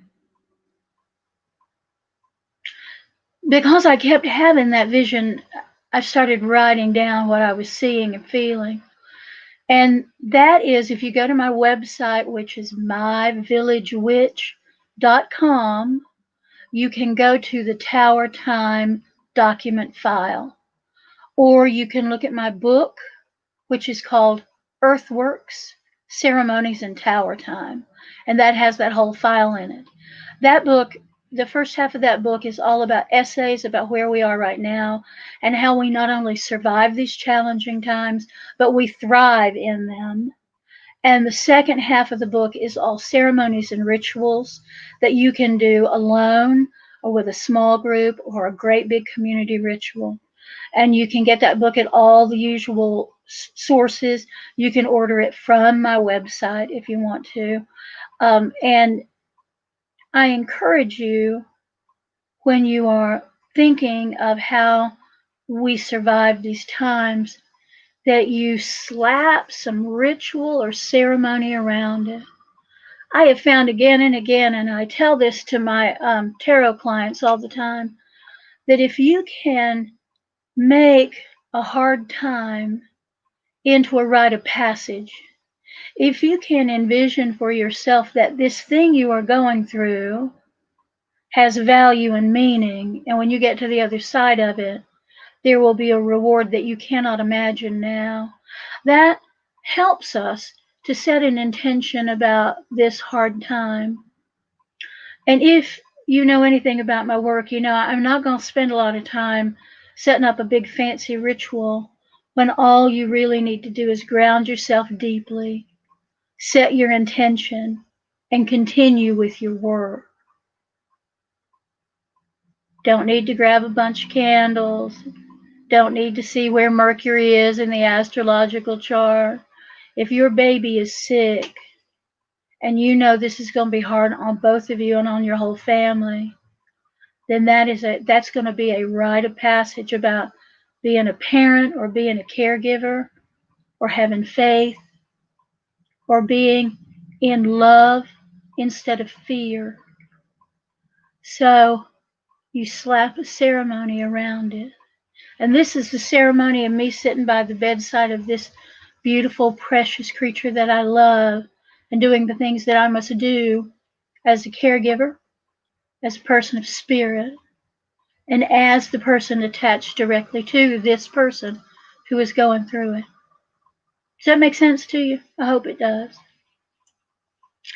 We spend a lot of time in our pagan community talking about our ancestors and talking about how strong we are, and I've got all my weapons, and here's my big utilikilt, and I'm doing all this, and I'm doing all that. Well, I'm going to tell you right now the secret that we discovered up at Pittsburgh Pagan Pride a few years back, and that is this. It doesn't matter what kind of race of warriors you came out of right now, at this time in this place. We, me and you and you and you, we are the island of misfit toys. We are people who never fit into the dominant paradigm. We are people who maybe sat alone at the lunch table in the 7th grade. We are the people who learned through the University of Hard Knocks how to behave in the world. We did, and we're going to acknowledge that right now. And we're also going to say about that is our superpower. Because we never have to think about thinking outside the box or acting outside the box, because we were never allowed in the box. And because we never were allowed in, we learned all kinds of successful protocols for not only surviving a situation, but thriving in it and being resilient enough to pass that resilience on. So when you're feeling a little iffy, when you're feeling like your feet don't touch the ground in the same way, that's your superpower. That's who you really and truly are. And when we bind together, when we stand in a sacred circle, hand in hand and shoulder to shoulder and hip to hip, bumping butts like we always do, when we stand that way, we are more than the sum of our parts, but our parts are pretty darn strong. So we are in this thing that I call tower time.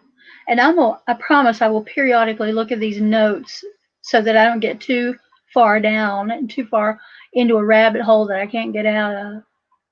But we are in this thing that I'm calling tower time. And we can see it everywhere. We see it in education. We see it in government. We see it in religion. We see it everywhere. And this started long before COVID hit. And our economy was decimated. It's been going on for a long time, but right now it's writ large. So we can see easily these systems that we thought worked okay, that maybe they weren't completely messed up, it just there were glitches in it that could be fixed. We're seeing systems right now, like the healthcare system, that simply can't cope. We are seeing systems of leadership fall by the wayside, and we are seeing other systems rise. And I want to touch on that just for a minute, because we have always thought, here it is, here's how everything goes, it's a pyramid. Guess who's on top of the pyramid? Somebody. I'm trying to make that be more, there we go. Who's on top of the pyramid is somebody who's a strong person, charismatic person that either clawed their way up there or they were put there. And the only person that pyramid benefits is the people on the top of it. Now we all know that. That's not, you're not having an aha moment here. We all know that. So when we can look at a setting like this and we can go, oh, there's some big problems here. There's big problems. What we're going to do is just replace this person on the top with a better person, and then everything's going to be okay. The problem is not just the person on the top. The problem is the structure. What we have to do is flatten that structure out. And we've got to look at leadership in a way that we don't look at it very much. So leadership is not one strong, charismatic person who does for us, who is on the horse in front, charging into battle. That's not what real leadership is. Real leadership needs to be shared among a group of people, so that when that one person is either found to be a liar and a thief and a reprobate, or that one person is martyred, or that one person dies, then everything doesn't get flustered and destroyed. We have to share, we have to rethink what leadership is and know that it is not power over, it is sharing power. And that when we share power, just as when we stand in a circle chanting together, when we share power, we are greater than the sum of those individual parts. Now, we don't see this modeled for us really anywhere. Even if we look at our legislative bodies, at the Senate and the House of Representatives, there are leaders there, and then there are little cliques of people that do other things. I'm talking about restructuring everything and doing it the way we do a simple circle, where there's somebody who facilitates, but they ain't the boss. There's somebody else who makes sure that the chalice is full. There's somebody else that brings whatever it is we're going to use for sacred smoke. We share the power and we share the responsibility. And that's the other piece of power and the other piece of leadership that we don't talk about very much, because frankly, most of the people in power right now don't take any responsibility. They're just people in power. And they're generally speaking very wealthy people in power, so they haven't really taken any responsibility. But we are regular people. We know that if we act in one way, then there may be consequences of that, and we are going to have to take responsibility for those consequences. Yeah, I know. Like a grown-up. Like, as we say here in Appalachia, like a grown-ass human being. You can do that because I've seen all of y'all do it. We can do that. But we have to give up being afraid. We have to give up being so bound up in our egos that the least little thing affronts us. And we got to get up on our high horse and we got to show everybody how tough we are and how smart we are, and how the worst of it is those clever, smart ass things that people say to each other that are profoundly insulting and hurtful, but wrapped up in this kind of jaded facade. We got to remember that the earth is our mother and we are all her children. We have to remember that we are bigger than the sum of our parts, that we can do anything, and I mean anything, because of the way we believe and the spiritualities we practice and the way our hearts are big and golden and our hands are strong, even if they are only metaphorically strong. Our hands are strong. We are people of the earth. We always have been, we always will be. We are people of the earth, and it is our birthright to be strong. Take a deep breath, deep cleansing breath. Now, right now, every time you turn around, there's a new calamity. I'm almost terrified to go on social media in the morning because I wonder what terrible thing has happened now that I'm going to have to grieve or get angry about, or whatever it is I'm going to do about whatever the thing is. So I'm going to ask y'all to do a couple things. One of them is, if you don't have a regular spiritual practice, make one for yourself. And it doesn't have to be elaborate. It does not have to require a great big altar full of stuff that your cat's going to knock over, or your 3-year-old you're going to find him chewing on the candle.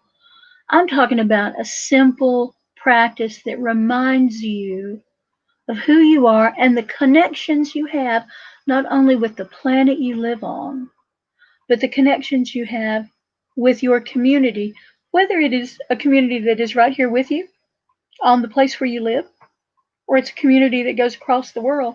I've got community in New Zealand and South Africa. I got community in a lot of places. I also have community right here. And the weaving of that community makes a basket that will hold much of the kind of change that we need to make in the world. So that's what I have to say about leadership, that all of us are leaders. And we cannot sit back and wait for someone who is charismatic or smart or popular. We can't wait for that person to make decisions for us because there's just too much going on. So you wake up in the morning and now it's this thing and that thing over there and this thing over here. And what happens is we get overwhelmed with all that there is. It's like, some of y'all will be old enough to remember Bobo dolls. They were these blow up cones, and they were weighted on the bottom with sand. And usually on them was painted a clown figure, and you punched it and it went down and then it came right back up in your face. And that's the way the news feels today. Like, oh, well, I got that Bobo doll down. Well, the French Broad River's not filthy anymore. And then bam, up comes the Bobo of pollution in the river. None of us can be successful in changing the world if we're trying to change all of it at once, because we just get overwhelmed. We can't do it. I can't do it. You can't. None of us can do it. I mean, we do have superpowers, but that's not one of them. So in addition to listening to the news, which some of y'all have already turned off, you don't listen to the news anymore. In addition to listening to the news, you're trying to keep your family housed and fed. You're trying to keep your job or get a job. You're trying to make sure that the sick people in your life have some healing or some comfort. You're doing all of those things, and here I am asking you to do another with a regular practice. But make it something simple. What I suggest to people is have something to drink. Like right now, I've got some of this fizzy lemon lime water. Take something to drink. Light a candle. Doesn't matter what color. You don't have to dress it with oil. None of that stuff. Just sit down with a candle and drink your drink and watch the candle burn. That's all. Don't try to clear your mind. Don't try to make sure that your thoughts are appropriate. Just watch the candle burn. Drink your drink. It's really nice first thing in the morning if you can manage it. Depends on if you have children and how old they are. If you can manage it to just sit in the morning with your cup of coffee or tea and light a candle and just sit there and breathe and drink some coffee and breathe. It'd take you 5 to 7 minutes out of your whole day to reconnect to the land, to reconnect to yourself, to kind of, I don't know, repair, tape up some of those ragged edges of your soul that came from the day before. So consider that, something like that. I always joke with people, we used to say a daily spiritual practice. You should always have a daily spiritual practice. Well, with all that we have to do, I've changed all that to a regular spiritual practice. You know who can have a daily spiritual practice? The Pope, the Dalai Lama, because you know what else they don't do? They don't figure out what they're making for supper. They don't cook supper. They don't wash the dishes. They don't diaper no babies. They don't do no laundry. They don't do dusting. They don't do any of that stuff. And all of us have these full active lives that we want to integrate some spiritual peace into. So I encourage you to do that. The other thing I want to encourage you to do is something I call pick 3. So when those Bobo dolls are flapping up in your face, I want you to take a minute and think about the 3 things or the 2 things or the 1 thing that really punches you in the gut when you hear it. So you are looking at Facebook, for instance, and there's this thing, oh, that's terrible. There's this thing that's terrible. And then you go, that thing right there, oh, this makes me so mad. And you feel the hair stand up on the back of your neck and your stomach clenches up. That's your thing. And I don't know what that is. For everybody, it's different things. So I call it pick 3. So pick 3 things if you can. And if you can't pick 3, pick 2, pick 1. And let that be the thing that you focus on and let the rest of it roll off. And it's going to require you to do something that's a little bit tricky. And that is to assume and to have some kind of faith that other people are taking on the other things. Because you can't take them all on. You can't. You can't be effective with it, and it will burn you out. And we need you to not be burned out, especially if you are a magic worker in whatever way you identify. If you call yourself a witch or a wizard or a necromancer or whatever word you use for it. But if you use the energy and the power of the earth and the universe to alter reality, we need you to be really good at that. We need you to stop reading books about it. Though I have books and I want you to buy them all, by the way. Stop reading books about it and start practicing it. Something that I have learned over the years, and I've been doing this many, many, many decades. What I've learned is the way you learn magic is by practicing magic. And most of us learn magic by trial and error. So try it. If you think something might work, try it. I promise you, I promise you are not going to get hurt much. Maybe your ego gets a little hurt. Eyebrows might get a little bit singed. But you're not going to get hurt, but you're going to learn. So the more you practice, the better you get. So don't wait for that book that's the silver bullet. that's going to give you all the magical answers. Because here's what magic is not. It is not pointing a wand and saying some garbled Latin. That's not what it is. And you all know that. And I'm going to do a class at 3 o'clock about Appalachian folk magic, and I'll talk a little bit more about that then. But I need you to be adept at it, which means I need you to practice it a lot. So we've talked about having a regular practice. We have talked about picking 3. We have talked about these times that we live in, which are the times we were made for. I mean, look at us. I hope y'all are all wearing your festival gear. I wish I could see you. I hope you're all wearing festival gear and a whole lot of bling, and I hope you got, swirls on your faces and lots of glitter. There's no glitter for me. I'm not a glitter person. I hope y'all have all of that and have entered into the mood of what it means to be together with people of like mind in a beautiful place.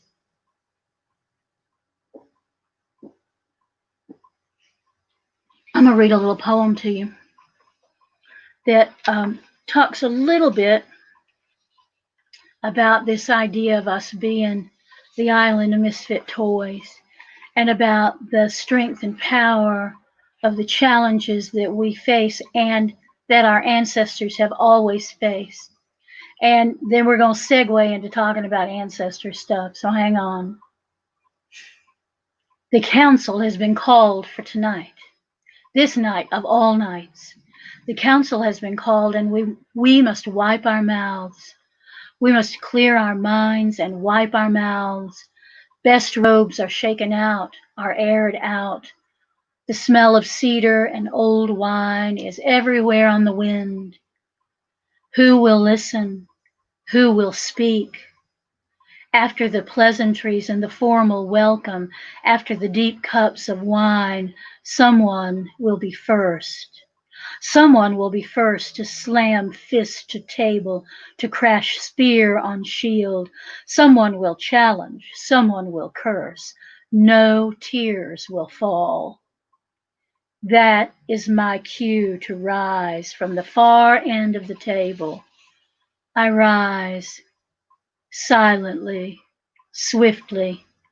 I rise and cast my hood over my face, fury held in check, boredom at my elbow. Again and again and yet again, I mark the sorrow, an endless cycle of fury matched and overmatched by fury. And one must stand early on. I must stand early on to speak the words of dark counsel. I never raise my voice. I never raise my fist. My tone is hollow and cold as springtime. The tables rustle into silence, eyes averted. The end is near, as it always is. The end is but a season, a secret I know and keep. But there is certainly doom. There is doom above and below us. I speak the seer words of dread and take my seat, knowing it is only the doom of apples, destined always to bloom again. So now we're in it. Now we're in tower time, and there is much to be done. I talk about the idea of circles on the ground. What that means is creating groups of people that have a particular intention of things to do. And I talk a lot about relocalizing everything. There was a radio story a few weeks ago about relocalizing, and what they were saying was that at the beginning of the pandemic, we saw crops being plowed under while people were hungry, and we saw farmers who were slaughtering animals and burying them or burning them because the market had collapsed, and there was no place for them to send the animals to be slaughtered, and that was heartbreaking. Remember, for all of us, when we were saying, well, why can't Why can't gleaners go to the field and take that lettuce and take the tomatoes and take whatever? Well, of course, there are reasons for that. And some of those reasons are that we are the most litigious country on the planet. And if somebody fell on a tomato, then they'd probably sue the farmer. But the other reason is this, is that we have made our economy so broad and so thin that when it breaks catastrophically. Whereas it used to be, if you didn't, to go back to the question of slaughter, if you didn't slaughter your own animals, there was an abattoir that you took them to. There was that feller that everybody took their pigs to, and he did it swiftly and humanely. There were people who knew how to do all the things that needed to be done. We need those people again.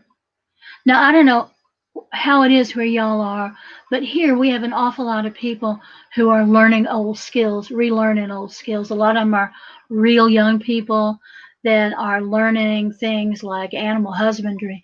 They're learning how to work a forge. So they're learning to be smiths. There are so many people canning this fall that you can't buy a canning jar for hundreds of miles. And all the people that have been hoarding canning jars are like, well, I'll trade you some quart jars for some half-pint jelly jars. And it's this wonderful little barter system that is going on. And I'm here to tell you, I think we can do the whole thing like that. It's going to take courage, and it's going to take stepping out.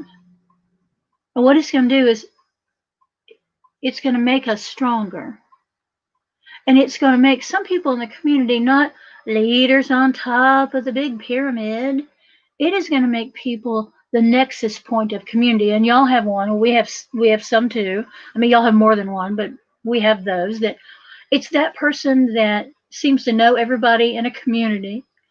And if you need something, anything, you can ask that person. And if they don't have it, they probably know somebody who does. And they act as a nexus point where everything can filter through. And you may be that person. But we all need people in the community to interact with each other in a way that is healthy. Because a lot of times we interact with each other, but it's not very healthy, is it? Because we are quick to spoil for a fight. We are quick to criticize somebody else's work when we're not willing to do that work ourselves. We are quick to want something we may not be willing to work to get. And that is the human condition. That's not us as pagans and heathens. That's not us as Southerners. That's just the human condition. We want it to be easier than it is. And the way it gets to be easier than it is if you work hard to make it easier, which sounds crazy. I know it does. But that's what that's about. Checking my time. So we're going to talk about your time. You keep taking us right on up the circle. Are you talking to me? Because I can't hear you if you are. I am. What I was saying is, don't worry about your time. You keep taking us to circle, because what we're getting back in feedback is someone feels called out. It's a good wake up, their wake up routine. Good. Yeah, and good people are saying that this is where they needed to be at. Oh, good. Well, then let's go on to ancestors and do that for a few minutes. Okay. And I'll finish up. Do you want me to finish up in time for question and answer? Yeah, finish up. I know I can't hear you. When you're finished, we'll take question and answer. We wait for the ladies. Oh, all right. Thank you. So I want you to think now about the land that you're on. Think about it. Think about who was there before you. And I want you to be specific about where you are right now. Are you sitting in your living room or sitting outside maybe in your yard? I can't do that yet because there's still too many mosquitoes. But think about who was on that land before you. Are you living in the house your parents owned? That's cool. Or did you move to this area from somewhere else because it's just so darn beautiful? Maybe. But think about who was there before you. Is it a 50 subdivision with those cool, funky brick houses? I live myself in an old 19th century mill village, and I live in the superintendent of the cotton mills house, by the way. So I'm very fancy. I hope you realize that. So think about who was there before you. And then I want you to go back a few generations and think about those people. So what European people settled your area? Did you have a lot of Scots-Irish, Irish Scots, German, English? What you got? Polish, Hmong? Do you have a lot of Spanish-speaking people that have come up from below the borderland? Who do you have? Who has come to settle there? And now I want you to go back a little bit farther and think about who was there initially. And for me, where I am, and probably for where you are too, we were part of that vast Cherokee Nation before it was crumbled up. But before the Cherokee Nation, there were other nations here. So if you will write, because I can't see what you're writing, I don't think. Oh, it's because I didn't touch on that. There we go. So tell me who it is where you were. So before the Cherokee, who were here? Who were there? I remember doing Pagan Pride downstate in North Carolina in Catawba County, by the way. And I said, so what's the tribal group here? And they just looked at me like I was funny in the head, and they said, the Catawba. And it was like, oh, well, of course. So go back. And before that, there were migratory people who moved through here. There were the mound building people. We have had so many layers of people who have come to be in these old mountains. Now think about them. Now think about your people.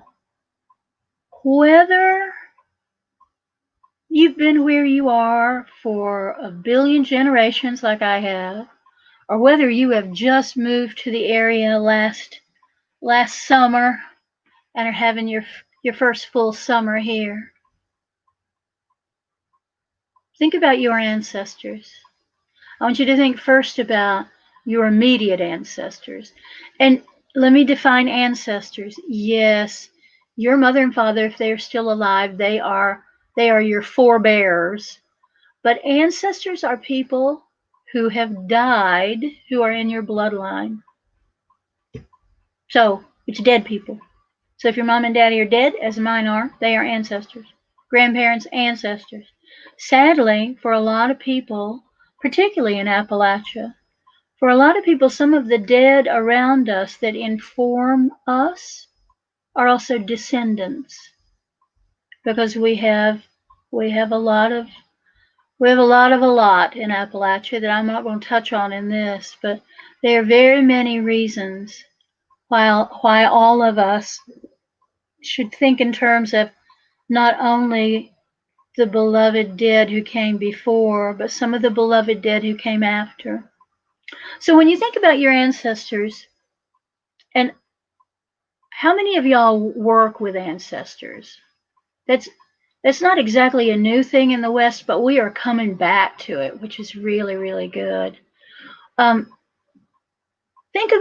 Think about your ancestors, and if you are connecting with ancestors, hey Donna Donovan, if you are connecting with your ancestors, listen to them, because they are going to tell you, they're going to whine, number one, they're going to whine about how hard life was, and they're also going to fuss at you because they will guarantee that their lives were harder than yours. And if you come from a long line of Appalachian people, I guarantee their lives were harder than yours, and I don't even know how hard your life is. But the life of a subsistence farmer or a mill worker was extraordinary, or a miner was extraordinary hard.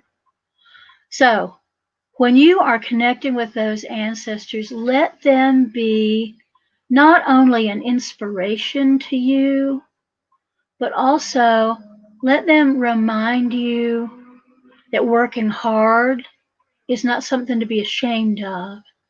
That working hard is something we can all do, whether we are working with the strength of our backs and the strengths of our hands, or if we are working, sitting at a keyboard, working with the strength of our minds. That working hard is a privilege, and we can all work hard at what needs to be done. So here we are in Tower Time. Here we are with our ancestors behind us and beside us. And if your ancestors are like mine, they will get right into bed with you and kick you with their hard old boots and go, are you really going to sleep till 8 o'clock in the morning? Because did you know you're missing the best part of the day? Do your ancestors say that? Because mine do. It's like, I can't believe. And I'll go, but I was up really late. I'm really tired. Oh, are you? Well, okay. Then why don't you go back to sleep, you weak, soft thing, and somebody else will take care of it for you. Don't worry. Somebody else will take care of it. So when your ancestors stand with you, when your divines stand with you, when the spirits of the land stand with you, you cannot be stopped. You cannot. When you are willing to work hard, when you are willing to love hard, when you are willing to have faith in things you probably should never even have any faith in, like that is not anything that could even remotely happen. That's when you also tag in a little bit of magic. So when it feels like the luck hadn't quite shifted, you shift it.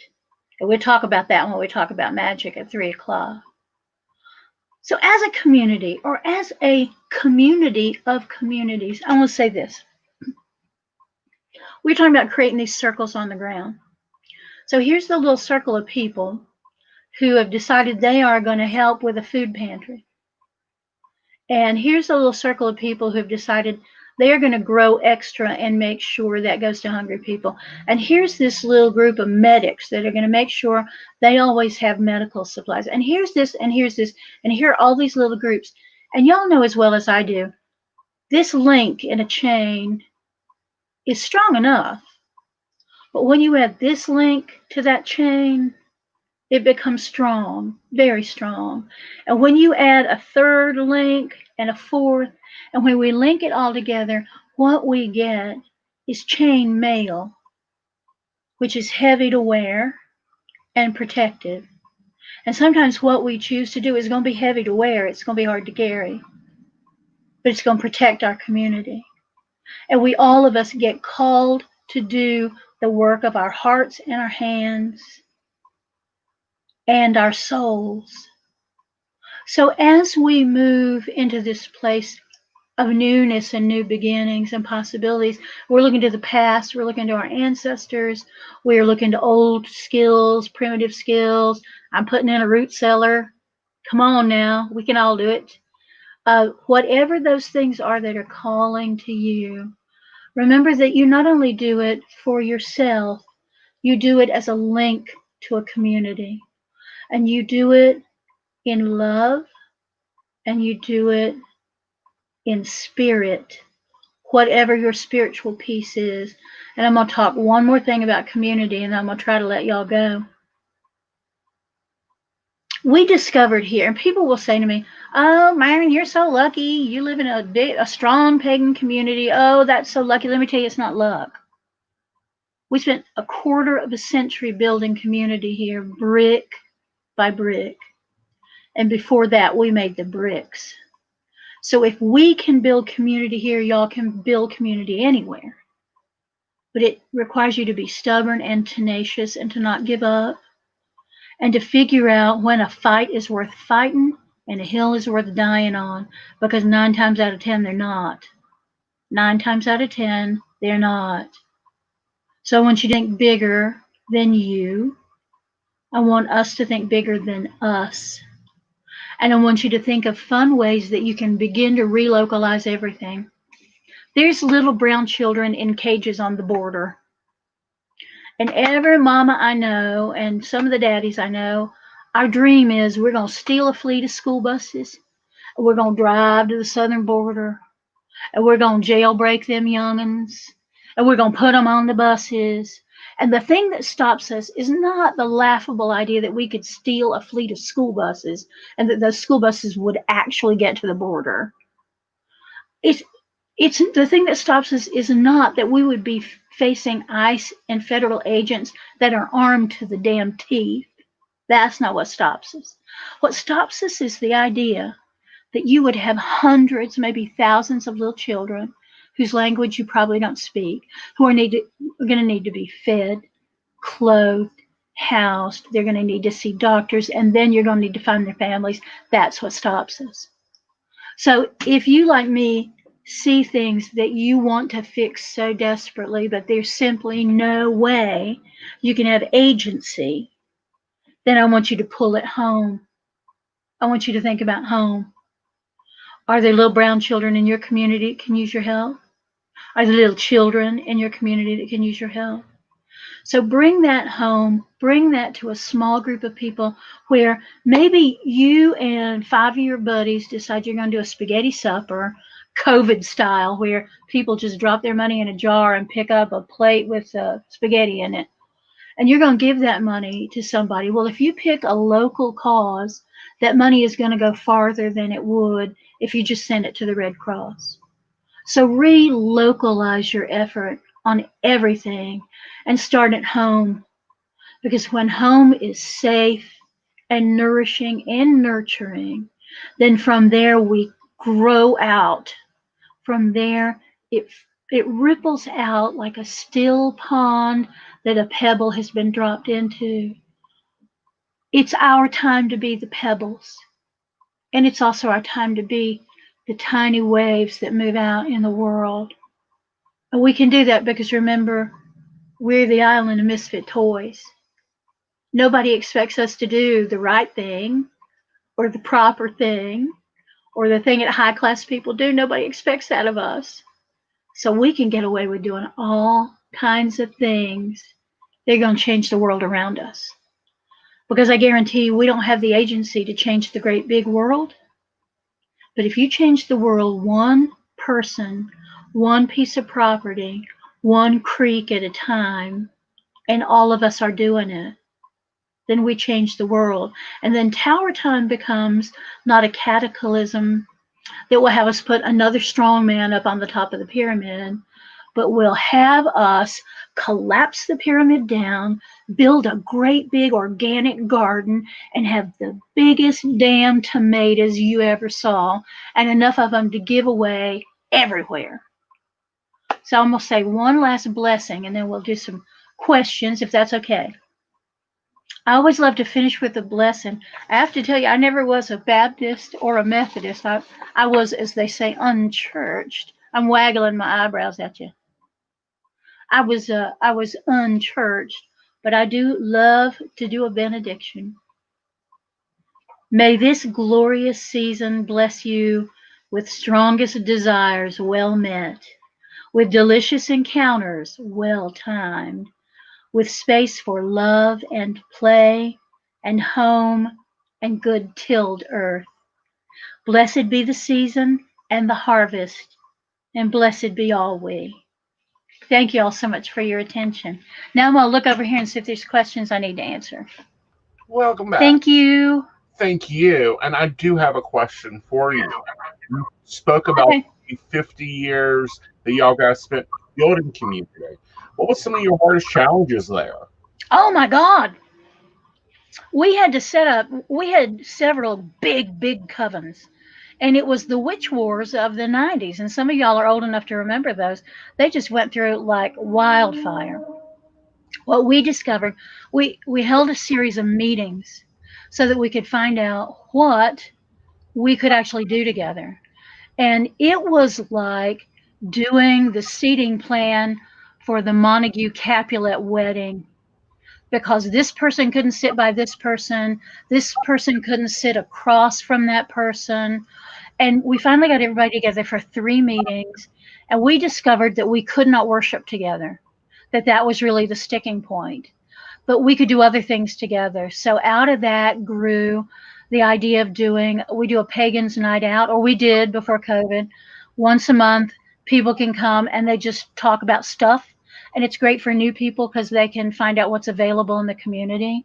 We created an organization called the Coalition of Earth Religions, and do things like street cleanups and creek cleanups and things like that. So the big sticking point for us was the whole worshiping together, because we got all, well, I always start calling from the east. I don't know why she starts from the north. And that was the stuff that kept messing us up, but we could clean up a street together. Right. You definitely can clean up a street together. You can do monitored ritual. You can do different things. Food pantry, you can do all kinds of service stuff. Right. All right. Well, thank you so much. And Thank you. I'll see you all at 3. See you at 3. All right. So I'm going to be bringing on the panelists for our 2 o'clock. Let me pop her off. And I've got to fix a clerical error.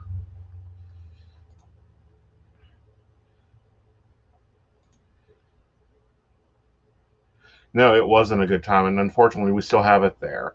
And there's still some old strife there. All right, Lady Gwen, you come on over. There you go, honey child. Hey, everybody. And Mo will be back in her chair in a minute. There is our Tommy the our moderate for the panel is, of course, Techie Joe from Mississippi PC. And Mo, I'm sure, will be hopping back up in her seat, and I'll bring her on. Okay. Well, before we get started with today's pagan panel, there's a few things I want to talk about. Number one, I put out there that anybody that we have lost in our community, I wanted the names so that we could honor those that we've lost. I did get 2 responses back, so I want to read off a little bit about them and maybe have a moment of silence for the ones that we've lost. So I'm just going to go right into that. Hey, Mo. Hi, guys. Hey. So some of you may recognize the name. This is from the Charleston area. Belladonna Millahan. She passed away in late March, suspected COVID. She was into horror movies, coming to events, and most important was her daughter. So I don't know if anybody knew this person or not, but a live lost is a whole in our community. Another member shared somebody that we had lost in 2018. His name was Herman Nelson. He was creator of Elk Singer Tarot. So if anybody has seen that deck, he was a true sage, and he oversaw 3 covens as high priest. So in honor of these 2, I'd like to take a moment of silence.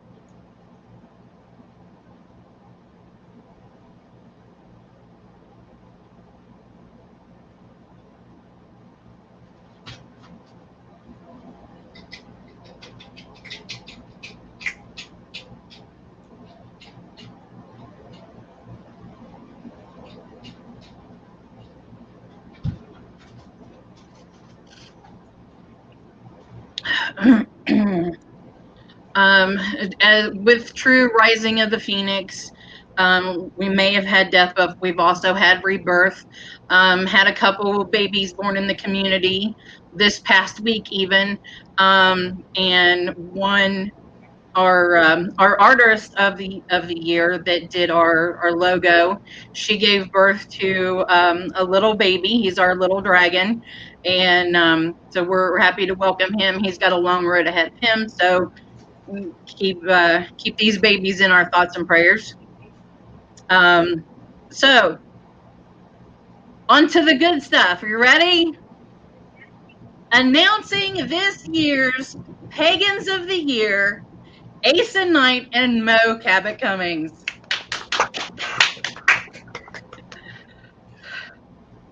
Well, Mo, you go first, honey. Yes.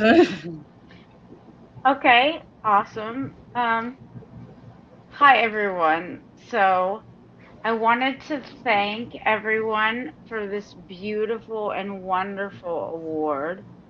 Such a great honor. And I wanted to just say a few words.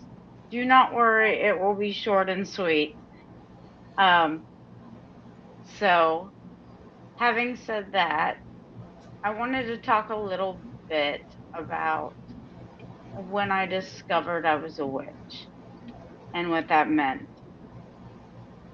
And I remember the first biography I ever read as a young girl. It was a book called Diary of a Witch by Sybil Leek. Her words and life experiences felt like a conversation with my own heart and soul. Hearing the crone wisdom that she recalled in those forever sealed my wish to work toward and one day achieves that similar understanding for myself. And though I'd been living a magical life, this was the first time I'd had a word for it. I'm a witch. Being able to put a name on the feeling I carried felt like I'd finally come home. Looking back at a distance filled with the harsh judgments of many, which I know we've all felt at times, and much hard work, which I know we've all put in, I sit humbled by the honor my peers have chosen me for. And looking forward, I hope to continue voice to what I believe to be a community and fulfilling lifestyle. Thank you, everyone, for this. It means more than you know.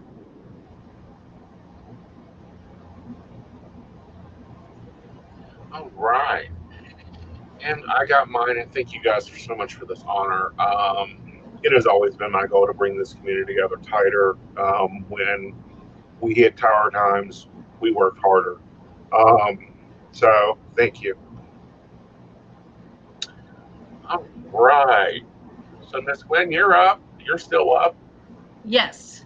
It is now time for our pagan panel. This is where you have people from various backgrounds. I would like to continue to do this every year. I think it's great to get information out to the community, and especially for the newcomers who may not know exactly where they fit in, but might have something that they can connect to you, and maybe you can guide them to where they need to go. So take it away, Joe. Alrighty. Well, I think probably our best option is to just go around the group and let's go ahead and introduce ourselves and what you're bringing to the panel. Asen, start with you. All right, I'm Asen Knight. When we look at my path, I've technically been trained in three different paths, but that would technically make me eclectic. But you know me, I'm the super overachiever. So I was raised Romney, trained in Alexandria, and then got tired and wanted to take a respite and trained in another tradition that is Gardnerian based. And then I said, okay, that was cute. And my community needed me back. So I rejoined the pagan community as an eclectic. And now I teach Wicca and all around Wicca. All right. And Mo. Yep. So I was actually born and raised in a Muslim tradition, but I never kind of felt that that fit me. And so quietly, I practiced witchcraft. And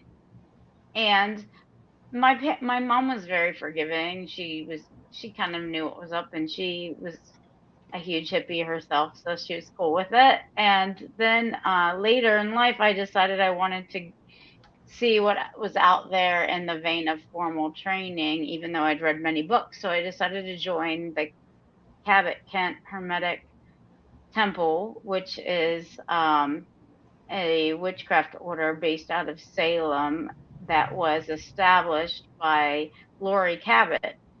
And I still belong to that. I'm a priestess of that order and very proud to be so. And I also try to help mentor and guide people who are finding that like this is a path that they are walking, and maybe kind of being someone there for those who like me really felt that in themselves but didn't always have a tool or a place or a person to go to talk to. So I try to, as much as I can locally around where I live in Morgantown, be that for them. All righty. And last but certainly not least. Father, can you hear me? I don't know. If A little light on the sound. Okay, give me one. There we go. Getting Okay. better. Father Tom Artist, I am very eclectic to say the least. I pastor Holy Sacrament Catholic Church in Chapmanville, also the high priest of Coven of the Eternal Logos, Circle of the Eternal Logos. Grew up with grandparents that were powwow doctors, but we didn't claim that because we were Christians, so we just called it, using the power of God to do things. Kind of trained in Gardnerian Wiccan, kind of more leaned toward the path of just Christo-paganism, kind of opened myself up.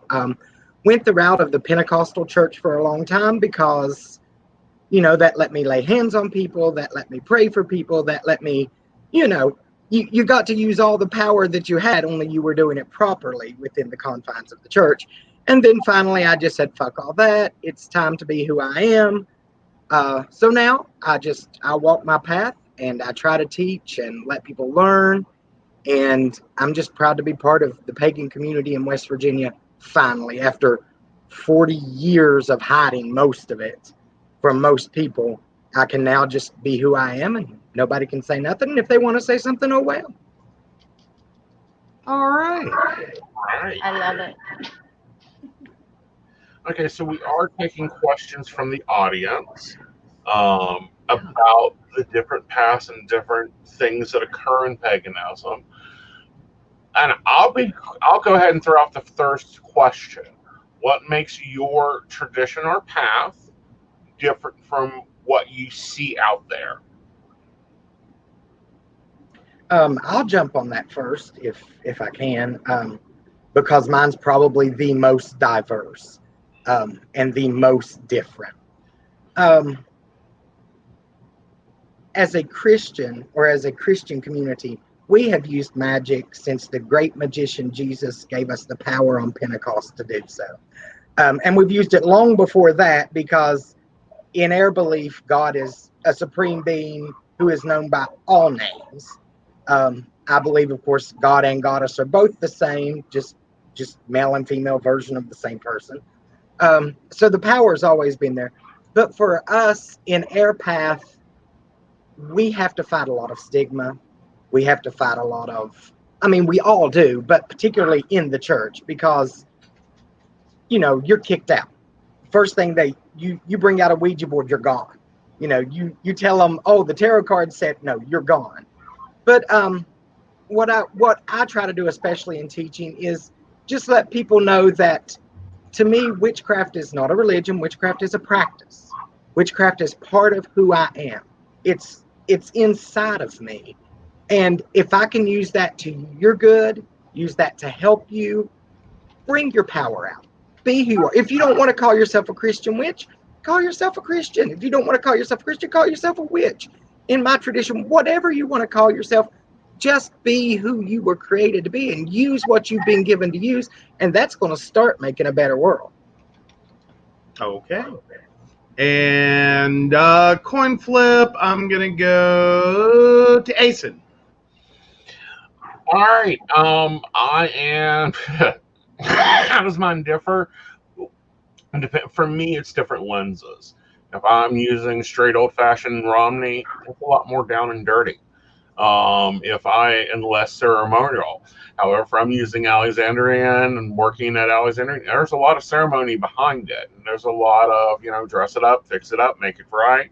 There is order in this, and you have to do it right, that order. And if not, you have to back up and start over. I have been in ritual for 4 hours before because someone couldn't remember that the East is called first. And that, and then in the eclectic Gardnerian tradition, the difference was that we didn't do East, we done North. But then I saw so many similarities through the paths. What about you, Mo? So for me, I know with the Cabot tradition, we look at witchcraft as science. It's a science that is understood by the same set of principles as other sciences, which would be proof and trial and error. But the proof we use is the laws of Hermeticism, and trial and error. Well, that energy takes the least resisted path, and if you direct and what you see, what you are focused on is where that energy will go. So training your brain through meditation and practice with that helps you grow your power. And so that's what we do, and I know a lot of other traditions do that as well. But then to compare it to outside traditions such as Eastern practice believes that enlightenment needs to be achieved over a period of several lifetimes. And I did a lot of small study and trial and error with a lot of different places and religions, and I believe that I learned more from magic than I did from any other practice, because it's like pouring rocket fuel the on the energy of your body and the enlightenment and knowledge that you can achieve. It's like a current that you get, and once you have it, you can pass it to others. But it is nonetheless a huge responsibility and power. You always have to be very careful what you say. You have to be very careful how you say it and what you are thinking of when you say it. And it's a balance. So there's that.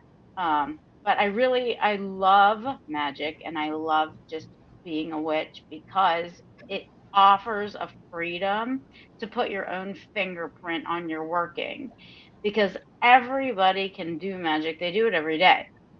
And there are so many different traditions and practices because there are so many different people, and everybody has their own unique physiology, which is like your fingerprint, like your DNA. And so what may work really well for me, you being just as talented, if not more powerful in your own way, practice, and it's not as successful if you do it my way. You have to do it your way. I love to know that it illustrates and pulls out that individuality in people, because people need to feel that. They need to feel special, and they need to feel that the power comes from them, because otherwise it doesn't matter where you're aiming and what you're doing, there's going to be weakness in your magic. Okay. So. And we do have our first question. I believe, Father Tom, this one is meant for you specifically, though if anyone else wants to jump in afterwards. Is powwow medicine still in use today? Absolutely, especially among the Pennsylvania Dutch. It also incorporates itself and has found its way into Appalachian granny magic, Appalachian traditions. There are still people, especially in Heartland, Pennsylvania, that I know that are open practitioners, that have offices, that practice. But a lot of families that came up in it still practice. They just, like I said, some have gone the route where that's not what we're going to call it, but we're going to do it because but yes, it's still very much alive today. not like it used to be, not as grand as it used to be, but in this area, especially this region, yeah, it's still very much alive. Okay. I'm going to chime in on that one. You'll see the influences of powwow magic into any folk magic, because I got some training in powwow magic when studying some traditions, and I went, hold it, I know this. I've used this. I learned this back when I was, working with Grandma and working with Romney Works, and I know where they got that from. Like the brick dust thing, and yeah, I make jokes all the time. I need a thicker Bible for the next person who comes and tells me they're cursed.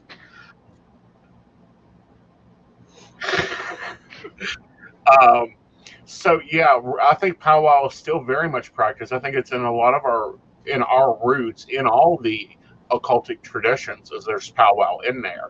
It's just what shade of the quilt piece are you? Okay. All right. And our next question is, what is the main thing to remember when doing rituals?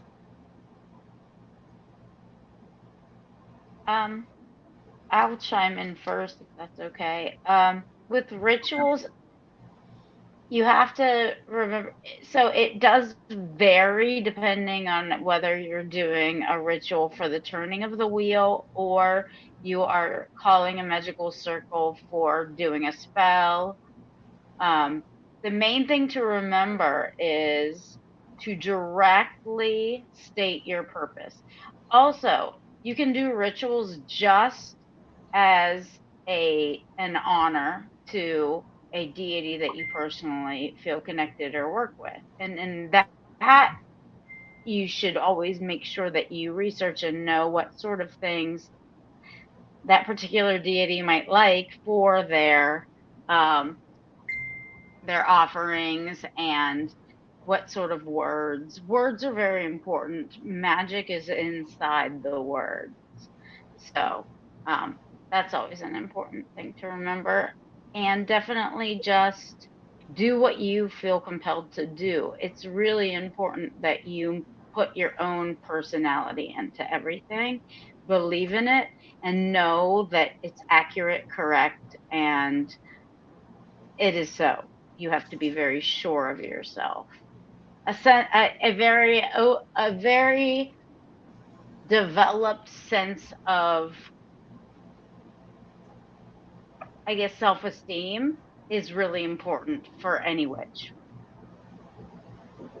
I think I would just to throw in one little thing, echo kind of what you just said. Intention, intention, intention. The most important thing in ritual is intention. If you're not putting intention into it and you're just going out there doing something to be doing it, what in the world are you releasing? Intention, intention. And I will remind every pagan and witch and anyone else unless it is a second degree initiation ritual, the gods, and even then, the gods will remind you, you are human. You will work 3-4 months planning out this detailed, oriented ritual. And I promise you, within the first 15-20 minutes, the gods will go, oh, you got this down pat, do you? Zap, complete blank screen. And if you don't laugh and at least go with it, you're going to get there.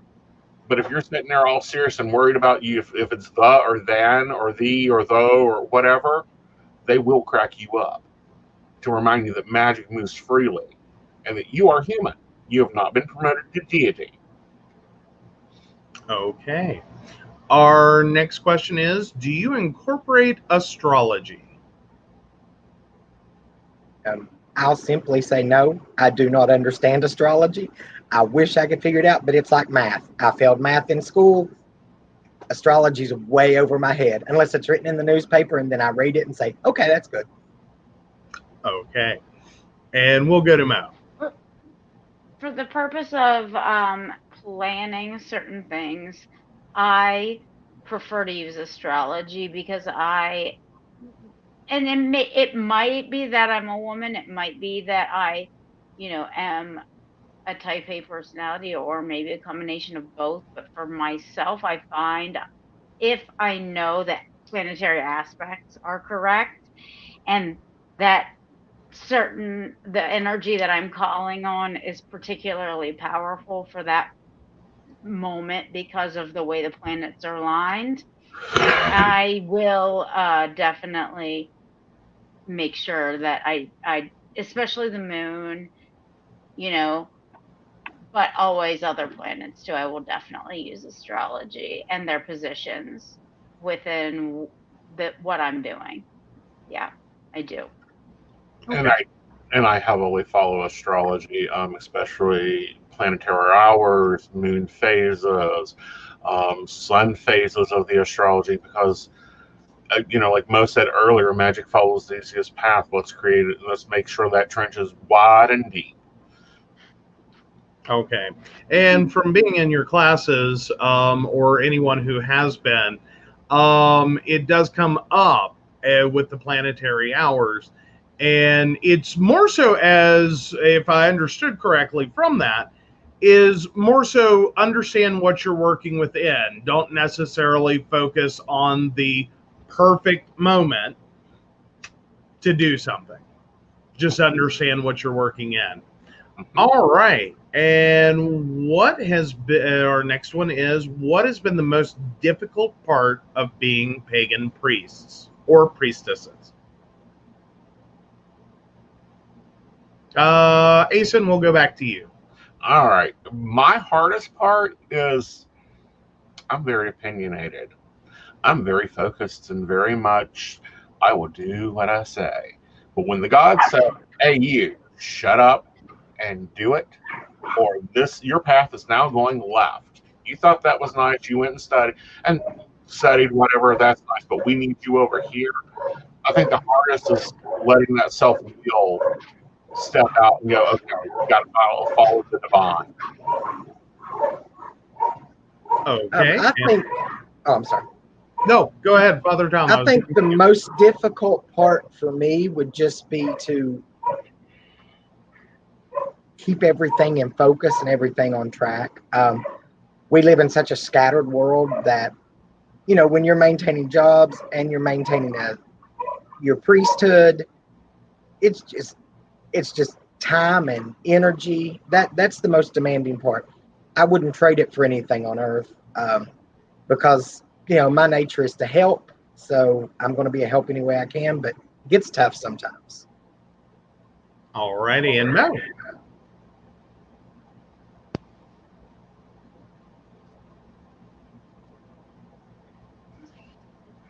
I think Mo may have had a little internet stuff there. There she is.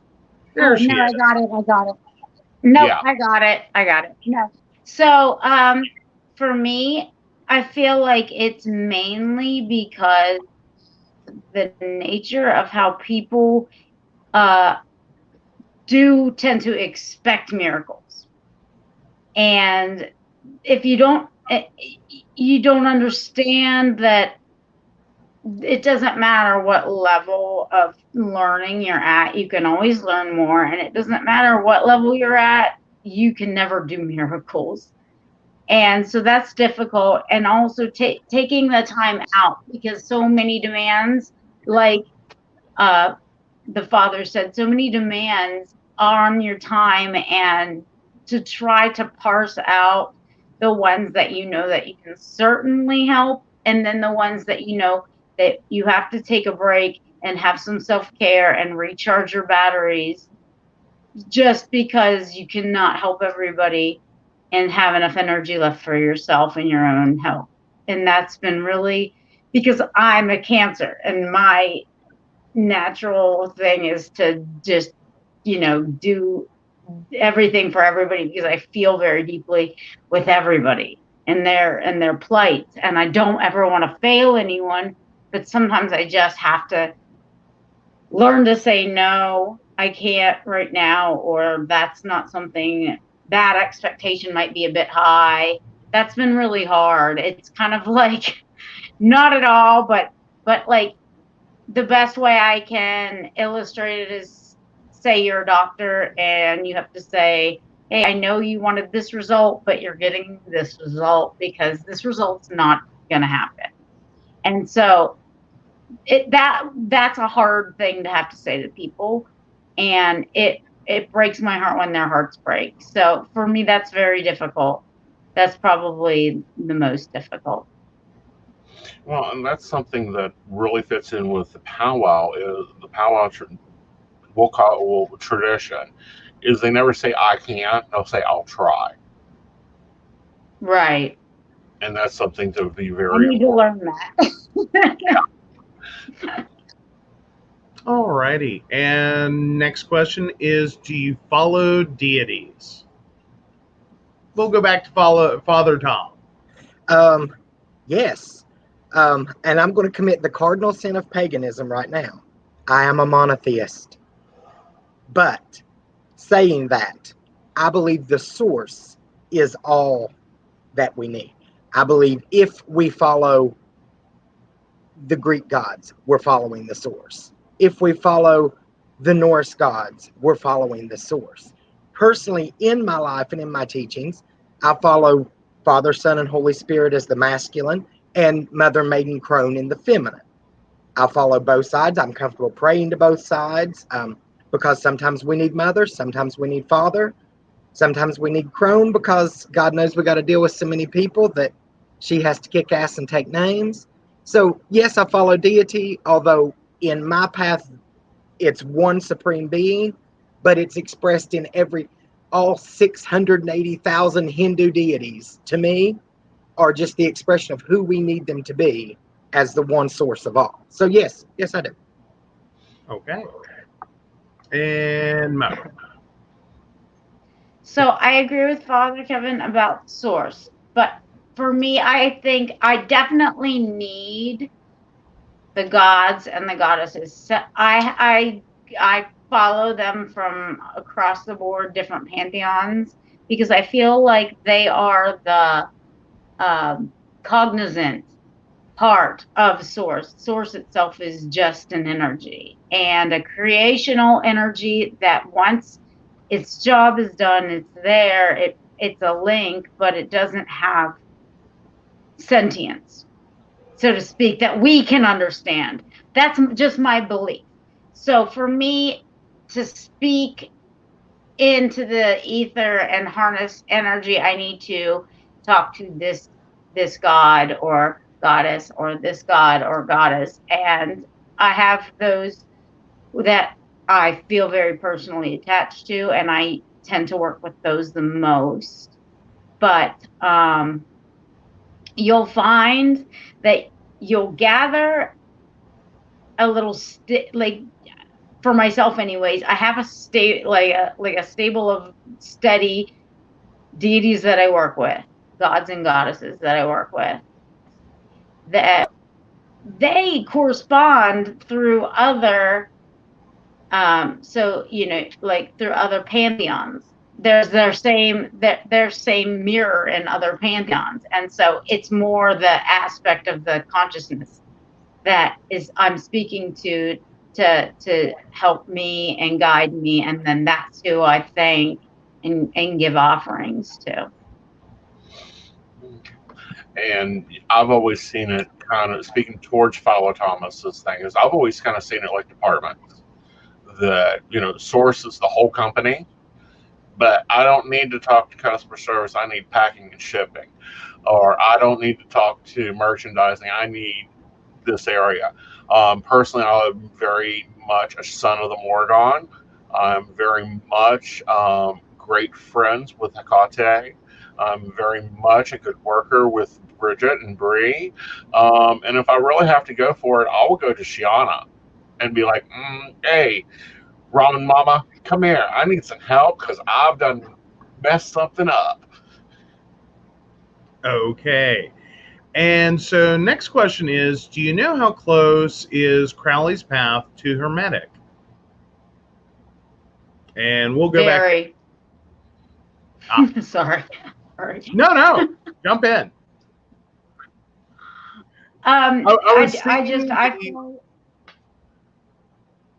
It's just the basic. It was the basis of his practice. Everything that branched out from there followed that that line of consciousness. And what's interesting about it is everybody understands the Hermetic order as Hermes Trismegistus. However, another aspect of him and was Thoth. Thoth also, the psychopomp from ancient Egyptian pantheon, same person.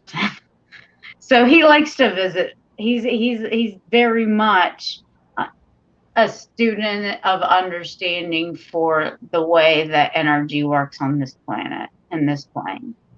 So I do believe that that was Crowley's base. Yes, if you read any of his books, it's shot throughout. Yeah, especially pendulum theory and things like that. Okay. And Asen, I'll let you go ahead and go.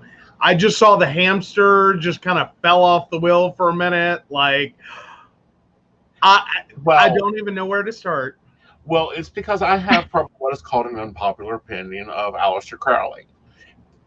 He is famed, and so popular media likes to make him the beast, the most evilest man in the world. He really wasn't. What he was, and from my viewpoint, is he was the experimenter. He was the one taking this supposedly dead scripture, supposedly non-active, haven't been used in 100 years spells, supposedly dead techniques, and going, all right, let's see if this will work. Does this still work? Does that still work? Does this work? Does that work? And if anybody has ever been an experimenter or to experiment, you don't want people in the room if you're going to see if actually bleach and ammonia mixed together kills you.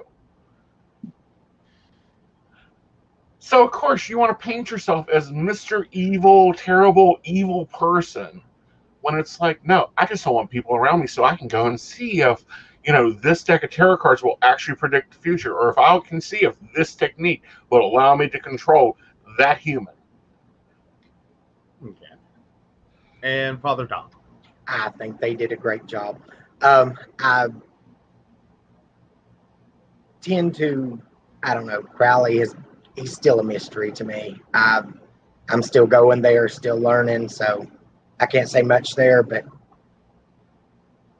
And I do want to add in here that the house that he done most of his experiments in are still seeing activity.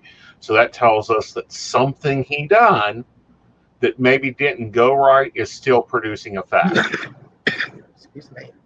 Well, that's got to add a whole dimensional layer. Or it also be the interconnection of all the things that were done. Mm-hmm. Like, you've got layers there. Mm-hmm. And is it the interaction between the layers, or could one figure out like the one thing? Sorry, I'm just adding in questions now. Well, good point, though. Very good point. Yeah. It's like when you take your soda cup and run it down the line. Like, what is that going to taste like? Yeah, really. All these magical things in this one spot. What is that going to do? I kind of visualize it like taking a cauldron and just going through the fountain drinks and just get all of them. And like, okay, let's see what happens. And then adding magic. Yeah. I just wanted to, while we're between questions, I just wanted to acknowledge Donna Donovan over there real quick. Setting boundaries is key. That is the key to life, sweetheart. Oh my God. I have had to learn, and I'm still learning to set boundaries.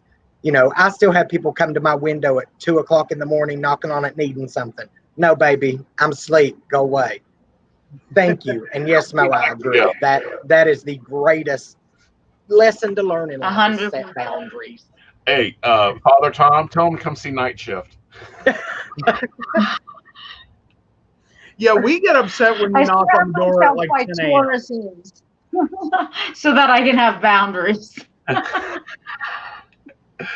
Okay. All right. Our next question is, what is your favorite magical tool to work with? And I think we'll start with Asen. Like, I'm seeing thoughts. I see thought bubbles. Like, I can't pick. Well, because I'm sitting here with what's on my table, because my altar and my desk are the same. I'm not that set up. My favorite magical tool to work with is probably one that's losing favor because I haven't seen it in a pagan store in forever, and it's my oil lamps. You got a problem, you go into the lamp, or you go into the cauldron and then get put in the lamp after you've been burned. Okay. All right, and Mo, let's go to you. The bell. I really like the bell. I think ringing a bell at my altar with my statues and just giving an offering kind of just calls attention and lets them know that, I'm acknowledging them for the day and I'm giving them something. Sometimes I go around my shop and I ring my bell just to get rid of anything like the sound is so huge that just not the sound of a bell, but sound in general, vibration in general. It's what the world is made up of. And so I feel like that is the chalkboard eraser sometimes for stuff. You just ring your bell and that clear bell will kind of just clear the space or draw attention to whatever you want to call in. And so I really like the bell. Okay. This question is kind of like asking the fat kid which donut he likes in the bakery. Wow. My favorite, yeah, that's it. But I can't narrow it down. Has to be tarot cards. I'm going to say myself is my favorite magical tool, but tarot cards because you can have fun with them, but it's also serious. You're also working, but sometimes I just like mix them up to see what's going on, and sometimes I just like to blow people's mind by just letting them see what's there. But that would probably be my favorite tool so far, aside from myself, because we are the greatest magic tool there is. Very great point. Our next question is, why do you think all gods or deities allow so much pain and suffering for us? Or if you don't believe in God, is it because of human suffering? So I think let's just go ahead and agree we're going to go with deities in general, plural or singular. And let's go back to Father Tom. This is a question that spans every religion there is. I'm asked all the time, why does God allow suffering? I don't think God so much allows suffering as we choose suffering. We're human beings. We have free will. We control our destinies. Bad things happen. We live in a beautiful world, but a shit world. I believe God helps us, but I believe God or goddess, the gods sometimes have to teach us something. And it may not necessarily be something bad, but as a human, we perceive it as suffering. Yeah, there are things out there. There's tornadoes, there's disasters, there's children locked in cages at the border. Those things are because of human evils. Simply put, humans have the capacity for the greatest evil and disaster there is. And I believe sometimes gods just say, hey, I gave you the choice. Now you made it. Okay. And Mo. So I agree with what the father said, but I also think too that it's really a matter of going back to the fact that everybody is doing magic, whether they know it or not. And so if you're speaking things aloud with a certain direction in mind, or you don't necessarily know what you're asking for or doing, you're getting exactly what you're asking for. Like, say you were wanted to study magic and you said, I wish I just had the time to study magic. Be careful. You may not have meant that to be a spell, but now it is. And whatever is easiest for the universe to do, for your energy to flow through, will be what happens. You'll get what you want. So say you said, okay, I wish I could study magic, but I just don't have the time. You could lose your job. And then all you have is time. You could go to jail. Then all you have is time, you know? So I don't think people are understanding like that they have to choose their words carefully, even when they don't realize that they do. And so most of it is brought on by just careless words, careless thoughts, and careless actions. It's always the person who has the closest, like it's kind of like Occam's razor. The most obvious solution presented is the one that is probably true. And the most obvious solution is not that the gods are like singling you out because they hate you or you piss them off, which sometimes they do, but only if you're working with them and you don't do what they do what you promised them you would do. And especially in like African traditions, like, hey, I did what you wanted me to do, but give me my offering, that kind of thing. But for most people, it's just that they are putting out an intention without knowing, I think. And it's just getting back to them in the quickest way, the easiest way, because it was not focused properly. And I have a different viewpoint than both. I have the viewpoint that we all came down here to learn something. Sometimes that learning something and we're also teaching something. And sometimes those lessons are hard. So yeah, there's pain and there's suffering. But that's us either learning a lesson or teaching a lesson, because sometimes the best teaching is to show someone how to do it. And then the other side of that is we don't always get that lesson, so we get to repeat that lesson a few times. Okay. And I'm having to. Oh no, actually I don't. I know someone who did a blood binding spell to keep someone bound to them. Can that person be the only one to undo it? So we'll start back with Asen and work our way around. Blood binding spells. These are a little bit of a, oh great, you got into it. One of the two has to do it. Either the person that's chained to them or the one that chained them. But no, it doesn't have to be the other side. Okay? But when there's been a mix of that, you have to question the practitioner, how it was done. It's like looking at exactly what it is, which is rope. They've took rope and tied the person to them. How do you undo the rope?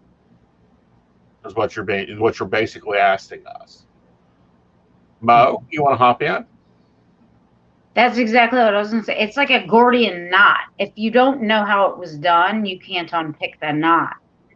And the other thing is, like, the one thing I would differ from is another powerful magician could get involved, a witch could get involved, and as long as they knew how it was done, and if there was some tangible, like, relic of the spell, which normally those sorts of spells will have something, like something buried somewhere, something hidden somewhere.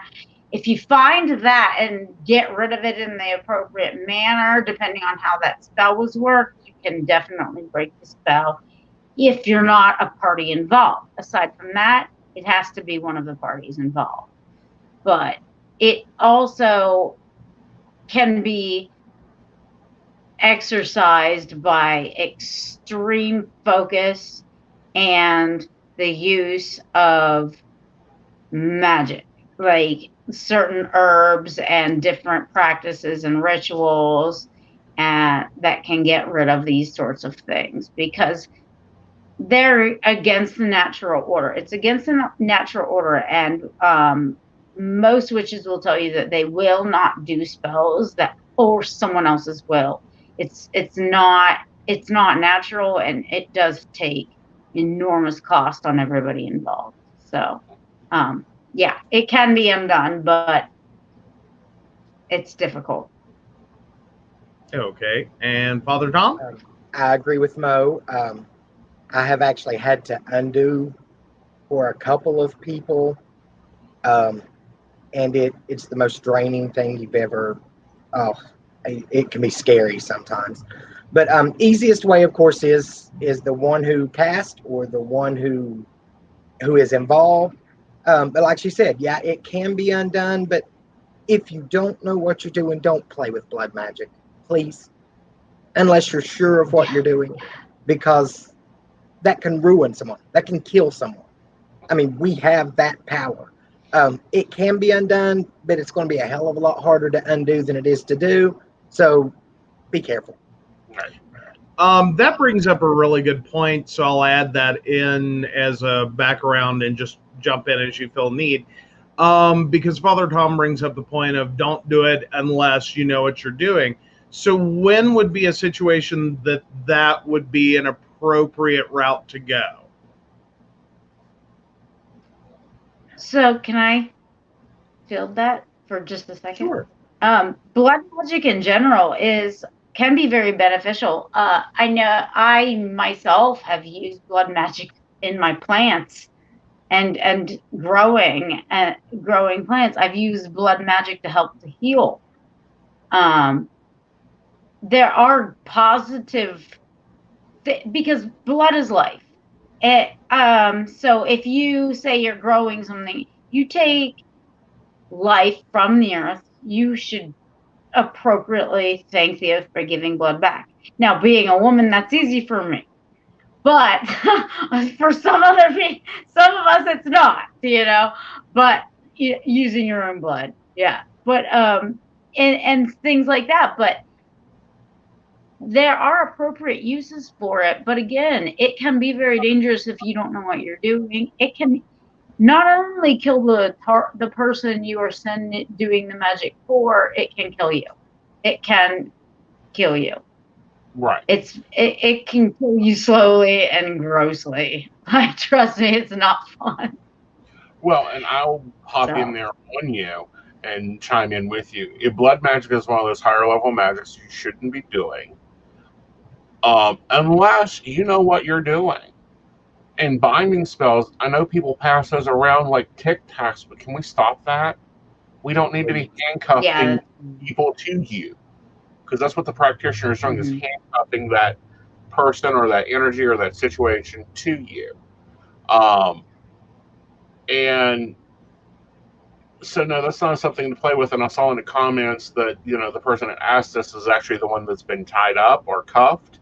Go see a practitioner, a real practitioner, like trace their freaking training or lineage, and they can work you through it. But very few will listen until they're sure you want that done. Because again, it's going to be hard on both of you. Because it's like tree branches. If you tie them together, they'll grow together. Yeah, and my only thing with that is when the proper time to use it. I would view that the same way I would view.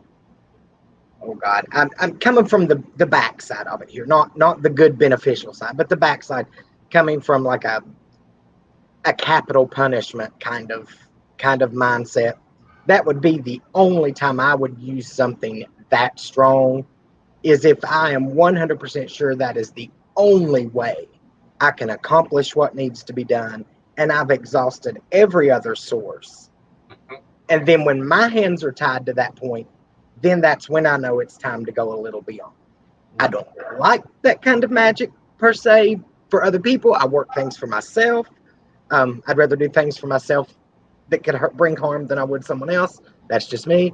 But, I think it's kind of one of those, this is the very last straw. This is the last option. But now on the beneficial side, like I've made blood oaths within religion and within my context of commitments to God. So, the good side, I'm okay with what you're doing. If you're coming around the back door, know where you're at and know why you're there. Okay. All right. And the next one is hopefully an easier one, but then again, favorite tool, it could be in the same boat. So what is do you have a favorite pagan author? And we'll go back to Father Tom and start that back around. I'm the typical. I think my absolute favorite that I have read so far is Adler. I love Adler. Margot is wish, but I like anybody. I like to read anything. So if I'm browsing through the bookstore or I'm looking through my Kindle and somebody, I'm gonna give everybody a try, and then I'm gonna look at them and say, okay. But I think probably Gardner and Adler and Cunningham. I have to say I like most of Cunningham's stuff, but then again, their authors is very niche. It has to be something you like, or else you're not going to agree with them, even if they're a good author. Okay. All right, and Ace it. Let's see.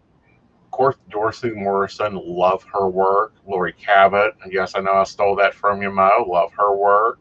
But I also love a lot of the work of her founders. Gerald Gardner, Alexander Saunders, Maxine Saunders. I always mess her name up. It's Gerald Gardner's second high priestess. A lot of people put her as the first high priestess. She's the one that formed the Unicorian thing. And it's hard to get her works right now. It's been hard to get her works for about 30 years.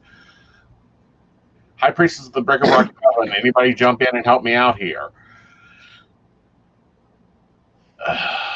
Crickets. We have crickets. Crickets. Give me a minute. I'll have to pull it. Okay. All right. And Mo. Definitely Lori Cabot, which, by the way, since she's also a founder, one of the only originals living still. But Lori, and I really love Morgan Daimler, and I really love DJ Conway, and I do enjoy Cunningham somewhat. And also, there were 2 books written. Now, I don't know if he's written other books, but and they're not necessarily books on witchcraft per se, but they're books on how energy works. And it is Drunvalo Melchizedek, and he wrote this 2-volume set on harnessing energy and using the light body, which is awesome. And they were called The Ancient Secret of the Flower of Life. Those were great ones. And then the last one I really think I enjoy is oh my gosh, now I just forgot what I was gonna say. I can't remember. Oh well. Doreen Valiente. That was your author? Yeah, that was the author, Doreen Awesome. Valiente, the writer of the Wiccan Raid. There we go. All right. We are, I believe, running low on time. So right now I am going to just kind of pick one at random, and that'll probably close us out, I do believe. And let's see. Well, no. What is your platform? Do you have a cause? And we'll start with Asa. My current cause is to bring the witch wars of the 90s to an end in the state and bring this community back together as one pagan community. We agree to disagree. We don't have to like everybody. We don't have to like everything they do in their practice. We can look at them and think they're a fluffy bunny or the darkest evil. And believe me, I enjoy the title Voldemort. I will gladly keep the title. But we need to stop this and start coming together as a community because no one else is. Okay. And Father Tom. Do I have a cause? Wow. Yes. My main cause, I work two separate ministries that are combined. So I have to feed the hungry, clothe the naked. My main cause is to let people know paganism is not evil. There is nothing wrong. There is nothing anti-God about what we do. My biggest cause is education. let's let people know who we are. Let's stand up. Let's be proud. And then that's when, we're going to start coming together more and more. When we have people that are understanding, we can come together. So the biggest pagan cause I have is getting the word out there. Hey, there's nothing wrong with us. We're not different. We may be a lot better than most of you, but that's beside the point. But yeah, it would be education. And because I've learned so much from the women in my life, including that you always let the lady have the last word, Mo, your turn. My cause is much in the line with the rest of the gentlemen on the panel, and probably every other pagan and witch I know, which is, just to give support to each other and one another. But mainly, it's really interesting. So the Masons have this thing that they say, the Masonic temple, which is, if you want to be a Mason, ask a Mason. And that seems so easy, but for a really, really long time, we did not have anyone to ask when we decided to walk this path. And so, like I earlier said, I just want to be that person and allow an open door policy for people to come and learn in any way they feel wrong. Like, I don't think I want to apply the word wrong to what we do, because we're probably the only people that don't do that. We give everybody that trust that they will take the teachings and do their best, and do a good job. And so if people want that teaching, I want to be the person that they can come to, feel comfortable, and know that they have a community that is healthy and whole, and I want to continue to build that. Not even like a community, but I would go so far as to call it a family. And I try to make everybody meet everybody where they are. And so that's kind of my platform. I just really want no one to feel alone because they chose to be a witch. There's that got people killed for hundreds of years. Just that social isolation. And I don't want that to ever be the case, even though I know it's still very much alive today. Just having one small place where you can go where you're safe and understood, and you can have a conversation where nobody looks at you like you have two heads. So, yeah. Okay. Well, we are currently right on schedule for our next event. Yeah. So, Asen, back to you. Thank you, Father Tom, and thank you, Mo, for joining us, and thanks, Joe, for coming in and moderating, because it's like we can't do both. Hopefully, I think we'll see Father Tom later, and Mo, of course, you are a Earth Magic. For anybody that wants to reach out to you, please check her out there, and y'all guys have a great day. You too. See you in a bit. All right, so now we're going back to Byron with her topic today of what did Grandma know? And what a terrific panel that was.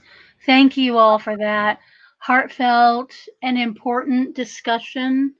I think one thing I would praise the pagan communities across the board for is that we're willing to talk about a lot of stuff that scares other people.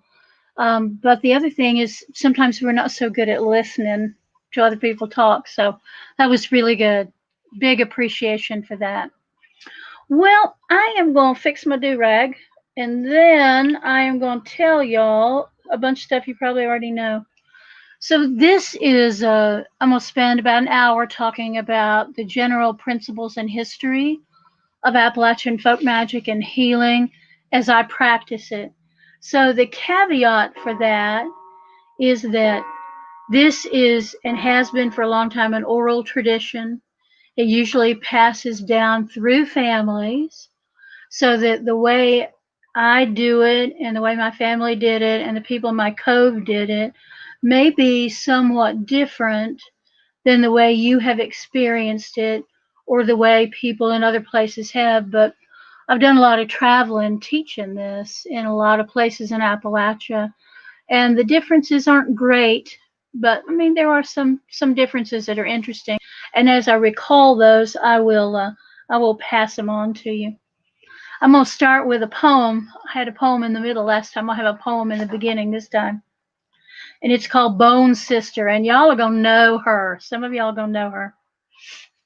Here she comes again, looking like the twisted pages of a paperback trash novel. Yellow and sharp, but still some crumbly, too.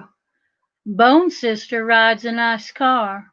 One of those sleek and silver Lexus things with black leather seats. The turn signals work good. She don't use them. She don't like people knowing which way she plans to go. Your way, my way, her own way, that is for sure no lie. Bone Sister wears a nice coat, a long black leather one. She got it at the fine thrift store downtown, and it fits good, but she don't button it. She likes to feel the sharp wind on her ribs and the way the sides flap behind her as she goes. Your way, my way, her own way. That is for sure no lie. In the hill country, in the hard country, we call her Bone Sister. We call her White Mamaw. We call her Plum Kilt Woman. We call her, but she don't come till she wants to. I bet y'all have known her for a while. So we're going to talk a little bit about rural poverty, but maybe not too much. I guess I'll start out by saying the reason I call this Hill Folks Hoodoo, which gets me in a lot of trouble for any of y'all that are on Facebook groups that are discussing each other's work and other people's work who aren't actually theirs work. I get a lot of flack for using the word hoodoo. I'm going to tell you this. I call it Hill Folks Hoodoo for two reasons. I call it Hill Folks because I don't like the word hillbilly. Now, if people in my culture refer to each other that way, I'm okay with that. So if I was to say to Don Donovan, oh, that is some hillbilly hat you got on, girl, I'd be liking that. That's one thing. But when somebody outside the culture uses that word, I know what they mean. And it's pejorative. They mean that my culture is less than their culture. That means that they can mock my culture with impunity, that they can look down on me and think badly of me simply because of where I'm from and the way I talk. So I don't use that word, and I don't like anybody using that word outside the culture. And if you use it in front of me and you happen to be from, oh, I don't know, Brooklyn or Montana or Texas, then I'm going to get ill with you. And that's just as simple as that's going to be. So that's why I use the word hill folks, because I didn't want to use mountaineer because, I don't know, I just didn't like it that much. So I use hill folks, and I use hoodoo because my cousin Dina and I, who grew up together, she used to do this little funny dance, and anytime something would come up about the family gifts, she would do this little dance and go, oh, it's that hoodoo that we do so well. So that's why I call it hoodoo. And that's why it's called Hill Folks Hoodoo. And its proper name is Appalachian Folk Magic. And beyond that, it doesn't have a name. So there are going to be plenty of people who are trying to sell you a book, probably one of my books, and they're going to call it Granny Magic or Granny Witchcraft. And I'm going to tell you why that's not what it's called, except by people outside of it that don't practice it. Because it's not all grannies, number one. And because an awful lot of people coming out of this culture would not ever use the word witch, and they would never use the word witchcraft. Because these practices, and I'll talk a little bit about the history of them, these practices come firmly out of a Protestant Christian tradition. And some of them are okay with the word witch, like Methodists are okay with that sometimes. Baptists are not okay with that at all. So if somebody says to you, oh, so what you really practice, as someone said to me one time, like I didn't know what I really practiced. Well, that's really called, it's not called Hill Folks Hoodoo. It's really called Appalachian Granny Magic. It's like, screw you, I practice it, I know what it's called, and it ain't called nothing.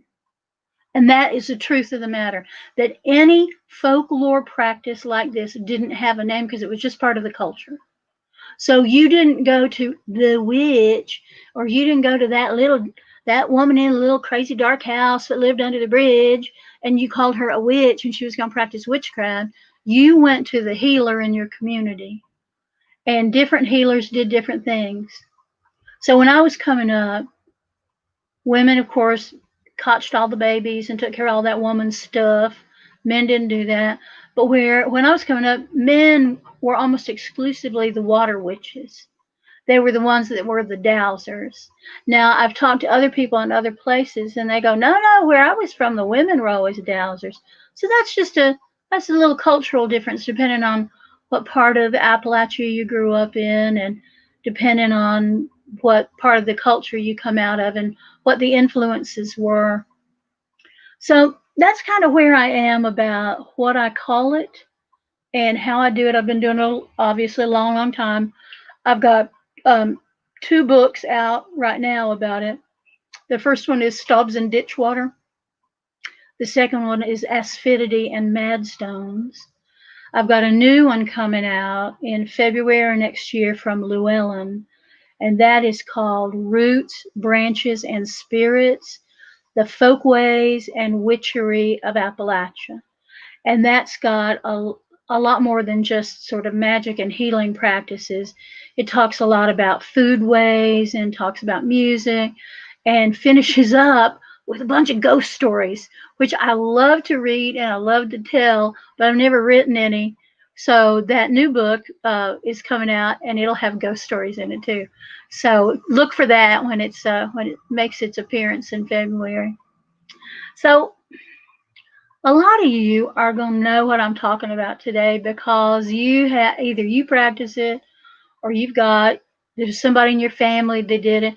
A friend of mine contacted me yesterday and said she'd found out about a great grandma who was said to be very powerful, and that furniture would move when she was in the room, and she was obviously a woman of great power. And so this has started my friend on a really deep ancestral quest to find out what it was her great grandma knew. So I hope that this will remind you of things you knew before, or may trigger some memories for you of something when you were a child. But there is so much to say about this that I know what have I got, 45 minutes left. I'm just going to touch the tip of the iceberg. And I mean, Appalachian people are, the stereotype about storytelling is not a stereotype. We really do tell a lot of stories. And bless your hearts, if you hang on for the next 45 minutes, there's no telling what I'm going to tell you that you'll go, well, what did that have to do with anything? But I'm hoping it'll at least be a decent enough story that'll keep your interest. So several years back, maybe 10 years back, I got invited up to a local college, and it's a Baptist college. And the teacher there, the instructor, was doing a class on women in magic. Women in religion.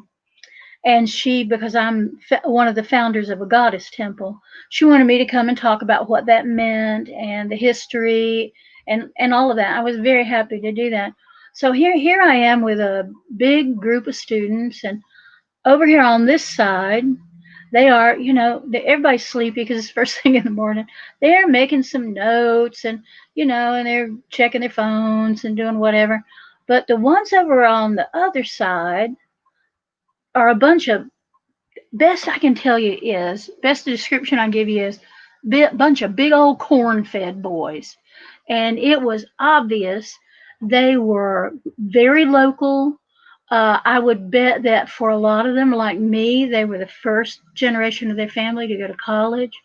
And they were they were stout and they were unhappy about what I was talking about. It felt sinful and wrong and blasphemous, and they just didn't want to acknowledge it. They kept looking down like this, like the devil's come out of my eyes and jump on them. So bless their hearts. So I focused on this other group and told them about how the process of becoming a church and all that kind of stuff. And then the teacher said, but now that's not all you do. You also do traditional folk healing. And I said, yes, I do.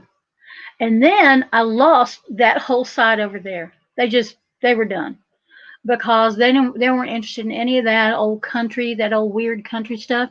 But these big old corn-fed boys over here perked up. And I started talking about the burn spell. I started talking about blowing fire out of a burn. I started talking about removing warts, and they all perked up. So the class was over, and the folks on this side filed out to go to their next class. And the big old corn-fed boys all came up around my table, and they said, my grandma used to do that, or I've got an aunt that does that. Have you heard about this thing? Have you heard about blackberry jelly? And they just spewed out all this extraordinarily rich and beautiful folklore that I bet they had not had a chance to say to anybody on that campus the whole time they'd been there. So even though the religious piece of it made them terribly uncomfortable, the folkloric piece, the cultural piece, made them feel like there was someone there who was going to understand who they were and where they were coming from. So it is a deeply rooted set of practices in this culture. And in many instances, we have set that aside. And I'll tell you why. Because when people came out of these little hill subsistence farms and they came into town and maybe they got a job that paid money in the mill, or they got some other kind of city job, they wanted to set aside all those old country ways because it made them feel lesser and they felt some shame. A lot of people did it. A lot of people are still doing it. I'm going to tell you one more quick story. Being in California, and I was there for PantheaCon. And I was sitting in the lobby at this little table having coffee, and this young woman came up to me and she said, "Are you the Appalachian woman?" And I said, "Well, I'm an Appalachian woman, yes." And she said, "Well, can I sit down?" And so she sat down and she basically introduced me to the concept of the Appalachian diaspora, because we are everywhere. We are everywhere because living here has been so hard for so long. They're not opportunities, and people just get up and go. And sometimes the people I talk to in all of these places are the grandchildren of the people who out-migrated. And so they hold their grandparents' memory. They hold it like holding a physical object. And the parents who got out of here, whew, they are so glad. Now they have a good job and a house with a good roof, and they got Wi-Fi that works all the time. They got all that stuff. But what they don't have is that sense of place that a lot of us carry with us all the time. A sense of place that we almost can't get away from. I've tried to leave here, I can't tell you how many times. And where's my sorry big behind? It's still in Western North Carolina. So we have this deep, I like to think of it as a gnarly connection to our roots here that a lot of people don't have. And some of it is because we are so connected here because it is hard. If it was easy, anybody could do it. But we stuck it out. And when people write books, and I'm not going to call the name of the book, but y'all probably know which one I'm talking about. When people write books that belittle this culture and continue to send it down as far as it can go, they do a disservice. I mean, we're broken in many ways, but they do the culture a disservice by mocking it and by making money mocking at Jeff Foxworthy. So that's my sermon on Appalachia, and I'll throw more of it in as we go because I'm very passionate about it. About 100 years ago, a little bit more, some folks came into the Southern Highlands and they heard traditional ballads singing and traditional Appalachian music. And they realized that that music was right out of the child collection out of Great Britain and had remained almost unchanged for hundreds of years since the migrations, which we'll get to in a minute, which will require a lot of waving of hands. So they called themselves song catchers, and some of y'all will have seen the movie or read the book about song catching. Well, what I've been really interested in is figuring out the roots of the folk magic. So I've been calling myself a spell catcher. And periodically, about every 2 or 3 years, I go over to Britain, to different parts of Britain, and do field research and talk to people on the ground that are also folk magicians. I was very lucky in Edinburgh to spend time with some collections that people had done over the years. So I've been doing, it is a good movie. So I've been doing a lot of that, spell catching where I can. So I'll share a little bit of that as I know about it too. But I want to talk, I guess I'm going to start with the burn spell. And the burn spell is one of those things that, no, I'm going to back up. I'm going to start with where this stuff comes from, and then we're going to get into the spell work. So in doing this field research and in doing this study and tracking things back, I have discovered that there are 3 main sources of the kind of folk magic we practice down here in the Southern Highlands. Maybe a little bit different where y'all, because you're up in Central. But I'm going to tell you what I know about this magic. And please forgive me, those of you who are hardcore Scots or hardcore Irish or hardcore English, because I know we get pretty tribal and territorial about that. But one of those 3 main influences is the British Isles and Ireland as one. The other is the Pennsylvania Dutch, the Dyche people. And the third primary influence down here, of course, is the Cherokee. Now, that's not to say there aren't other influences, and I'll get to some of that in a minute. But those are the big, big influences about this kind of magic.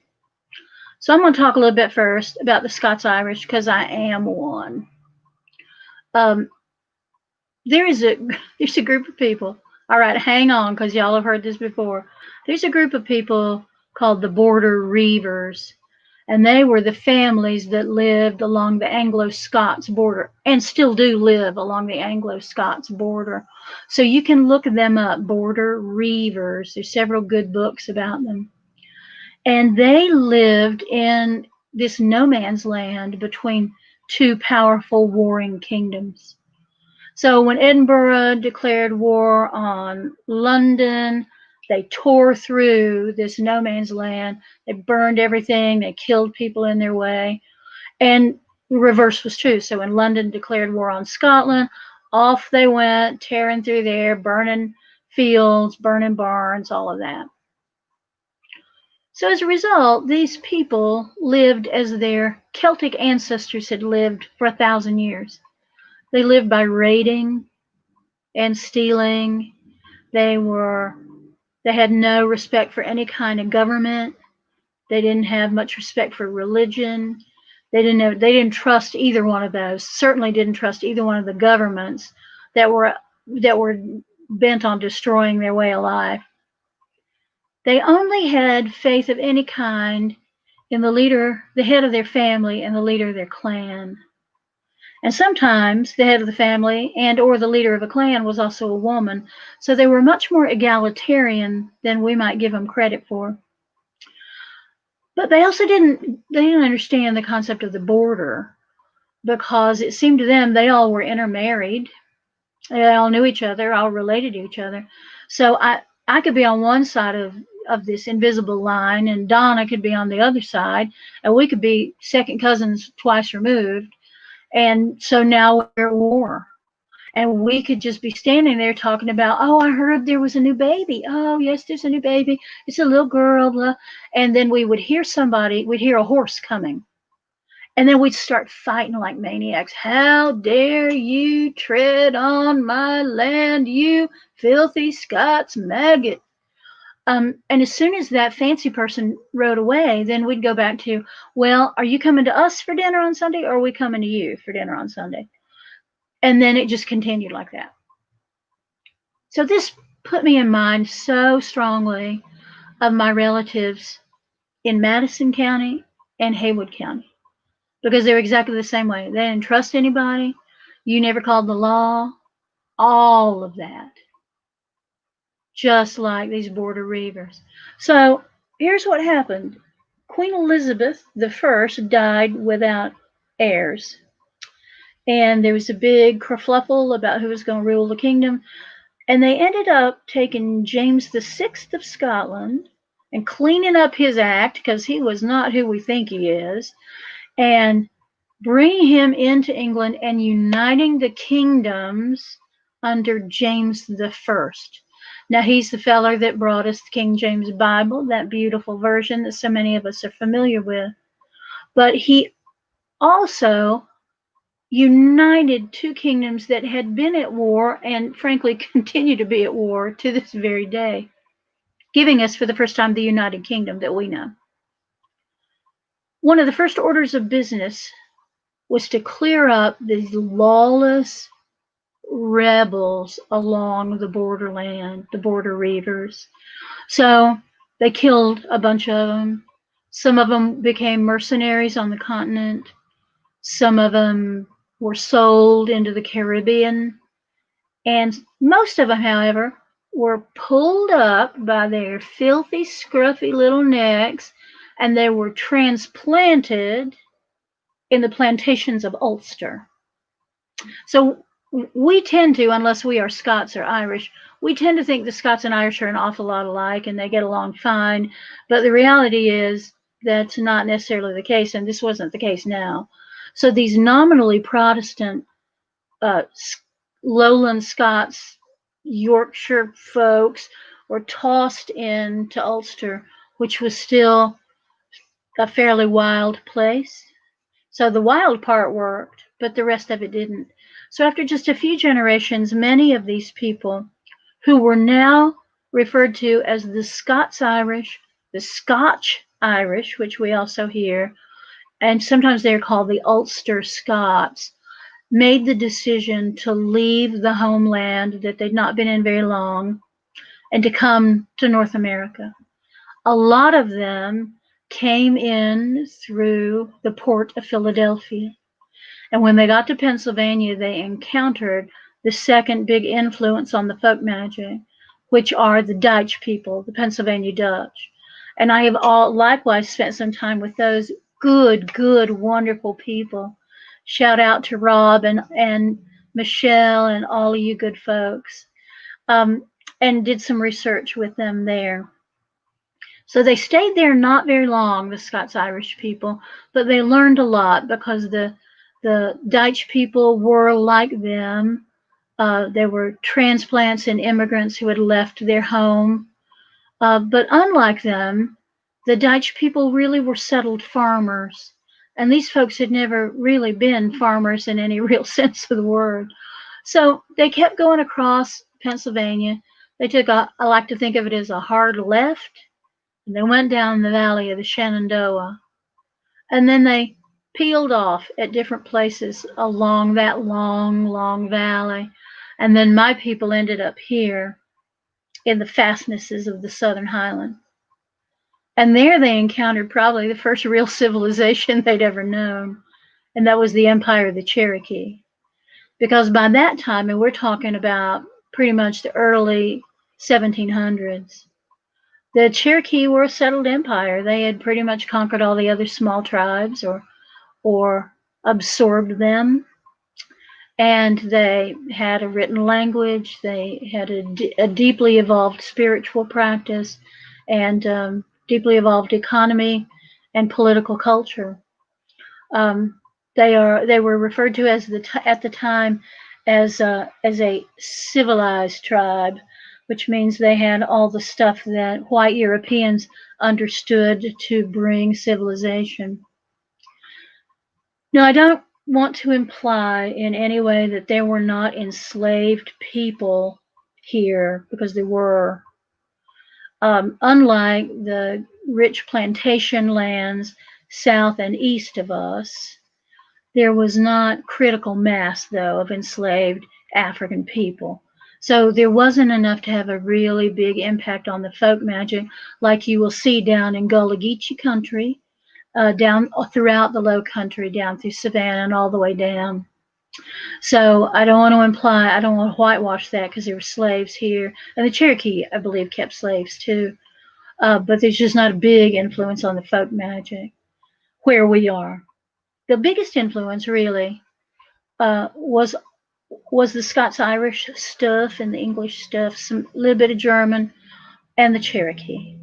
And they lived together pretty peaceably for a while before the removals, and shared a lot of information like people do, so that even now among the Cherokee on Qualla boundary, you're going to hear Scottish names and Irish names, because there was a lot of intermarriage, and still is, actually. So those are the big influences on what it is we do. And what it is we do is healing in as many modalities as we can manage. And we do folk psychology, I guess, too. Because some of the stuff I'm about to tell you about, it works, but it doesn't work why we think it works. And I'm going to start, I said I was going to start with a burn spell, but I'm not. I'm going to start with catnip. So when I was a child,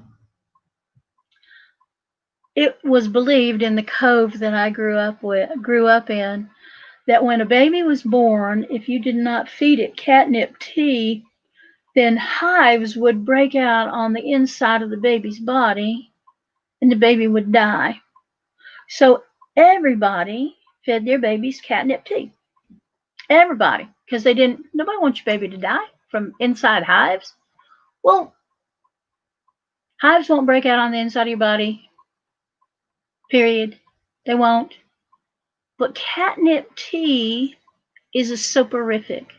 So if you have a fussy little baby and you've got an exhausted mama and tensions are getting higher and nobody is sleeping very well, and those of you who are mamas know exactly what I'm talking about, then this calming tea does two things. Because the baby gets it like on a little dummy, like there's some fabric that dips in tea and you squirt it in the baby's mouth so you can drink it. Or maybe the baby gets it on the edge of a spoon a little bit. So the mama is doing all that. The mama has the baby in close physical contact, which was not always true on these subsistence farms, because there was just so much work to do. So she's got the baby close to her body. There's good body contact. And in between giving the baby little drops, she's having some drops. So everybody starts to calm down just a little bit. Calm down. And the mama's milk comes in better, probably, because she's less stressed out. They've got that wonderful physical contact. And everything just relaxes a little bit. Now, it doesn't have anything to do with hives, but it has everything to do with the nature of that particular herb, catnip, which calms people down. So that's an example of the kinds of things that people did, and it worked, but it didn't necessarily work for the reason we thought it would work. Another one is the silver dime, a mercury dime. And when I was coming up, you would find those, and we had one in our community with a hole drilled through it and a little string around it. And it was believed that the silver dime would help when a baby was teething. Now, we know now that silver, actual silver, does help with a variety of things. But I don't know that this ever helped except psychologically, because the cry would go up as soon as some poor little teething young'un started screaming. the cry would go out up through the holler, who's got the dime? Who's got the dime? And it would get pulled out of a drawer somewhere, probably a kitchen drawer, and it'd go around the baby's neck. And I swear to you, I don't think the string ever got changed. I remember seeing it when I was about maybe 9 or 10 years old on a little cousin, and that was just the nastiest little string you ever saw. But it helped. They believed it helped every single time. And I'm going to tell you a tiny backstory to that, or a tiny side story. So look out, we're going down a rabbit hole. So I was in Kansas at a festival, and I was telling the story of the silver dime with a hole in it. And this woman in front of me she's burst into tears. And she couldn't stop. She's wiping her eyes, and she's wiping her eyes with her shirt. She was doing all that stuff. And I said, are you okay? And she just went. So I just kept going. And as it turned out, her grandmother was from West Virginia. And when her grandmother died, all the family came in and just basically like vultures and cleared out her house so that there was just nothing left. And this woman and her grandmother had been very close. And I mean, she didn't want the furniture or any of the valuables. She just wanted something to remember her grandmother by. So one of the people who'd cleared out the house said, well, there is something left. I mean, if you think you could work, you would like to have that. We've got her old spice rack. And this woman said, yes, I will take that. So she got this little old wooden spice rack, and I know y'all have seen them places. And in the bottom were 2 drawers. So she was thrilled to have this spice rack because her grandmother had taught her how to cook. So that had special meaning for her. And she was feeling like, you know, y'all have all the rest of that. I've got the thing that really matters to me. And then she opened the little drawers. And in one of the drawers was a handwritten recipe from her grandmother. And it was something that her grandmother had taught her to cook. So that was so beautiful. She just couldn't believe it. The other little drawer had a silver dime in it with a hole in it, but she didn't know what that was for. She didn't have any idea at all. So here I am doing my shtick about Appalachian folk magic, and she suddenly knew what that dime was for. And it made that whole thing complete for her. So when you want to know more about what your family did, I'm going to give you some advice. Don't ever use the word witch or witchcraft. Talk to them about, now, what is that weird stuff our family used to do? You know, when they lived out in the country, when they lived out on the home place or at the farm, what are those things that they did? And you'll be surprised at the stories they'll tell you. And they'll tell it to you like, well, this is the weirdest thing you ever heard, but this is what they did. And then they will tell you something, and chances are you'll be able to look at that and immediately go, oh, well, that's just witchcraft. That's just magic. I understand what that is. And an example of that is this, and some of y'all will have seen that in the kitchen at the home place, maybe. You may even have one in your kitchen at home now. And it's a mason jar that is no longer good for canning. It's maybe got a chip out of the top or a little crack or something. And it's in the window. And in it are all manner of pieces of broken colored glass. And whoever's kitchen that belongs to will say to you, well, I mean, you can't leave that out in the yard because the kids they'll get cut on it or somebody get bad hurt. So I just pick it up. I just put it in there. I didn't know what else to do with it. And my mama used to have one of those too. But it's pretty, isn't it? Look how the way the sun comes through that green glass from that 7-Up bottle. Isn't that pretty? It's like stained glass in a church, isn't it? Well, I'm going to tell you where that comes from. That is a protective device to keep baleful land spirits from coming in your house and messing stuff up. And it's a Scottish tradition. And they did that because these little mischievous spirits, it was believed that they could not go past edges without stopping to count them. So if you've got all these little broken pieces of glass with all these different edges, they have to stop in the window of the kitchen, the heart of your home. They've stopped there, and they've got to count all the edges. And here's the big secret, though. They're not good at counting. So they 1, 2, 3, 4, 5, 6, 14, 17, 3, 2, and so they never finish counting, and sooner or later they give up and go away. So that is an old folk tradition that came out of the British Isles and is practiced today, but people don't know why they do it. They just know that it makes sense and that maybe their mama or their grandma did it. Now the burn spell, I'm finally going to get to the burn spell. The burn spell changes depending on where you are. So the way I learned it was like this. Come 3 angels from the north, take both fire and frost. And you say it 3 times while running your hand above where the burned place is, clockwise with the sun. And you say it 3 times. Come 3 angels from the north, take both fire and frost. So I teach it like that. Then I was in northern West Virginia, and a friend of mine up there said, oh, well, that's interesting. We say it as come 3 brides from the north, take the fire and leave the frost.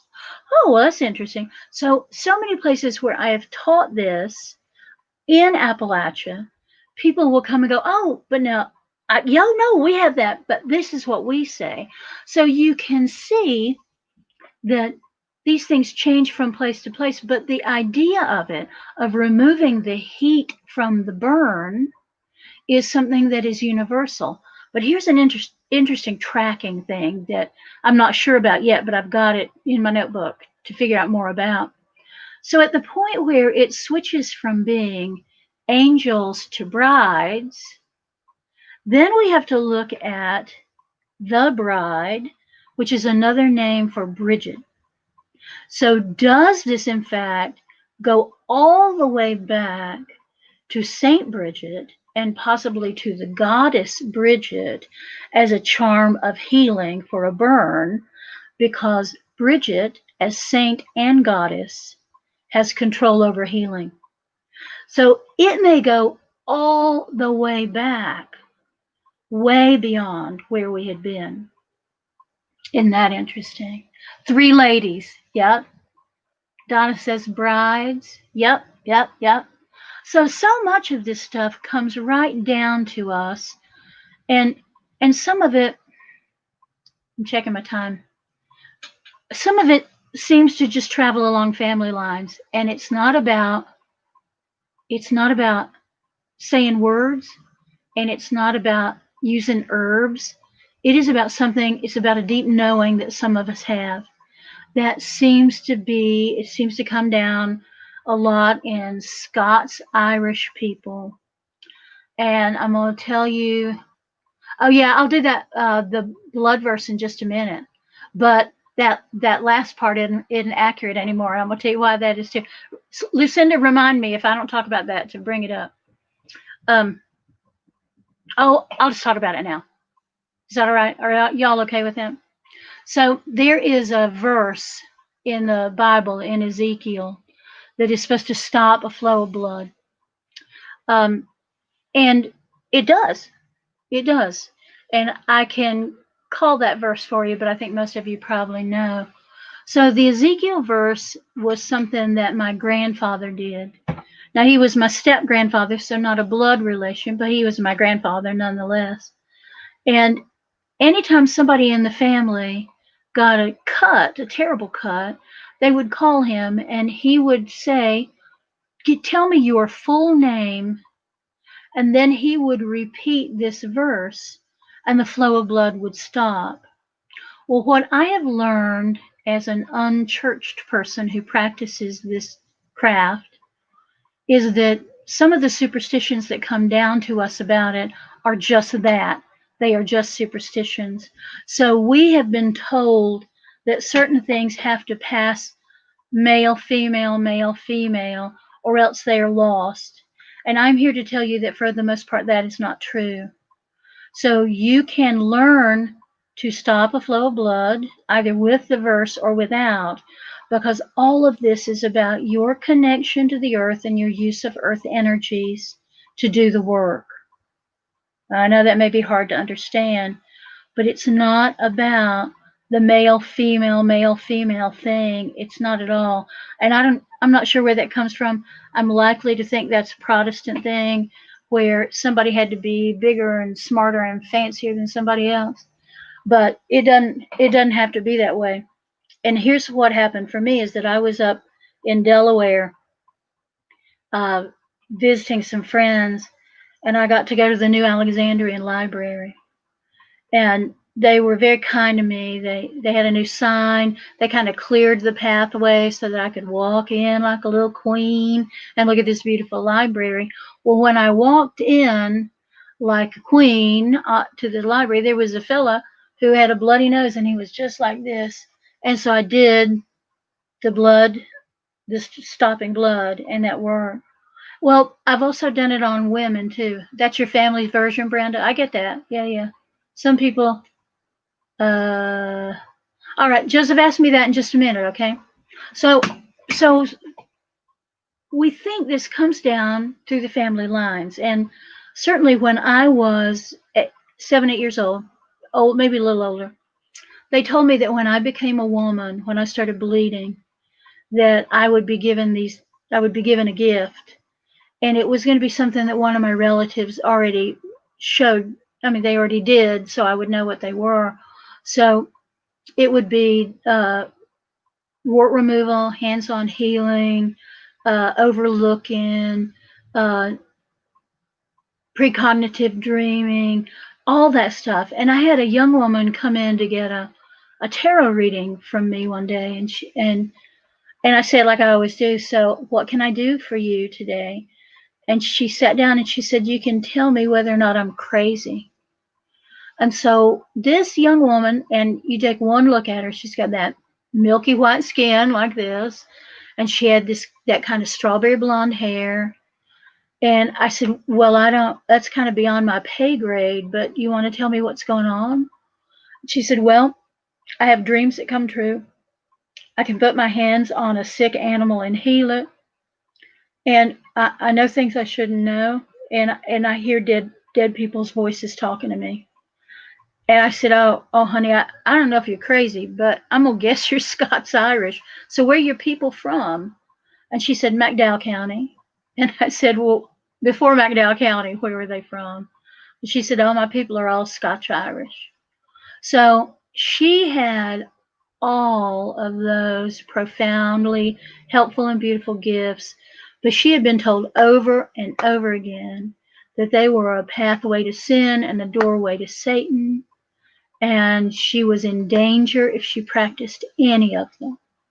So that's something that as communities, and especially as magical communities in Appalachia, that it will be a good thing for us to be able to model how it is you use those skills that have come down to you, if you have those, and how we can express to people who may be deeply layered in one of those fiercely Protestant traditions that what they do does not make them crazy, and it does not make them dangerous, and it does not put them in danger. It is skills that have come down to them from their ancestors, and they are valuable skills. My daughter had warts. My gift is not removing warts. So I couldn't do anything. We did all the over-the-counter stuff. We did all the other stuff. We did the duct tape and the aspirin. We did it all. I took her to a dermatologist, had the warts removed. They all came back. Finally, she was in college up at App State in Boone. And she went to, the school nurse person about something totally different. And the nurse noticed her warts. And she said, oh, you want to get rid of those? And my daughter was like, yes, I'd love to get rid of them, but I've had them for years. We can't. And the woman laughed and she said, well, my great aunt, she could. Well, my great aunt could too. And she would do this thing where you came to her and you had a wart, and she would hold your hand. Let's say the wart was on your hand here. She'd hold your hand. She'd rub it with her thumb, And she would go, "Oh, honey, I don't know why people come to me about this. I do not have any power over this at all, but it is so good to see you. How's your daddy doing? Are his feet better?" She'd have this whole conversation, and then you'd go away, and she'd probably send you with a piece of cake home, and then 3 days later, the warts would fall off. Now, we don't know if there was something in the chemical balance of her oils of her skin that removed the warts. We don't know why. We just know that it did happen. I didn't get that. So the school nurse said, yeah, that's something. It does happen in some families, but I don't know anybody that doesn't. And she said, but have you tried bloodroot tincture? So that is the other side of Appalachian folk healing, is that if you don't have somebody who can rub that wart off or will buy that wart from you or whatever, you can make, or I guess you can buy bloodroot tincture, and that will remove it. And that's what removed my daughter's warts, I believe, forever and ever and ever. All right, let me check. Joseph, what was your question?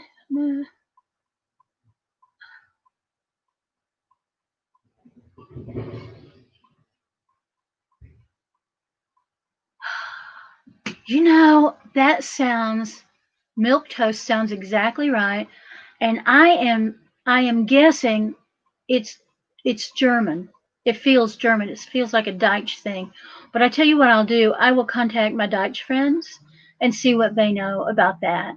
And then I'll post something on this page. Would that be helpful, do you think? That'll be perfectly helpful. I love watching him talking, not hearing him. That's okay. I'm just little about Hungarian. What? I said I'm just about 30 seconds away. It has to reestablish the connection with the mall. What about teapots? Yeah, buying warts is a big thing. Okay, I'm going to wait for you to speak. I love that you gesture, though. What about teapots? What about teapots? You know, always keeping a teapot with water on the stove. Always have to have a silver teapot in the house, or silver always being kept in the house. Oh, that's interesting. What part of Appalachia are your people from? My original people are from the New River Gorge area, but my family is neither Scotch nor Irish. We're actually Romney. Oh, well, yeah, no, because I was going to say a silver teapot doesn't sound right, but that's definitely a Roma thing. Yeah. Yeah. Oh, that's fascinating. All right, let's see. What else do I want to tell you all about? So if you want to know more and more and more about all this stuff, you can read books. And of course, I am going to always tell you to get my books. But you can also just talk to people. But what will not help you is if you go up to traditional people and you say, would you tell me all about Appalachian folk magic? Or, I really want to know about this hill folks hoodoo, or any of that stuff, because you're not going to get any response that is helpful at all, because they will shut down. Donna just said something about hospitality, and that's a huge thing for us. And I'm going to say this in general about hospitality. I think it's the only commonality that all the world's religions have, because they keep saying, oh, it's the golden rule, it's the golden rule. Well, I don't have no golden rule where I'm from. I don't. But I do have the notion that you welcome in the stranger. And the thing about that is it's biologically based. So if you have your kind of clan family and you're all more or less related to each other, getting some new blood in there to marry into the family, or at least bring some new DNA into the family, is a good thing. So hospitality always, everywhere, is important. And we would do well to remember that. There was a time when hospitality was the law of the land just about everywhere. But we are seeing less and less and less of that, and fewer people that feel safe enough to really practice it. We've had you a couple times, and we had you for the last one of this one. Will you please tell us about your 3 books? I guess I should do that, huh? Yeah, and what lectures you're giving or anything else you're doing? Well, I'm doing a class, 2 classes for Witch Lab. They're in Columbus, Ohio, I think. Those are going to be online. One is next weekend and one is in September. Even as we speak, through the power of the interwebs, I am also teaching on the West Coast at Fairy Worlds. I'm teaching how to step across the boundaries and into the realms. So look for me doing different classes on at festivals and conferences online. I'm about to offer, I was kind of waiting to see if COVID was going to stick. I'm about to offer my online Appalachian folk magic class, my Hill Folks Hoodoo class, which lasts about, I don't know, I'd like to say 6 weeks, but then we get into it and it goes on for 8 weeks and sometimes it goes on for 10 weeks. But look for that on Facebook. You can reach me at Facebook. I'm Byron Ballard, but I'm also Village Witch A Wanderin', which is my professional page. You can find me on Instagram, Byron Ballard, and on Twitter, Byron Ballard. You can find me, send me email at my website at info@myvillagewitch.com. I have 4 books currently. 2 are on Appalachian folk magic, Staubs and Ditchwater, or as I like to say, Staubs and Ditchwater. And the funny thing about that is that I spelled Staubs the way I pronounce it, which really isn't the way it's spelled at all, but Staubs, Staubs and Ditchwater. The second one is Asphodity and Madstones, and that has a lot more herbal stuff in it. So if you're really into the herbs, herbal healing and magic, the second one is going to have more of that in it. My third book is called Embracing Willendorf, and it's about loving your body and getting healthy, which, you know, most of us in Appalachia could stand to do. And my fourth book is Earthworks, Ceremonies in Tower Time. And that is about, it's the first part of it are essays about where we are culturally, politically, spiritually, and how we can thrive in these times. And the second half of the book is all ceremonies and rituals that you can do. I have another folk magic book coming out from Llewellyn, like I said, in February, which is Roots, Branches, and Spirits.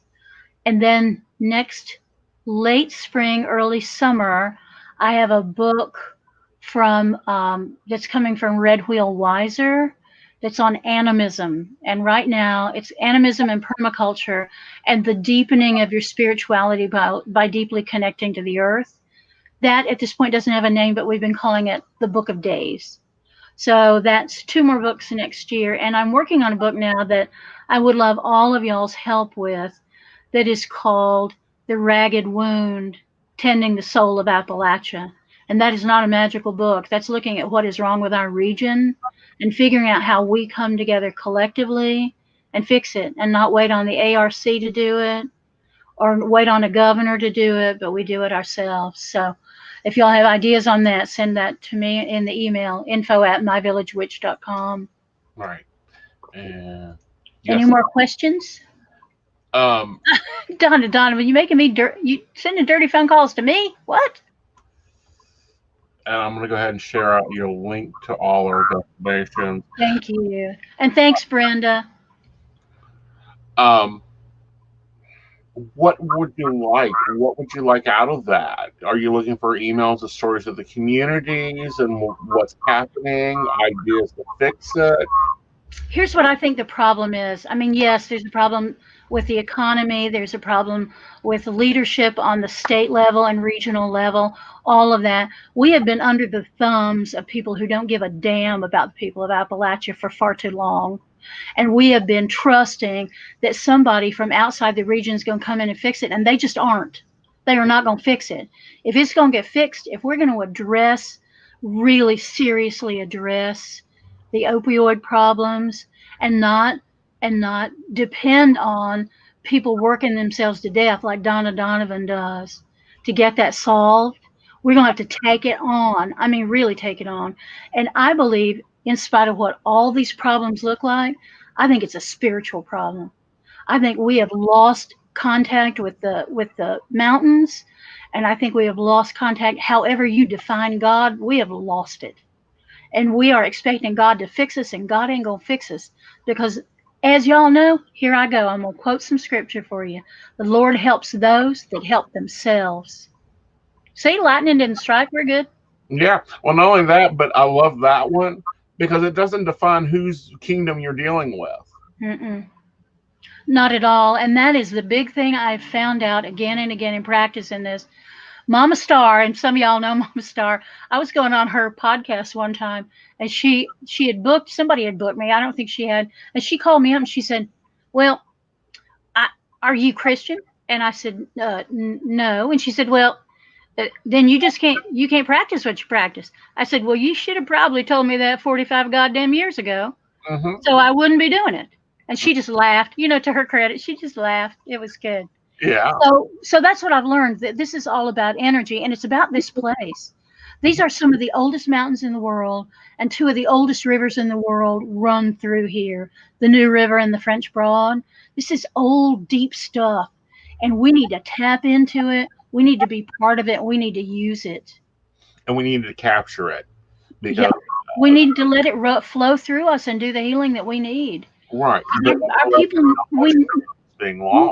we need more than another polluting industry that's going to give us the kind of jobs that kill us. And we need something more than a mind boss and mind boss mentality. Absolutely. And that is going to require us healing ourselves and our families. And man, it is so much easier to walk around with my big old giant pentacle and say who I am and what I do than it is to talk to my hurtful family and go, you're wrong. You're just wrong. And you're killing yourselves. Mm-hmm. So it's hard work. And again, like I said earlier today, it's hard work and it's going to take courage to get it done. But if we're looking not at this generation, not at the one that comes after, but the third and the fourth and the fifth and on down, if we are going to have healthy people in Appalachia, we're going to have to take it on. Mm-hmm. Nobody's going to save us. Yeah. And we're going to have to go back to the mountains. That's right. Tag, we're it. Mm-hmm. Well, thank you, darling, for doing both classes. Thank you. And thank you all so much. I had such a good time. Donna, I miss you like crazy cakes. She and I would have already been at 3 festivals together by now. All right. Love y'all. info@myvillagewitch.com. If you know how it is, we're going to save the region. Yep. Thank y'all. Have a great rest of your fest. Yep. Bye. All right. God, I love her. Just got to meet her today. Love her energy. All right. So next coming up is Miss Brandy, and she's going to be making dream catchers for us. Hello, Brandy. How are you? Hi. I'm doing good. How about you? Doing great. So how did you get into dream catchers? It just happened to be a spiritual thing. I'm really big into dreaming. I used to have nightmares as a kid, and it just happened to be like a research thing that I did on, how to stop nightmares. And, as a little kid, if I can say the word, impressionable, just fell in love with dream catchers. So they became a hobby of mine. Cool. And what are you going to be doing for us today? What are you going to be Yes, I will be showing you how to make a small little dream catcher. I am going to touch a little bit on a little bit of a backstory on dream catchers because they are from a Native American culture. So let's go ahead and get started, and I apologize for any stuttering. Gwen, I'm calling you out. You've put me in you've brought me out of my comfort zone. So just bear with me, guys. But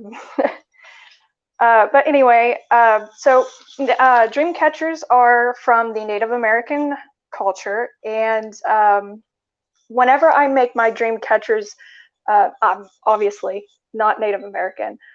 So I do try to put like little disclaimers that the dream catchers that I make are not authentic Native American dream catchers, because I kind of, they're sacred to their culture, their tribes, and I try to respect them by not taking ownership of the dream catchers that I actually make, because they're art inspired, they're craft inspired. So I try to separate, that my dream catchers are not authentic dream catchers. But that aside, there are many stories. There's much lore about dream catchers. One that we are all familiar with is that they catch bad dreams. The story that I particularly like, whenever it comes to dream catchers, is a Native American lore. The dream catcher represents a spirit of the Native Americans. She is called the Spider Woman. She is a spirit that is supposedly known to control the buffalo and protect the children of the tribe. However, once the Native Americans started to spread out across America, it became hard for the Spider Woman to visit the bedside of children and protect them from, nightmares, evil spirits. So the grandmothers, they would weave webs representing the spider to protect their children. So it began when the children were babies. They would weave webs and hang it above their headboards, and they would place a single feather in the center, and that feather would represent like today's mobile. It would entertain the baby. That feather also had a certain significance. It represented air and breath. It was also supposed to, the intention behind it was to supposedly teach the baby the lesson of good quality air, to breathe good air. So I've got my notes. Like I said, I'm nervous, guys, so just, like I said, bear with me. Let's see. Okay, so the feather, resembling the feather in the center, like I said, it resembles air. It also had a gender role in Native American culture. Now, if there's any Native Americans out there and I am naive to any of this information, please let me know, because I am highly interested in this stuff. So if I'm getting any of this information wrong, please teach me, please. But for the babies, if it were female, a owl feather would be placed in the center, and that represented wisdom. If it was male, an eagle feather would be placed in the center, and that would represent courage. And that was pretty much it. It was just a round hoop, spider web, and the feather, and it was to protect the child. There were no beads. There were no gemstones used. That wasn't really, used in the older Native American culture, supposedly. Again, if I'm wrong, please let me know, guys.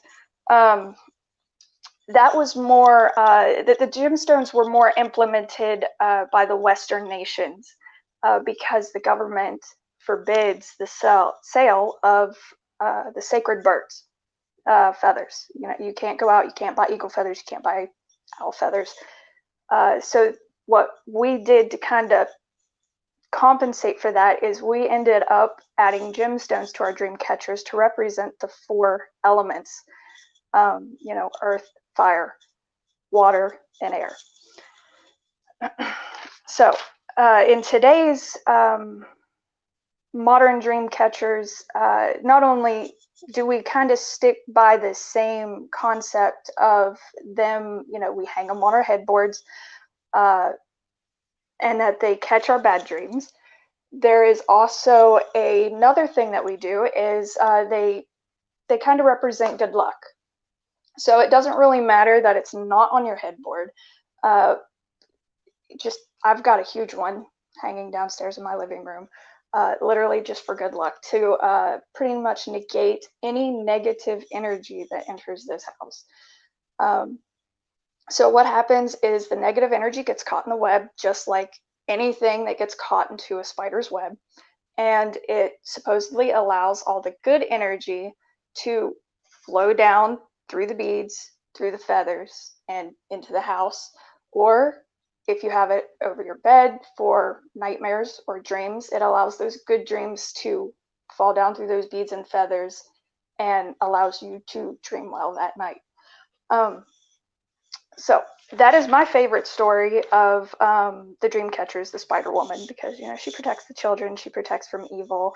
But I am also going to be teaching you guys how to make dream catchers. So I unfortunately cannot get my phone. I figured it'd be easier to use my phone because I've got to flip you guys around since we're crafting. So it's going to have to be vertical. I apologize. It's the only way I can get my phone to stand up. So just bear with me. Let me get you guys flipped and I'll show you just a basic dream catcher. Okay.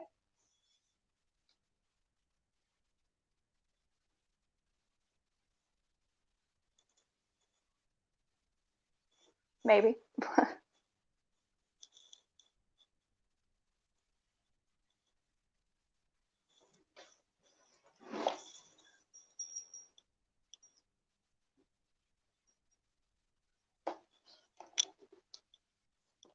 Alrighty, let's get.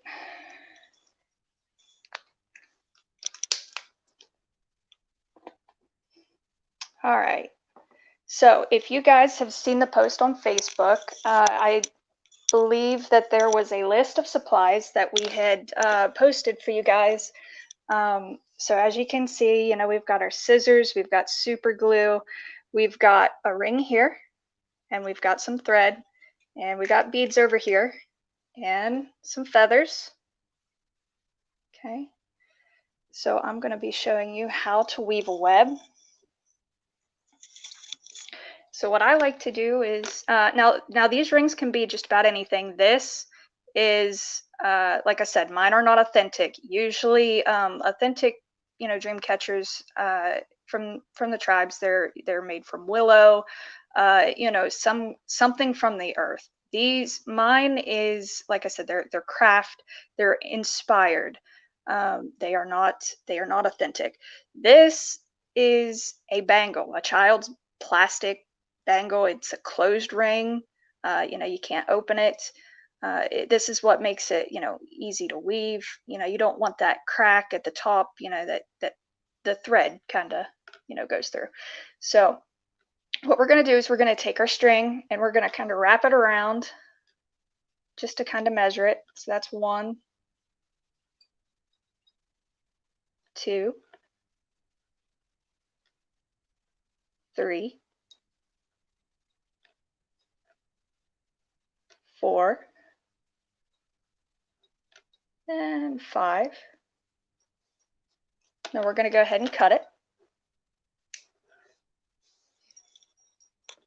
So now you're going to take this edge of the string. Go ahead and get that out of the way.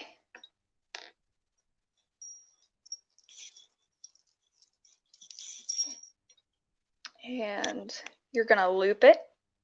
What we're going to do is we're going to attach the string to the ring. So you're going to loop it, put it behind the ring, and you're going to grab the rest of the string and pull through. So if I can work my fingers through. So see, you're going to pull this string through.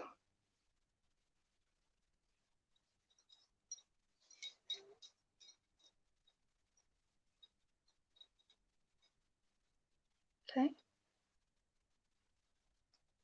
So now I'm right-handed, so I like to have my long string over to the right. So I'm going to put this up here at the top. And this is where your super glue kind of comes in handy, because you can take it and you can put just a little dab of glue there to hold it in place. Let's see if I can open it up. There we go. Well,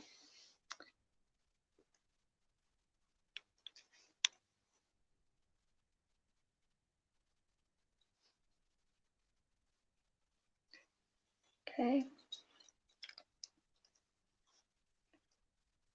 I'm just going to kind of smear that on there. I'm not afraid to get super glue on my fingers. I've done it so many years, it's ridiculous. Okay, so now that we've kind of got this secure, see, it's not moving anywhere. It's not going to go anywhere. we are going to start weaving. So as you can see, my string is in front of this ring, and you know what? Let me lay down a white cloth. You guys might be able to see that blue against. There we go. There we go. You guys might be able to see that better now, hopefully.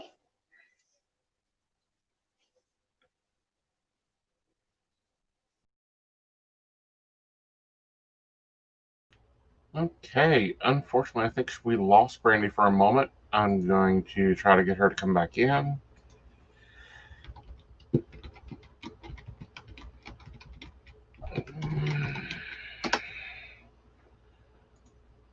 All right, well, we're going to wait for her to come back in and see how that works out. Just make sure everything kind of rolls itself in. We'll pop. Here she comes. And it stabilizes. It did. Awesome. Hello. I'm sorry. Honey, what happened? Well, all right, so let's try this again. Hopefully you guys can see the ring a lot better on the white. Yep. I wasn't really thinking about that, but I'll flip you guys back around here. Okay.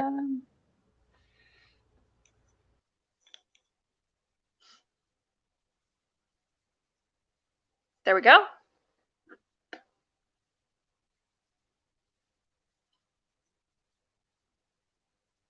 All right, so we're back.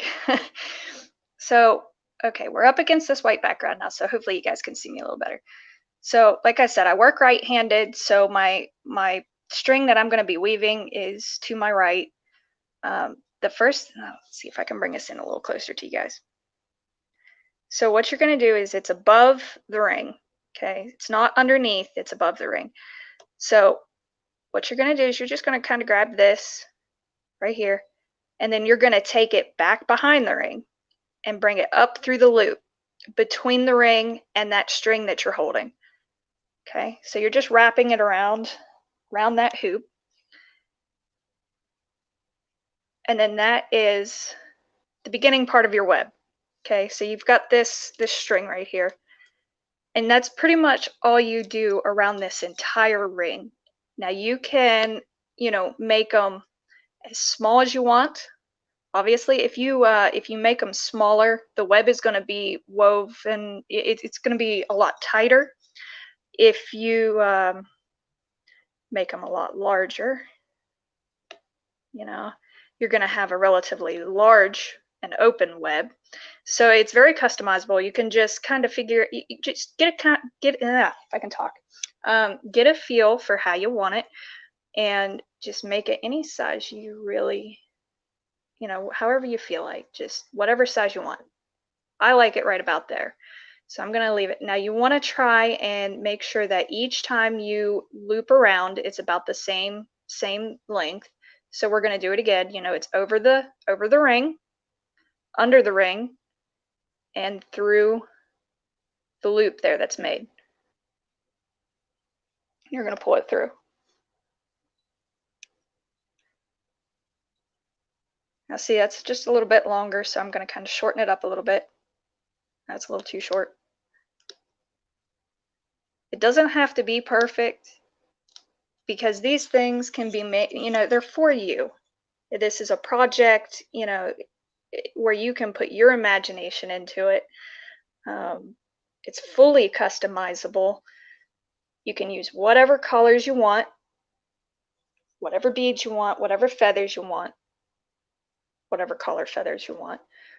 You can just make it simple. You can make it super elaborate, which I will be posting pictures of dream catchers that have been custom ordered.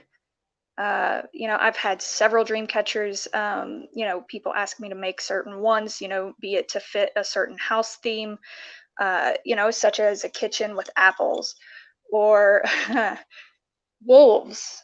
Surprisingly enough, I actually had a person ask for me to make a dream catcher with the theme of John Deere. Yes, John Deere as in the tractor. And I did put a tractor in the web. So after my little presentation here, I will be posting some pictures of those in the actual Pagan Pride Facebook page where this event was, advertised. So you guys can kind of have a look and see, kind of the stuff that I've done. But you just keep on going around the web. Always make sure that you're holding that last knot. The last knot that you did, if you hold it, it keeps everything else here tight. That way it doesn't fall back or collapse. Now, if it does collapse, you can always maneuver it back. Like this here, I've got it caught on that first knot. There we go. So, say for an example, you're not holding this tight and all these kind of come back all the way around, So for an example, it would do this. It would come all the way back here. Okay, so see, you got that little teeny tiny thing. It's nothing to worry about. Your dream catcher obviously is not ruined because, you can still manipulate the string. You can bring it back out and then you can work it back into where you need to go. Okay. Now, as you'll see, you're going to have a little gap from where you're ending and to where you started. You're going to want that. You don't want it to come up all the way back over here to the very top, because then you won't have, well, you'll see here, because instead of using the ring now, you're going to attach this string to this string. So instead of wrapping this string around the ring, you're going to start wrapping it around the actual string that you have created by wrapping it around the ring. Okay, so it's the same process. Okay, you're going to have it go, and it is the same process for me. So what I like to do now is bring this underneath, because I like to push it up through here. Okay, you're going to push it up through the loop.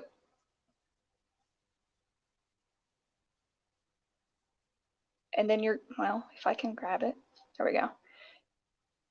So here's the string, the last knot, here's the string, and I've pulled it up between the ring and this very first string, the very first, part of the web that we made. So it's between these two right here. You're going to now push it down through that loop and just pull it, okay? So now you're wrapped around that string. And you can sit there and bring it right to the center, like so. Now you're going to hold that tight. You're going to hold that knot. Always hold the last knot to keep everything in place, okay? So now we're up here to this string. You're going to do the same. You're going to just push it right up through. Okay. And then you're going to push it right down through this loop.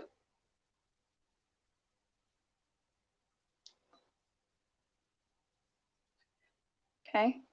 And then you can bring it right back down to the middle.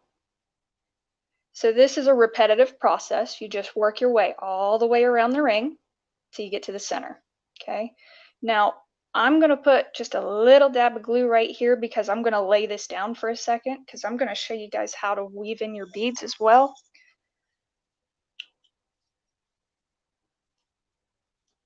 So I'm just going to put a little glue there so I don't have to hold it.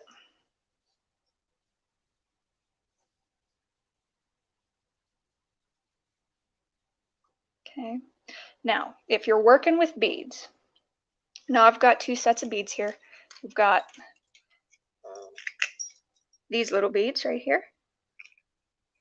And I've got some purple ones. There we go. You guys can see them. So we got some purple ones. And we got some of these multicolored ones. Okay. So obviously, as you're working around, your web's going to get smaller. So that's what these purple beads are for, more or less, is to be more in towards the center, or else your bigger ones are more out towards the outer ring. In order to easily thread your beads, I recommend taking your string and adding some more super glue to it. because that's going to harden up that string and make it a lot easier to thread through those beads. You're just going to rub that glue in, and you're going to twist it until it dries. And now you've got a hard end that you can thread through these beads. That makes it a lot easier. You don't have to worry about your string fraying. So let's see if we can find the hole. There we go. So see, it's just like putting a needle through. And all you have to do is pull through. Okay. So now when you're working with beads, it's the same concept. It just gets a little bit more complicated because you got to pay attention to where it's at in your web. Now, once you get the hang of beads, I usually string all the beads that I'm going to use on the string. And I'll show you an example here. So that's just one bead. I'm going to go ahead and string 2 more on there to kind of give you an idea of how I do it.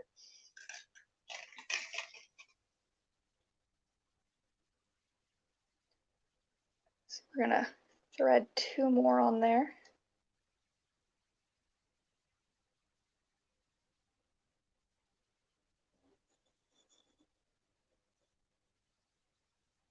So now we got 3 beads.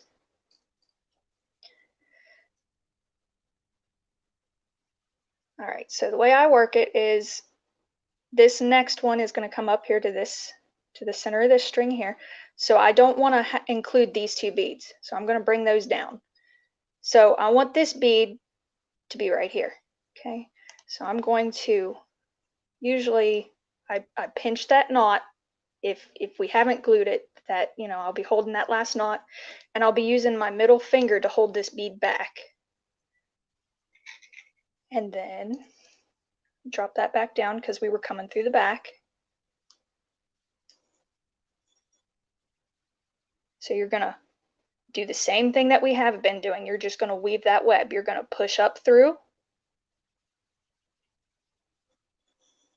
and you're gonna bring those beads up with you. So those 2 beads that we don't want, we're going to push up along here with us. There we go. Now push them up. That way they can slide back down. And then you can also use them kind of as a counterweight to drop them down there. See how they just kind of drop down in there? Makes it a lot easier.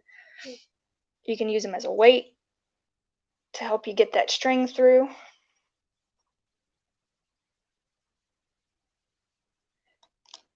Then you can center it, and there's your first bead. So you can weave your beads on there, or you don't have to. This again, I can't express it enough.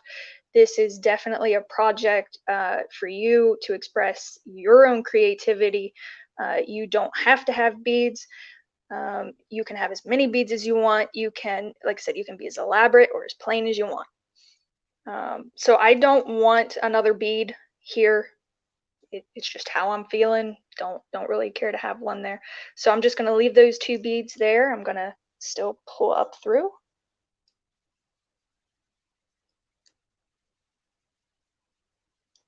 Push them through.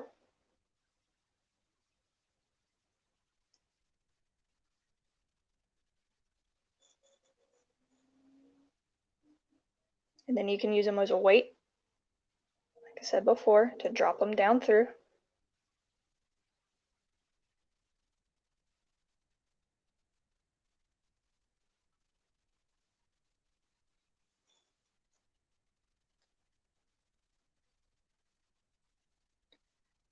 And it's always best to go wide.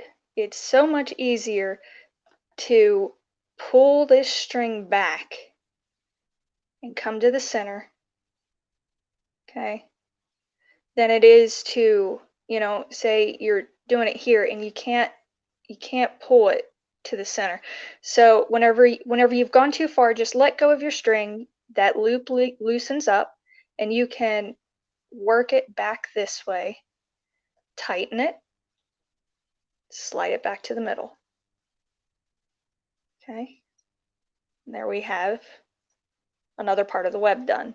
Now I'm going to add another bead. So middle finger is going to hold that bead right up against my thumb here so it doesn't drop down on the string.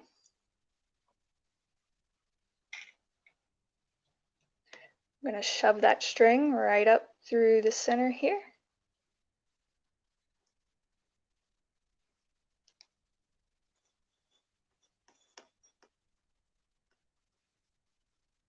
Push that bead through. Use that bead to drop through.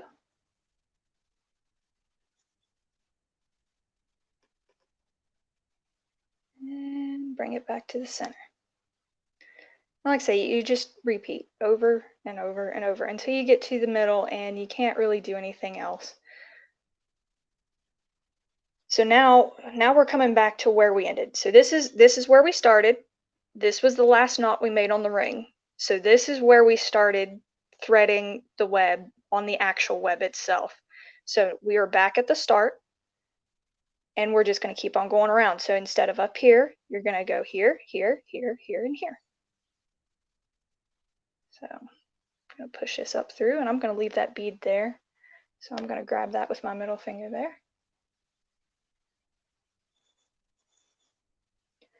Then drop that down through the loop. Grab it.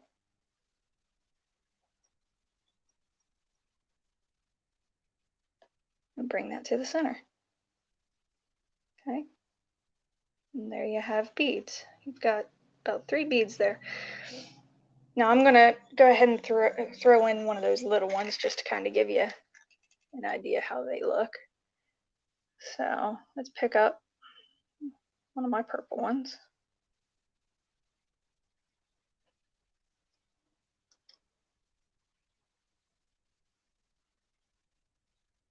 Okay, hold that. Again, it's just going to go right up through that loop.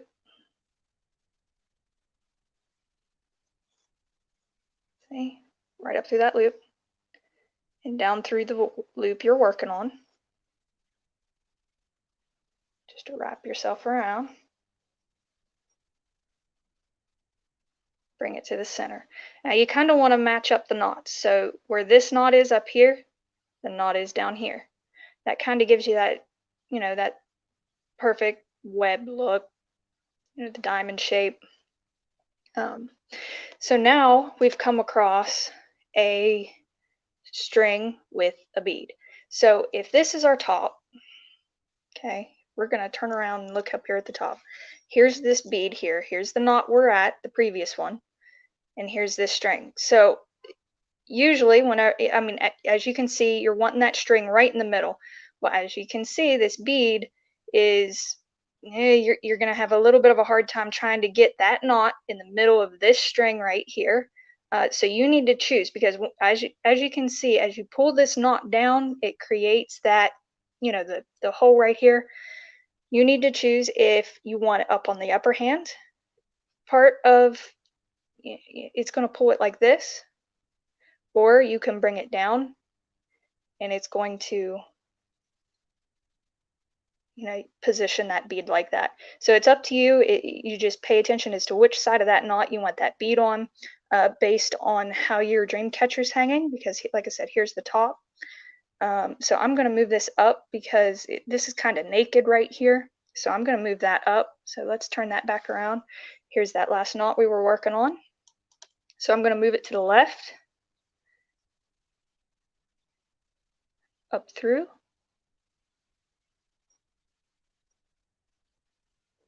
Keep that to the left. And you're going to drop that down through that working loop.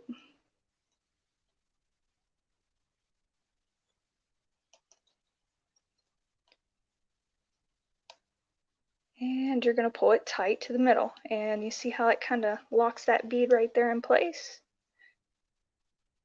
And see, now if I would have moved that bead to the right, it would have been here. So if we put that back, there we go, upright, where this is up at top, it would have been right here instead of where it's at. So hold that knot and then just work your way around. Now, due to the fact I've only got about 30 minutes, I'm not going to add any more beads to it. I'm just going to go ahead and start finishing up this web.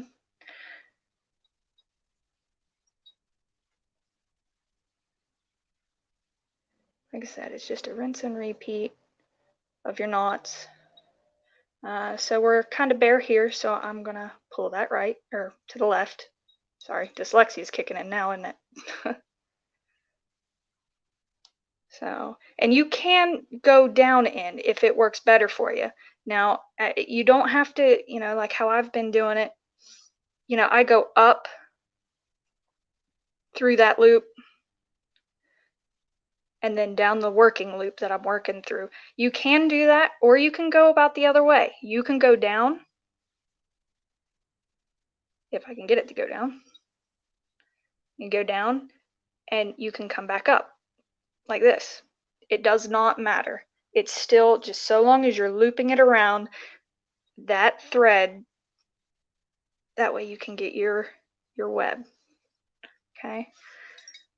So see, that works the same too. You can go down and then back up if that works a lot better. So we'll just go ahead and do that. So I am going to, yeah, I'm going to move it again to the left there. And I'll show you here again. We can go down as well. Down, and you can push it back up through the loop here. See?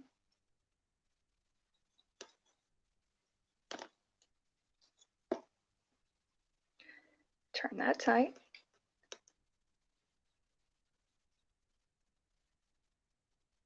And you know what? I think I might do at least one of these to the right so you guys can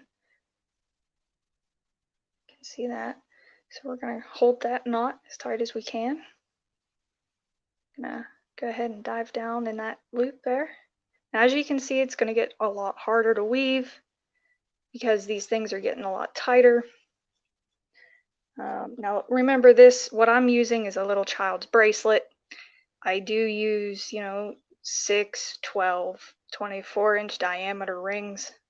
And I'll show you some of the rings that I use here after a bit.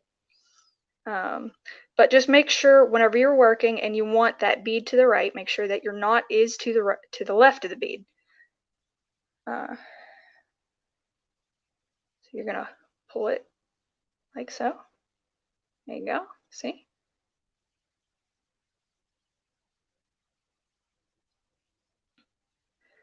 Then just keep on going around until you're comfortable. I'm probably only going to do 1 or 2 more weaves. As you can see, it is getting harder. String is starting to fray. You just got to try to keep it all together. Oh.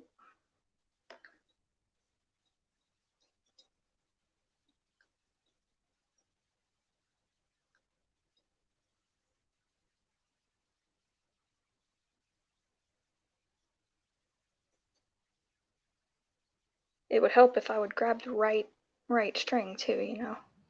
It happens. Yeah. So Brandy, how would you tie it off when you're done?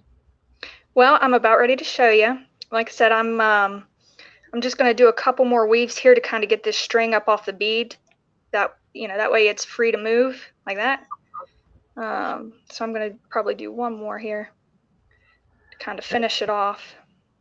Have you ever coated the wax? Because I know in quilting, when we have like multi-threads, we use like an old candle and coat the string with it. Have you ever tried that with it?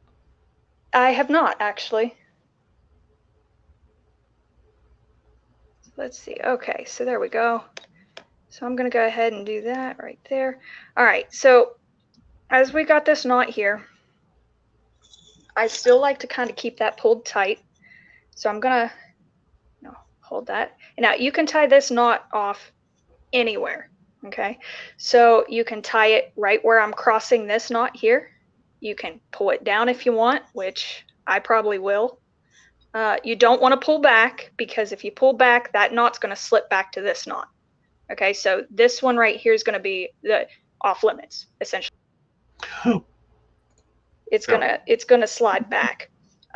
So you can either tie it off up here, so your center can look like this. you can tie that knot off here, and that's how that center will look.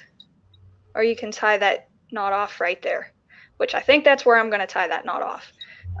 So instead of, going on these strings like how we have been, we're going to be working with the knot that is beside this bead right here. Okay, that knot, if you guys can see it, that knot right there. So the knot here is connecting these two strings. So you're going to come right up here into this loop. You're essentially just going to grab a hold of that knot. Okay. And you're just going to do the same exact thing. You're just going to come back up through.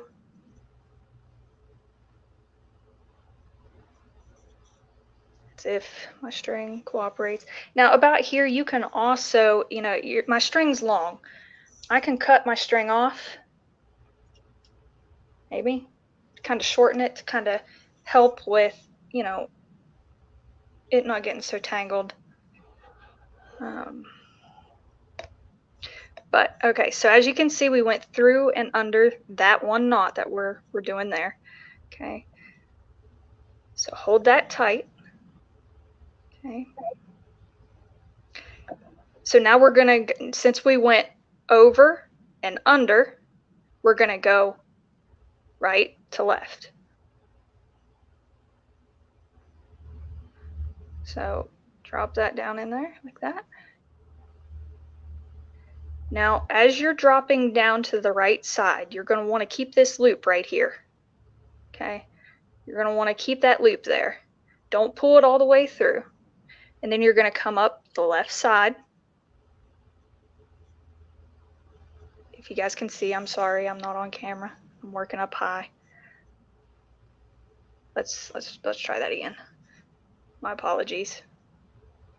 Okay, so like I said, as before, we went down in the upper part of that knot, and then we came up on the lower part of that knot.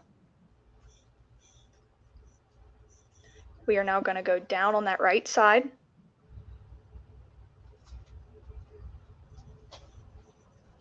We're going to keep this loop right here. Okay, so the loop that forms here, you don't want to pull it all the way through.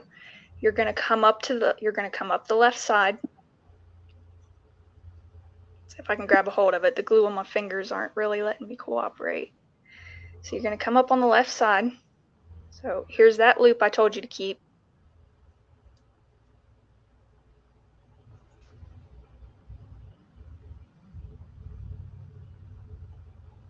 Okay, so here we're coming up on this left side. So this loop here, you're going to put your fingers through, you're going to grab it, and you're going to pull through that loop. And it's going to wrap that knot right around that knot above it. And then you've got your tied off web. Okay, so this is also where I like to put just a spot of glue. I like to put a spot of glue on both the knot that I just created and the knot before it to hold it in place. So we got the knot before it and the knot we just created to tie off the web. And kind of dab that in there just a little bit. And then you can take your string and you can snip it right off. So there we have a Dreamcatcher web and wing and the ring. So you got the ring, you got your web, and you got your beads. Now some of you will probably want to add feathers. Now you can, I've got some feathers over here. I got real fluffy feathers. They're white. Now I'm going to go ahead and take away this white background so you guys can actually see the white feathers. I know it's kind of complicated. I'll put those beads away for a minute. Here we go.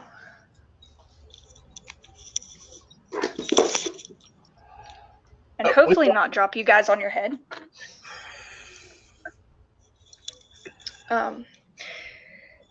So for those of you that want to tie a feather to your dream catcher, you're going to just take a little bit of string. Okay. And here's your little loop here. Okay. And you're just going to pull those strings through that loop like so. Okay. So now you have your string attached to your loops. Now I like to add beads to my feathers because it helps a lot with attaching the feathers to the actual string. So what I'm going to do here is I'm going to find an edge. There we go. All right, so let's get my beads back out. So as you can see here, this is where we're going to be attaching our feathers. So I'm going to add a small bead and a large bead.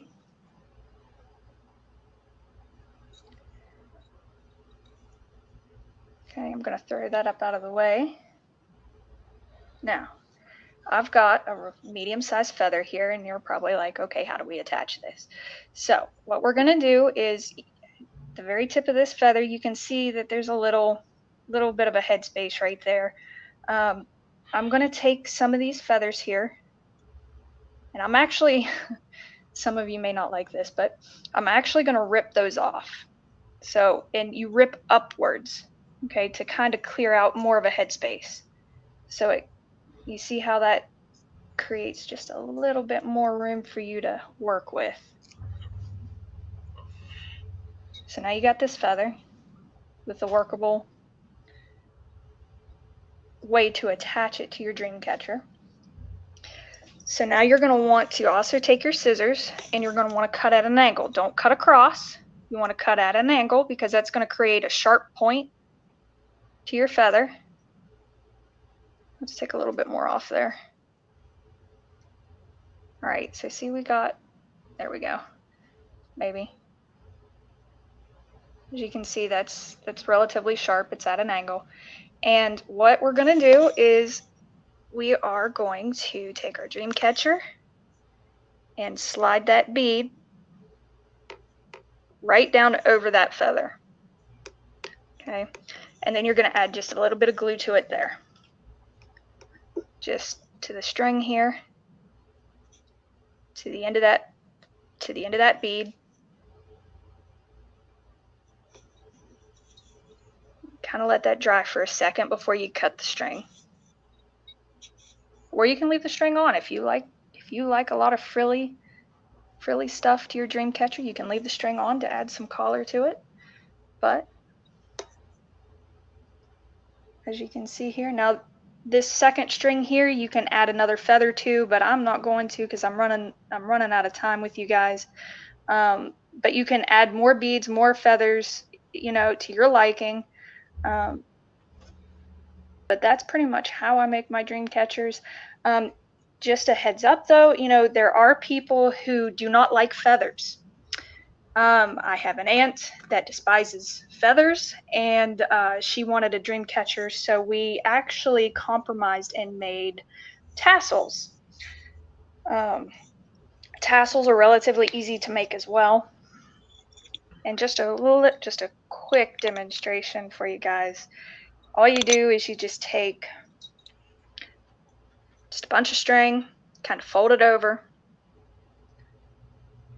Okay, so you got all this string. You take another string that you've cut. Let's go ahead and cut this one in half because it's quite long.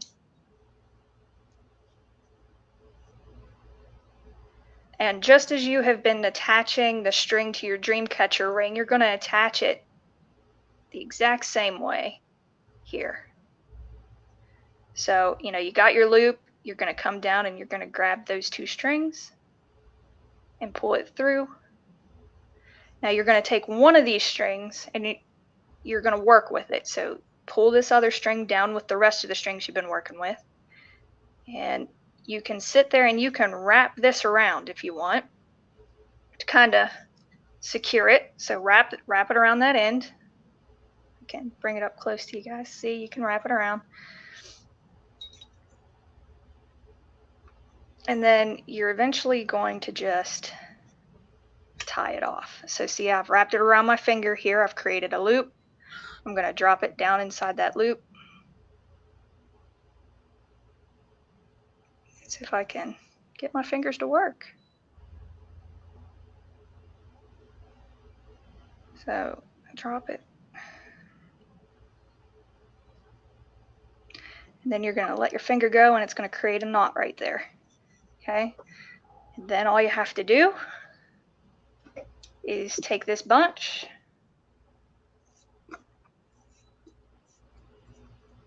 snip it, and then you've got a tassel that you can hang off your dream catcher. You know, like I said, this is for, you know, if you want it, or if you have people who don't really care for feathers. You know, there's many different ways to create your dream catchers, and I'll show you here. I'll show you a couple of them that I've got real quick before we go. And also, do you have a Facebook page where they can get in contact with you if they really just want you to make it for them? I do. Yes, I do. Like I said, I will be posting pictures of some of my work in the Pagan Pride on the Pagan Pride event page, so you guys can see what I've done, and you guys can reach out to me there. But let me go ahead and I'll throw one of my bigger dream catchers. This is a 12-inch diameter dream catcher. Wow, pretty. That I've done, and I'll go ahead and get in close so you guys can see some of the beadwork. Now there are times that I do add charms here to the middle. It can be anything, literally anything. I've had wolves, I've had horses, I've had angels. I've made resin centers. You know, it can literally be anything. So as you can see, this ring is obviously a lot thicker too. Now this ring is a ring like this. Okay, it's just wrapped in a bunch of yarn of the color, you know, of choice, which was this brown. But there's many ways to do your dream catchers. Like here's one that I haven't quite finished yet. It's relatively small. If you don't really care for a really thick ring, there's beaded work as well. I don't know if you can. There's beaded rims that I can do as well. Very nice. So there's a bunch. There's a bunch of ways to do things. Yeah. Awesome. Yeah. Well, thank you for coming and sharing and teaching us how to do that, Brandy, and look forward to seeing your pictures.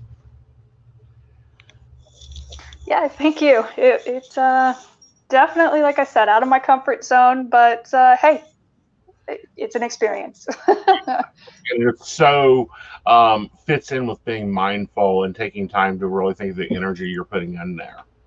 Yeah. Well, I mean, it's a lot of it's very peaceful for me to actually make these things. You know, it's just one of those things that I can kind of just be in my own world and enjoy just being creative. Like I said, these things can be as elaborate. Like I said, I am not kidding. I made a John Deere tractor dream catcher, and I will post that in the page so you guys can see it. I did add a little toy tractor along the rim, the bottom rim of this dream catcher. And I've had some weird requests, but yeah, they're always fun. They're very interesting, and like I said, they are fully customizable. Everything down to the color, down to the bead, down to the charms, anything you want in them. But like I said, just keep in mind, like I said in the beginning, that these are not authentic Native American dream catchers. That these are only inspired by the Native American culture, and I have thrown my own flair into them. And I have, obviously, if somebody wants something in particular, I work with them. I've had pig dream catchers. I've had tiger dream catchers. Look, whatever your fancy, I work with you. Wonderful. Well, thank you, darling. You have a great day. All right. Thank you. All right. So next up is Appalachian Pagan Ministries. They're Volvin and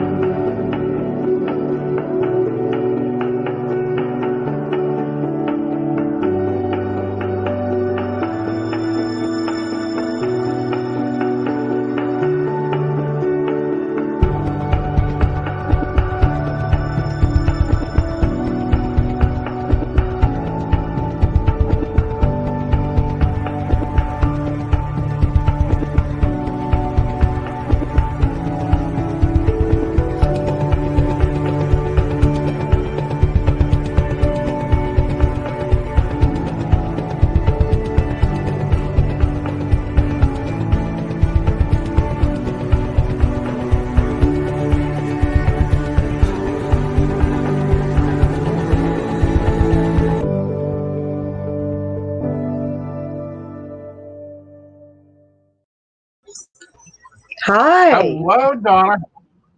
Hello. How are you? Oh, having a great time missing in the wood, being out in the sun. But other than that, it's been a great day today.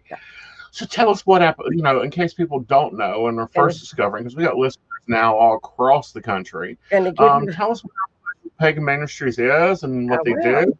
I will. Going to give you a little spiel here. So, hi, my name is Donna Donovan, and I'm the founder of Appalachian Pagan Ministry.